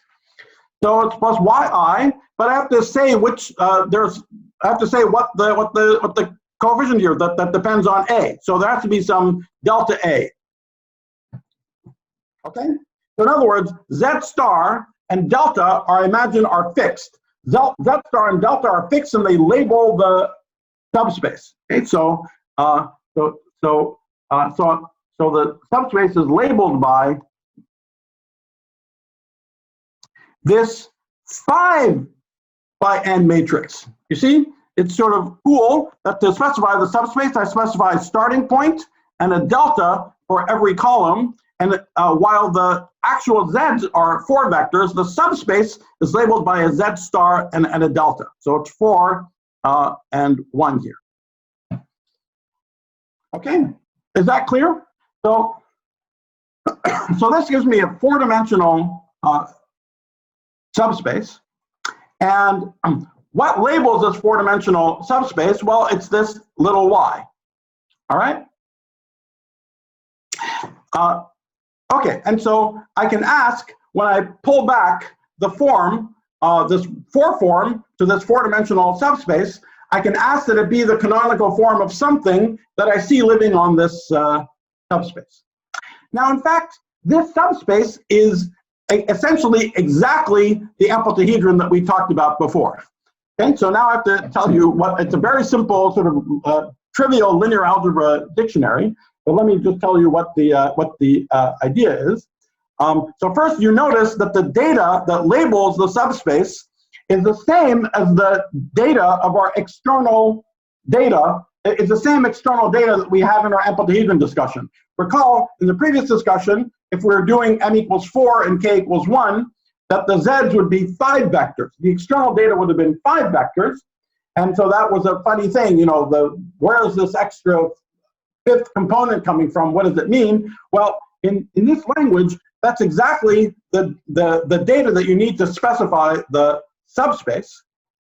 And now, what happens as here I'm moving around in Y. As I move around in Y, I change what Z looks like on the subspace. So let's, and And that's exactly what we would get if we did the following. So starting from our previous story, we have Y, and we have the external data Z, ZA, which are like these, which are just like what we were talking about, like some ZA, some little. There are 5 vectors. Okay, so we have these Zs, and maybe I'll call them X's downstairs, not yet deltas. So beforehand, in our previous picture too, we were thinking about the Zs as fixed and Y is moving around. Okay. So in this case, Y is just a point. So Y is just a vector. I sort of keep the Zs fixed and I move the Y around. Now, what happens if wherever Y is, I project through Y? If I project through Y, as we said, we go from 5 vectors down to 4 vectors. Okay, just project through this direction. So we can now ask, what does that configuration of 4 vectors look like as I move Y around upstairs? Again, keeping the 5-dimensional underlying vectors fixed, but just moving Y around. Well, when I project through Y, the configuration of 4-dimensional vectors that I get also moves around. And it's a trivial piece of linear algebra to see that it moves around in exactly the way that's specified by this subspace. So you can think of the Y's that define the subspace as actually corresponding to, as actually being an avatar directly in kinematic space of the Amplituhedron Y variables that we talked about in our previous discussion. Okay? So in fact, the Amplituhedron directly lives in kinematic space, and to see this K-plane and the sort of data associated with this K-plane in K plus 4 dimensions, in this case it was K equals 1, the data is exactly specifying. Notice that the dimensions are the same. The dimension of the Amplituhedron for m equals 4 is 4 times K, and that's exactly the dimensionality of the subspace that we want to be talking about. In fact, if we want to generalize this and talk about a general 4K dimensional subspace, then we would just add an alpha here. Okay, so I would have KYs there, and these delta, and I would have K of these deltas, and the Zs would go from being what would specify the subspace would now be a 4 plus K. This would be all the deltas, delta A1 through delta AK, would be precisely a 4 plus K by N matrix. Okay, so if I summarize the Y and the fixed the Y alpha I and the fixed ZAI in the previous Amplituhedron story are just parametrizing this 4 times K dimensional subspace, where in the ordinary momentum twistor variables, where ZAI equals the initial Z star AI plus Y alpha I some delta alpha A. Okay, and these Z's are nothing other than these Z star and delta.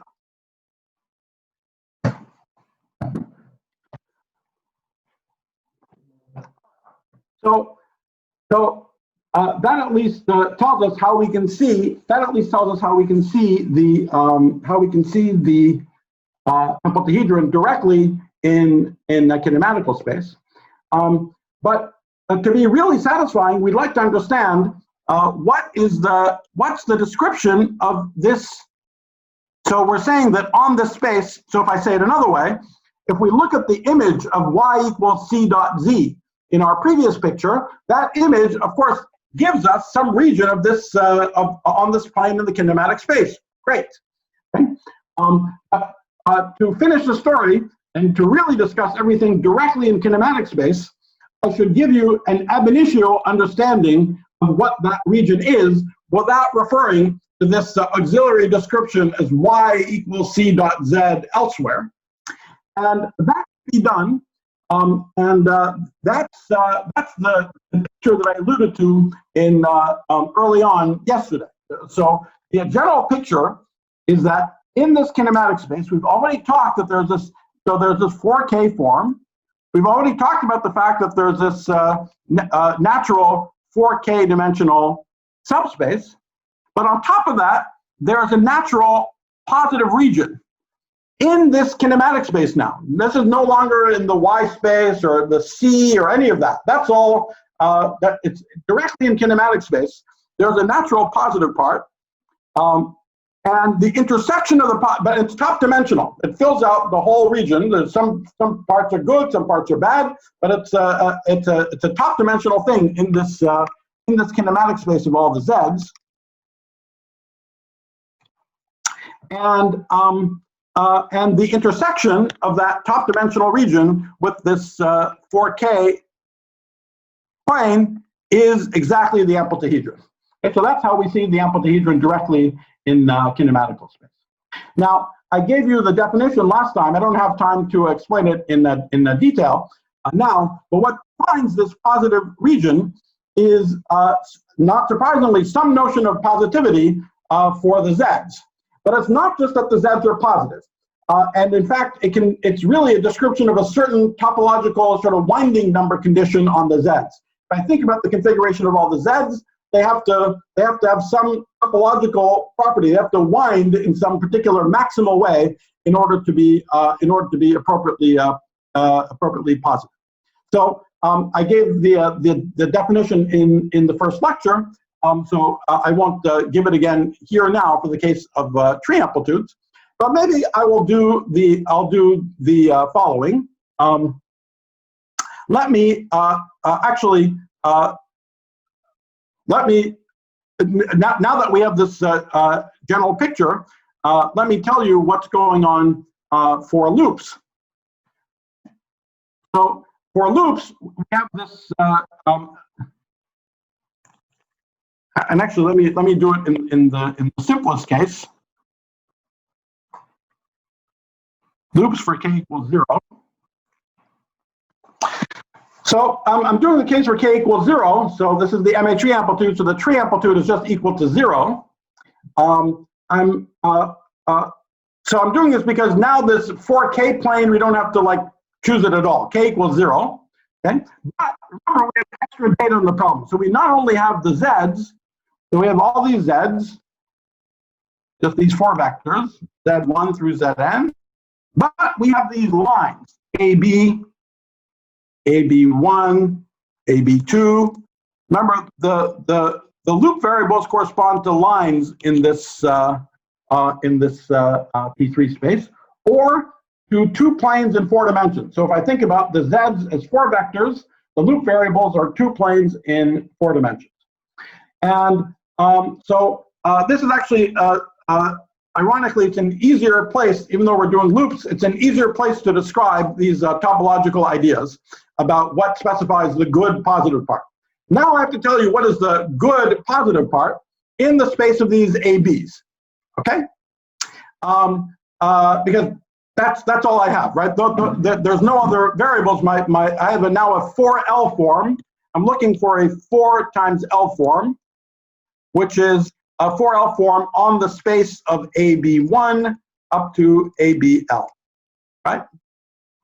That is what I'm looking for. So I have to somehow tell you something is good or bad. I have to still have the same. I have to tell you what a positive configuration is for all these ABs.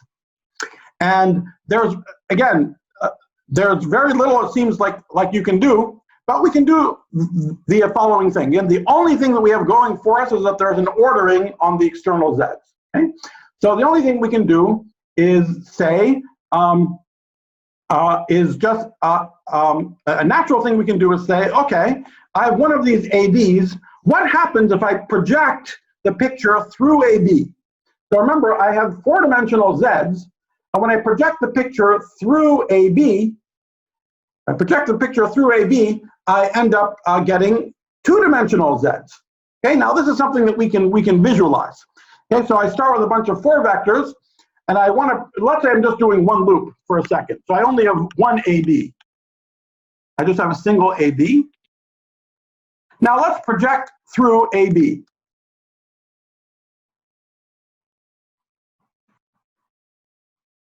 Now I have a picture with a bunch of two-dimensional Zs. And here's what's going to be counted as good. What's going to be counted as good is if this two-dimensional picture looks as follows. Okay? So now I'm literally drawing a two-dimensional picture. So this would be like the little two-dimensional vector for Z1 that I get starting from the 4-dimensional Z and projecting through. Okay, so there's some origin. In this case, there's some origin. Everything that was in the direction of AB ends up in the origin. So that's important. There's a preferred origin here. So there's a preferred origin, and then I have, here's my point Z1, here's my point Z2, my point Z3, and so on, right? And the claim is that the good part, the positive part,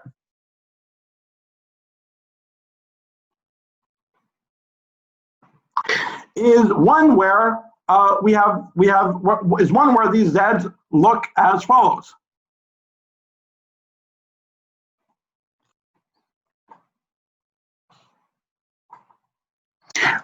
So they have to just wind around consistently.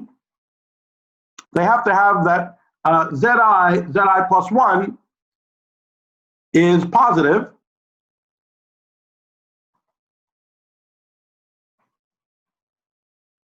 Note that this actually means, since we've seen this already before, in this case, the underlying Zs were even dimensional. So this means that I want to have Z1, Zn be positive, not Zn, Z1. So I want Z1, Zn to be positive. So that means that as I keep going around, at some point, I will have something like this. Okay, so it'll look like a fish. So that's the nth one. It's going to wind around oppositely. But the claim is that the good part is just one where after you project through AB, this is what the picture looks like. You see that 1, 2, 3, 4 up to n are all winding around consistently the same way, and that they have winding number 1.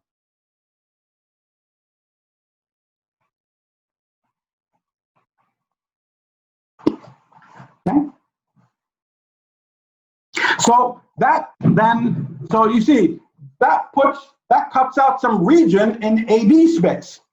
If the external data, I have my external data, my external 4-dimensional data. I imagine this external 4-dimensional data has all of its minors positive. So and then I move around in AB space. And the claim is if I'm in a random place in AB space, this picture will look random. Everything will be crappy. But if AB is in the right space, the right space is one in which all these Zs look as orderly as possible. Okay, so they go around and they have winding number 1 around this region. Even this little fishtail is unavoidable, given that the underlying Zs have this -1 that they pick up when you go around the end, when you send Zn to a Z1. So this is the most orderly picture that you could have, and you can actually show that this is the maximal winding that you could have, compatible with the underlying Zs being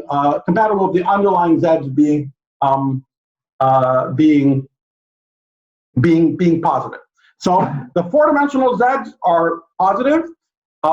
We don't have any K, so there's no tree amplitude to talk about. What I'm doing is specifying a region in the space of AB, a region in the space of lines, and the region is being specified by demanding that when I project through the line, the picture that I get for the ABs is as for the picture that I get for the remaining Zs is winding consistently and giving me this turns out maximal winding number of 1. Okay, so you can actually translate this. So it's a very simple exercise to show that this means the following thing. That this is equivalent, I can say this algebraically equivalently, this is about the winding number. I can say algebraically equivalently in the following way. Equivalently, since I'm projecting through AB, and I'm trying to make a statement about all these things winding around the same way, having winding number 1, this is entirely equivalent to this following simple statement that all of these minors, AB, let's say 1I, AB, AB 1, 2, AB 1, 3, up to AB 1n, has this sequence of numbers has exactly 2 sign flips. And that as well, that all the AB I plus 1s are positive.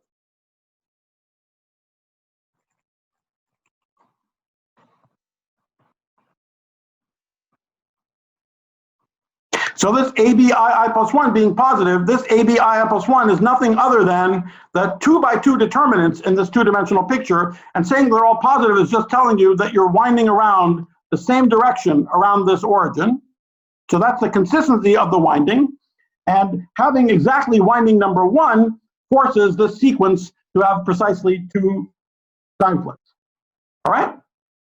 So you see that purely in kinematic space, there's a topological question that carves out a region in AB that's specified by these kind of statements. Notice that it's not just like for polytopes, not just saying something is positive, something is on one side, which is a very sort of rigid thing. Here it's a more interesting statement. It just says I have to have a certain winding number, which tells you that this sequence of things has to have a certain number of sign flips. This, if you like, is generalizing what we've seen before, that some things just always have to be just positive. Now we see that beyond that, we can have things that are positive or negative, but they have to have some topological pattern that puts a restriction on the number of sign flips involved in these quantities. All right, so it's a completely geometric question about this configuration of points and lines, and the claim is that this defines a positive geometry for in AB, right? This defines a positive geometry in AB, and the canonical form for this positive geometry, just at one loop, is just for one AB is the one loop MHV integrand, right? And in fact, I remember in an early lecture yesterday, I wrote down a formula for that integrand. So let's see how we can get the formula. I'll at least sketch how you get that formula. You see, I'm going to give you a natural triangulation of this space. A natural triangulation of this space, since this sequence of numbers has to have exactly 2 sign flips, and since we're assuming that these ABI plus 1s are positive, any such sequence has to look like plus, plus, plus, has to go minus somewhere, that's 1 sign flip, and has to come back to being plus, because it has to end with something which is plus, because AB1N is also positive.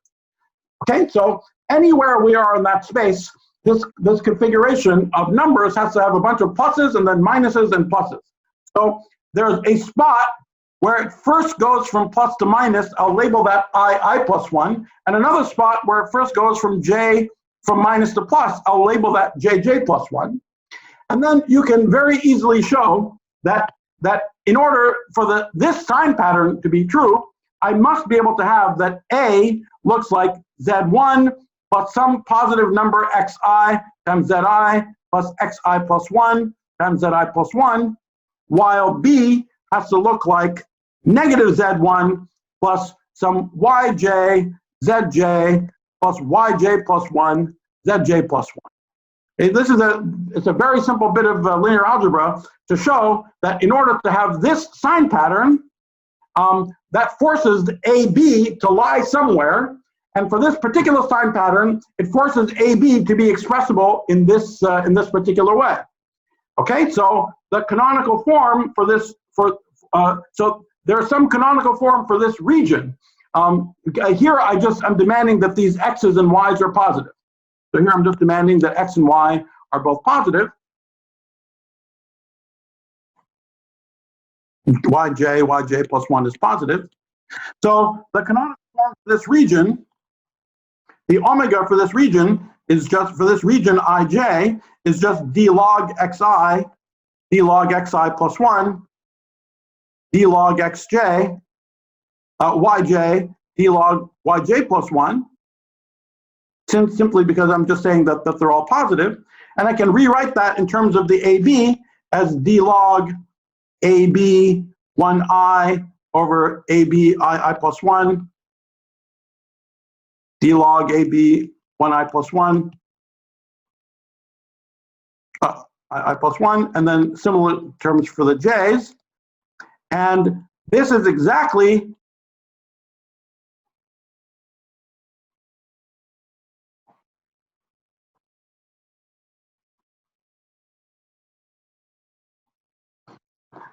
and so this is giving me a form directly on AB space, giving me a form directly on AB space.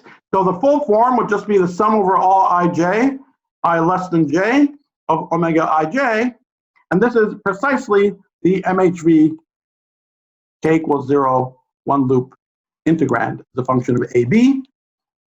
And that's precisely the formula for it that I gave you before. So an extremely natural triangulation now, again, of this quite curvy space. This is not a polytope, but we define the space purely intrinsically in terms of the data of the kinematic space, the z's and this line.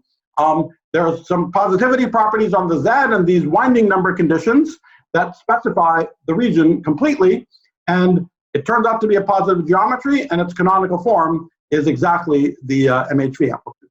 And if we want to know the story for k equals 0 for any loop order, it's just exactly the same. So if I actually, so let's say I'm doing 2 loops. It's precisely the same condition. Every one of the loops has to have the same number of sign flips, but on top of that, so if I'm doing k equals 0 and L loops, I now have a bunch of AB sub alpha.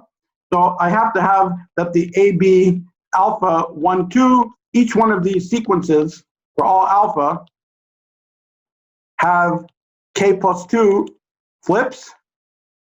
I have to have that the AB for all of them, alpha I plus 1, are positive, and that they're mutually positive. The AB alpha, AB beta are positive. And in fact, when we go to multi-loops, most of the novelty has to do with this interesting positivity between the ABs. And let me just end this discussion by showing you what positive geometry is.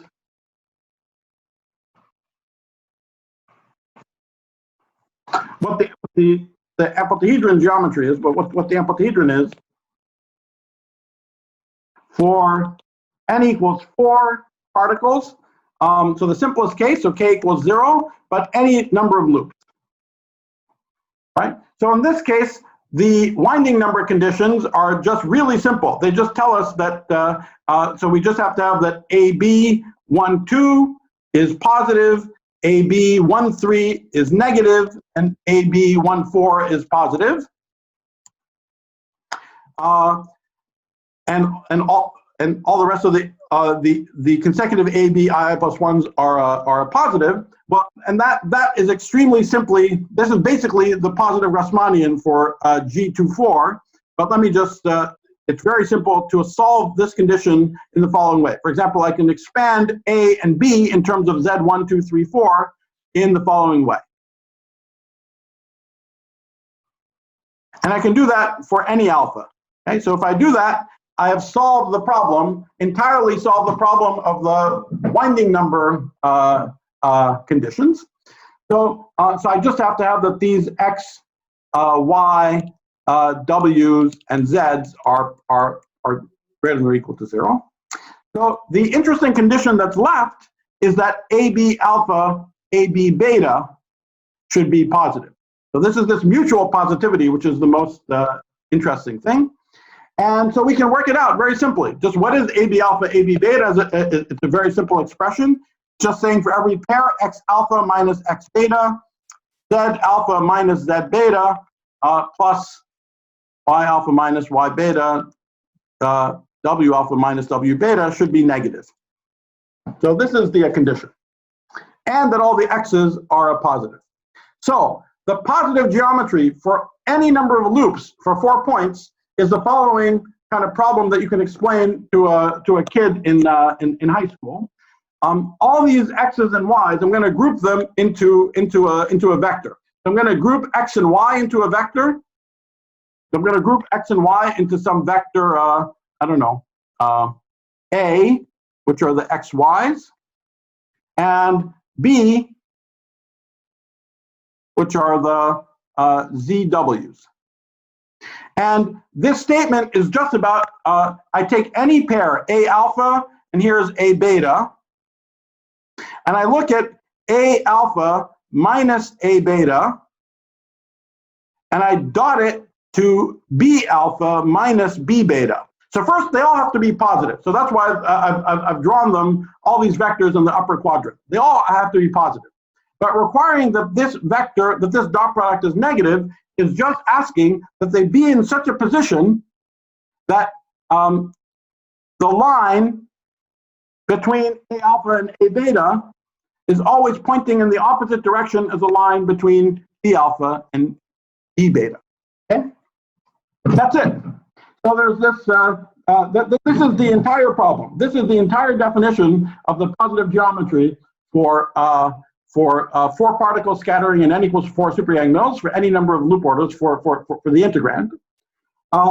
It's an extremely simple to state problem, and it's sort of fascinating to see. You can understand a number of things very generally just from this definition. For example, you can see just from this definition that whatever you have is going to satisfy the classic unitarity cutting rules. That's a somewhat non-trivial fact that emerges out of this positivity.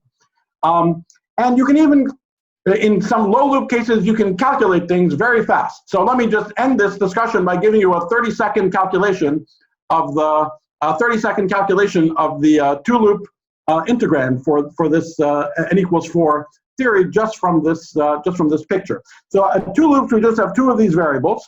I just have to solve the problem. I have to have x1, 2, y1, 2, z1, 2, and w1, 2 are positive.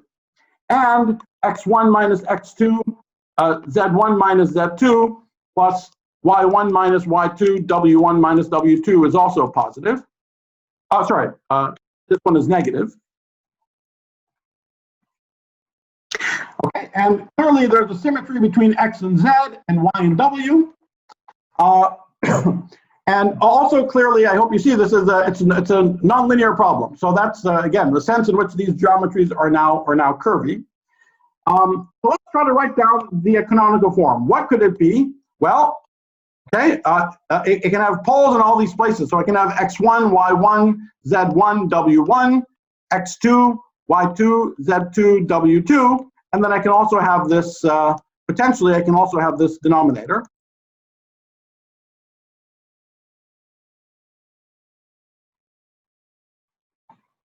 All right, but and of course I'm going to have all the dx1, dx2, blah blah up to dz1, dz2. So that's sitting there.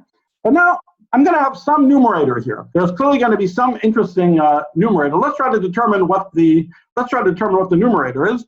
I'm going to do it by imagining that I'm just doing a Taylor expansion in one of the variables. So I'm going to imagine that I'm Taylor expanding in x1. So I'm going to write it as a that depends on all the other variables plus x1 times b. Okay, but well, let's see if we can understand. If we can say something about a and b. Let's see if there's any place where this geometry simplifies. And you see that since I'm just imagining these x's are positive, I can have, in principle, I can have some singularity as x goes to infinity. Okay, so as x goes to infinity, the second, holding everything else fixed, as x goes to infinity, the second inequality simplifies, right? This mutual positivity inequality simplifies, and as x1 goes to infinity, this inequality just tells me this term is irrelevant. this inequality just tells me that Z1 minus Z2 is less than 0. So Z2 is bigger than Z1. But then, and no restriction on the other variables. So that means that, that what I should get is the canonical form for the region where Z2 is bigger than Z1 and everything is bigger than 0 and everyone else is positive. Well, the canonical form for this region is just Z1 is positive, but Z2 should be bigger than Z1. So I would write down that guy. And then I have all the rest of them, dx1 over x1 for, the residue in x1. So I have all the rest of the variables. So dx2 over x2, blah, blah. dz2 over, those I had, dw2 over w2. I have all the other variables. So you see that I just ask that the residue as x1 goes to infinity of this form should match this very simple result. And so you see as x1 goes to infinity, indeed, I do get a residue there because I have x1 and I have an x1, I have two x1s downstairs and one upstairs. So I do get a residue proportional to b. By the way, that's also why I didn't write down anything with higher powers. If I wrote down something with higher powers of x1, I would have a double pole at infinity, and we don't want that. We only want these logarithmic singularities and no other singularities. So that's why I stopped this at linear order in x1. But then that tells me what b has to be. As x1 goes to infinity, here's my residue, z1 minus z2. So that's good. That's sitting there. I have a z1 sitting there. I have all the rest of them sitting there, but I have to cancel z2. z2 is not there. So that tells me that b has to equal z2.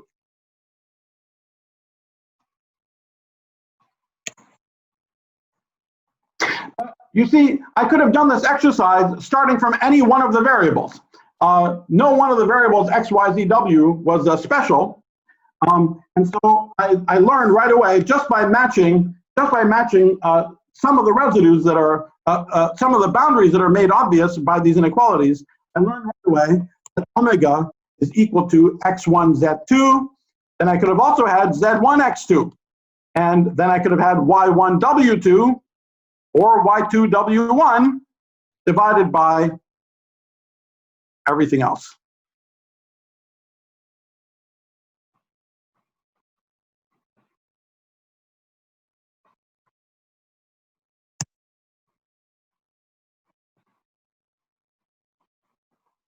Okay, and that's it. That's the two-loop form, and it's a very nice exercise to translate this into ABs, to translate this into the usual loop variables and recognize this as the sum of two double boxes, which is indeed what the two-loop amplitude is for this theory. All right, so and this last part was going pretty fast, but I gave you a taste first. So we defined the tree amplituhedron just as a geometric object just by itself. And I also showed you how you see the tree amplituhedron or its avatar directly in kinematical space. Okay, so really all of these things were sitting there in the seemingly boring kinematic space of these n n 4 vectors. But a key idea is that the amplitude is a differential form, and in order to see that it's a canonical form for some geometry, you have to find some appropriate subspace. And the geometry shows up on that appropriate subspace. The thing that I alluded to at the end, which I didn't explain at all, but I just made some declarations and tried to at least partially motivate, is that it's actually possible to completely give an ab initio purely in kinematic space description of what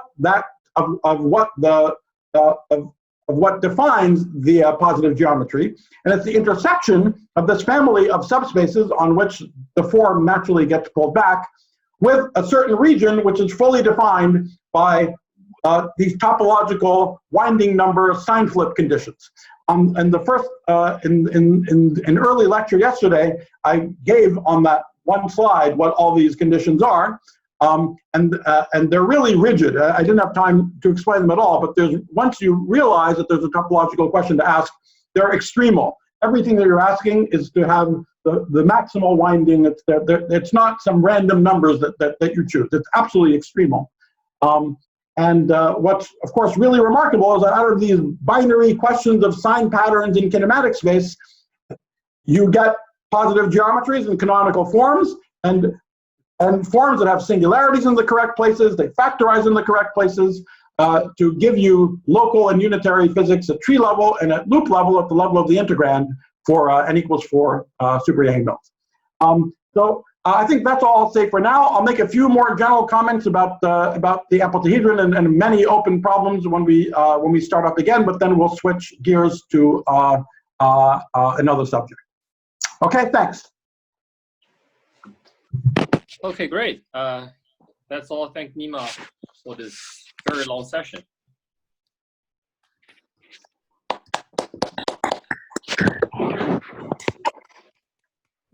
Any quick questions? So I have a question. So during the factorization channels, like, I mean, what are the implications in terms of these boundaries? Say, suppose we have a beautiful. So, yeah, let me give you a quick pitch for this. Okay.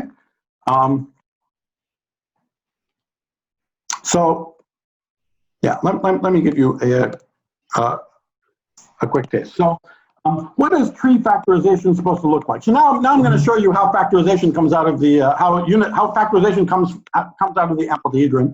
I'm going to at least show it to you in an example and then tell you what the general statement is.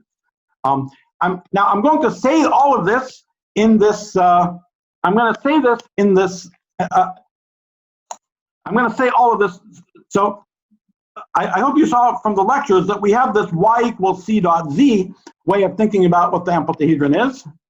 And then there's this sort of, there's this deeper way of really seeing that this lives directly in kinematical space. And really, these two definitions, the c dot z definition is one definition, and this business about the winding number and sign flips is another definition, and it's highly non-trivial that those two definitions are the same.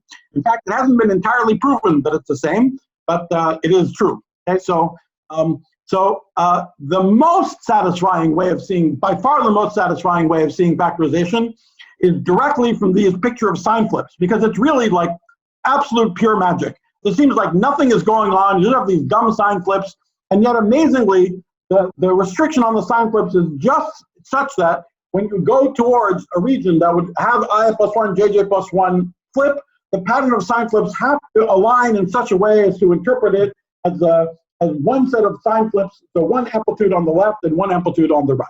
Okay? But that I can't explain to you because I have to explain to you directly what the sign flip story is, and it would take a little longer. But it's also very beautiful and easy to see directly from this c dot z picture. And so let me tell you how it works there. So to begin with, let me remind you what is supposed to happen for general k and n. So for general k and n, we're supposed to have a singularity. We're supposed to have a singularity when I plus 1, jj plus 1 goes to 0. Okay, so that's this, and that's supposed to expose this factorization channel. And if I have a k on the left here and a k on the right, I'm supposed to factorize to something where the underlying k is equal to k left plus k right plus 1. Okay, so that just, if you haven't seen it before, just take it on faith. It's sort of very easy to work out, but that's what it has to be. So for example, that's why if we're doing k equals 1, we do indeed have poles when I plus 1, jj plus 1 goes to 0, but we're not seeing much in factorization because we have to have k left and k right equals 0. So we don't really see that there's a left and a right because it's just 1 times 1. Okay, so it's not all that exciting for k equals 1. But let's go to k equals 2. For k equals 2, this is already slightly more interesting because I have to have on one side k equals 1, and on the other side k equals 0, which is just giving me 1, so I have k left equals 1. Plus, I can have another configuration where it's the other way around, though, right? Where on this side I could have k equals 1, and on this side I have 1. Okay, so is it clear what we're after? We want to see somehow that on these boundaries,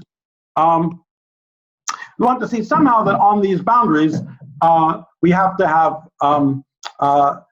that when I plus 1 jj plus 1 goes to 0, that this canonical form somehow has to factorize. We have to see that that has one piece on the left that looks like a k equals 1 problem, and one piece on the right that looks like a k equals 1 problem.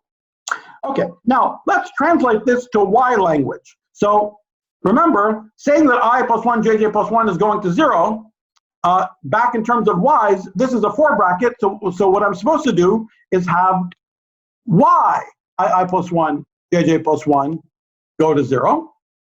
And that just means if yi plus 1 jj plus 1 goes to 0, now I have k equals 2, so y is a 2-plane. So I have a sort of a y1 and a y2. So I have this 2-plane that has to intersect I plus 1 jj plus 1. And that just means that, let's say, one of these y's, some linear combination of the y's, I'll just call it y1, has to actually be a linear combination of zi plus something zi plus 1 plus something zj plus something zj plus 1. Okay? So that's what I plus 1 jj plus 1 goes to 0 translates to y1, y2, I plus 1 jj plus 1 goes to 0. So that means that something in this y-plane has to be a linear combination of I plus 1 and jj plus 1, and that's what we have written here. So you see, but on the other hand, I'm supposed to be able to write y1 and y2 as c dot z, right? So there's some 2 by n matrix dot z, and this matrix, this 2 by n matrix has to be positive in the sense of the positive Grassmannian. But we know what y1 looks like already. So let's say that I plus 1 jj plus 1 was 1 2. Just so I read a little more easily. 1 2 jj plus 1. So I is 1. So this is what it looks like. So it has to be a combination of the top row has to look like 1 some x 2. Then a bunch of zeros, and then I hit j. So here's 1 2, and here's j. So here I'm going to have something alpha beta. So let me just call this x. Okay, and then zeros again everywhere else. Right. So that's just a statement that I've gone to some boundary of this C matrix space where there's a lot of zeros, and in fact the whole top row is only non-zero in 4 columns. I could have made this a Y, but I can always rescale one of them to be 1 just by the action of the overall GL1. Okay. All right, but very importantly, so what can I determine? I now have to say something about what's in the bottom row. So I don't know what's in the bottom row a priori. I'm trying to build up what this matrix looks like. But let's see what actually happens. Let's say for some reason that something in here is non-zero. So let's say something on this left side here. Let's say this entry is not 0. Now I have to look at all the 2 by 2 minors of this matrix. They have to be positive. So let me look at this 2 by 2 minor involving 1 and that guy. In order for that to be positive, this star variable has got to be positive. So let me write it as that as y, and y has to be positive. Okay, now let's look at this minor. This minor here, that also has to be positive. So okay, in order for that one to be positive, that's negative y times alpha. Y is already positive, so alpha has to be negative, and so does beta. Okay, so I learned that alpha and beta both have to be negative. Let me put a minus sign there already. And now x, y, alpha, and beta all have to be positive. Now, what about anyone else in here? Anyone else in here underneath these zeros, they also have to be positive. So anything here, everything in this piece underneath all those zeros has got to be positive. But now let's ask what happens underneath these zeros here. You see, these minors involving 1 and them would say that these guys have to be positive. But these minors involving j and them would have to say that they have to be negative. So they must all be 0. So we learned this sort of remarkable thing from positivity, that in order to have positivity, when I've gone on this factorization channel, in one block, all of these things have got to be positive. Well, that's the old k equals 1 problem. So we get a k equals 1 problem on one side, but the rest has got to be 0. So we get nothing on the other side. But we could have also interchanged it so that it was non-zero over here, but then it would have to be 0 on the left. So you see, we get factorization into the two lower problems, and it comes out as a feature of the positivity of this matrix. In fact, in general, if you have any k by n positive matrix, for any k, this is the story. For any k by n positive matrix, when we go on these boundaries, we're exactly making one row of this matrix have this non-zero in I plus 1 and jj plus 1. And then remarkably, just the fact that the whole matrix is positive, if this is a k by n matrix, just the fact that the whole matrix is positive forces it to have the following structure. It forces it to look like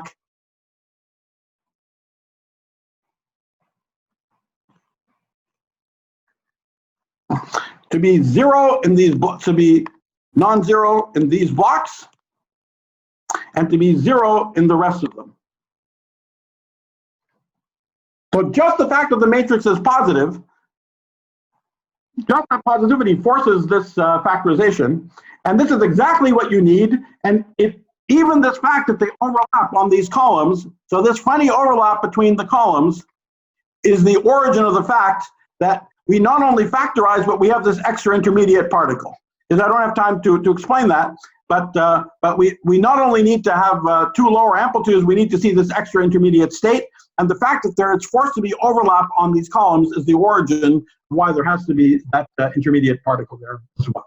Okay, but before getting to that interpretation, this is just a clean fact that in principle follows from lots of determinant identities if you wanted to do it in the most boneheaded way. Of course, there are more conceptual ways of understanding these positivities that explains why this works.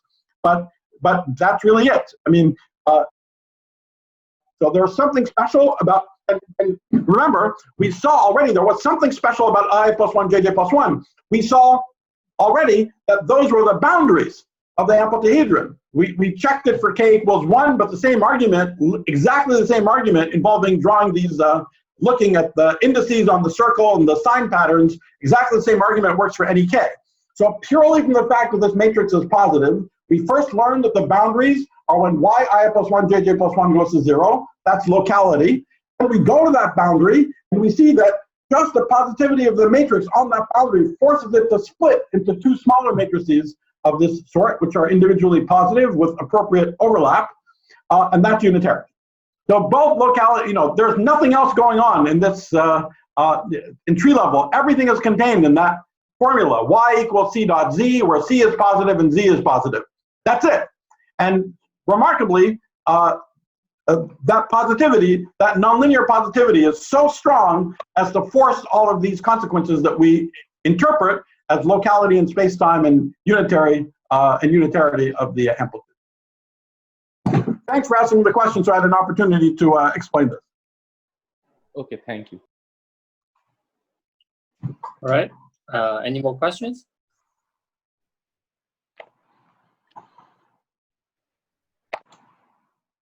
Okay. So what is the time over there right now? In Beijing, it's 10 past 10. And in yeah, I mean, one thing that I'm wondering is what by the time so roughly what time would maybe people get back from a dinner? Yeah, let's resuming 50 minutes, something like that. 15 minutes, okay. 50 or 15? 50. 50. Okay. Yeah. Then we can. That's fine. Yeah. Then I think Alok will be responsible for like recording and other things. Okay, great.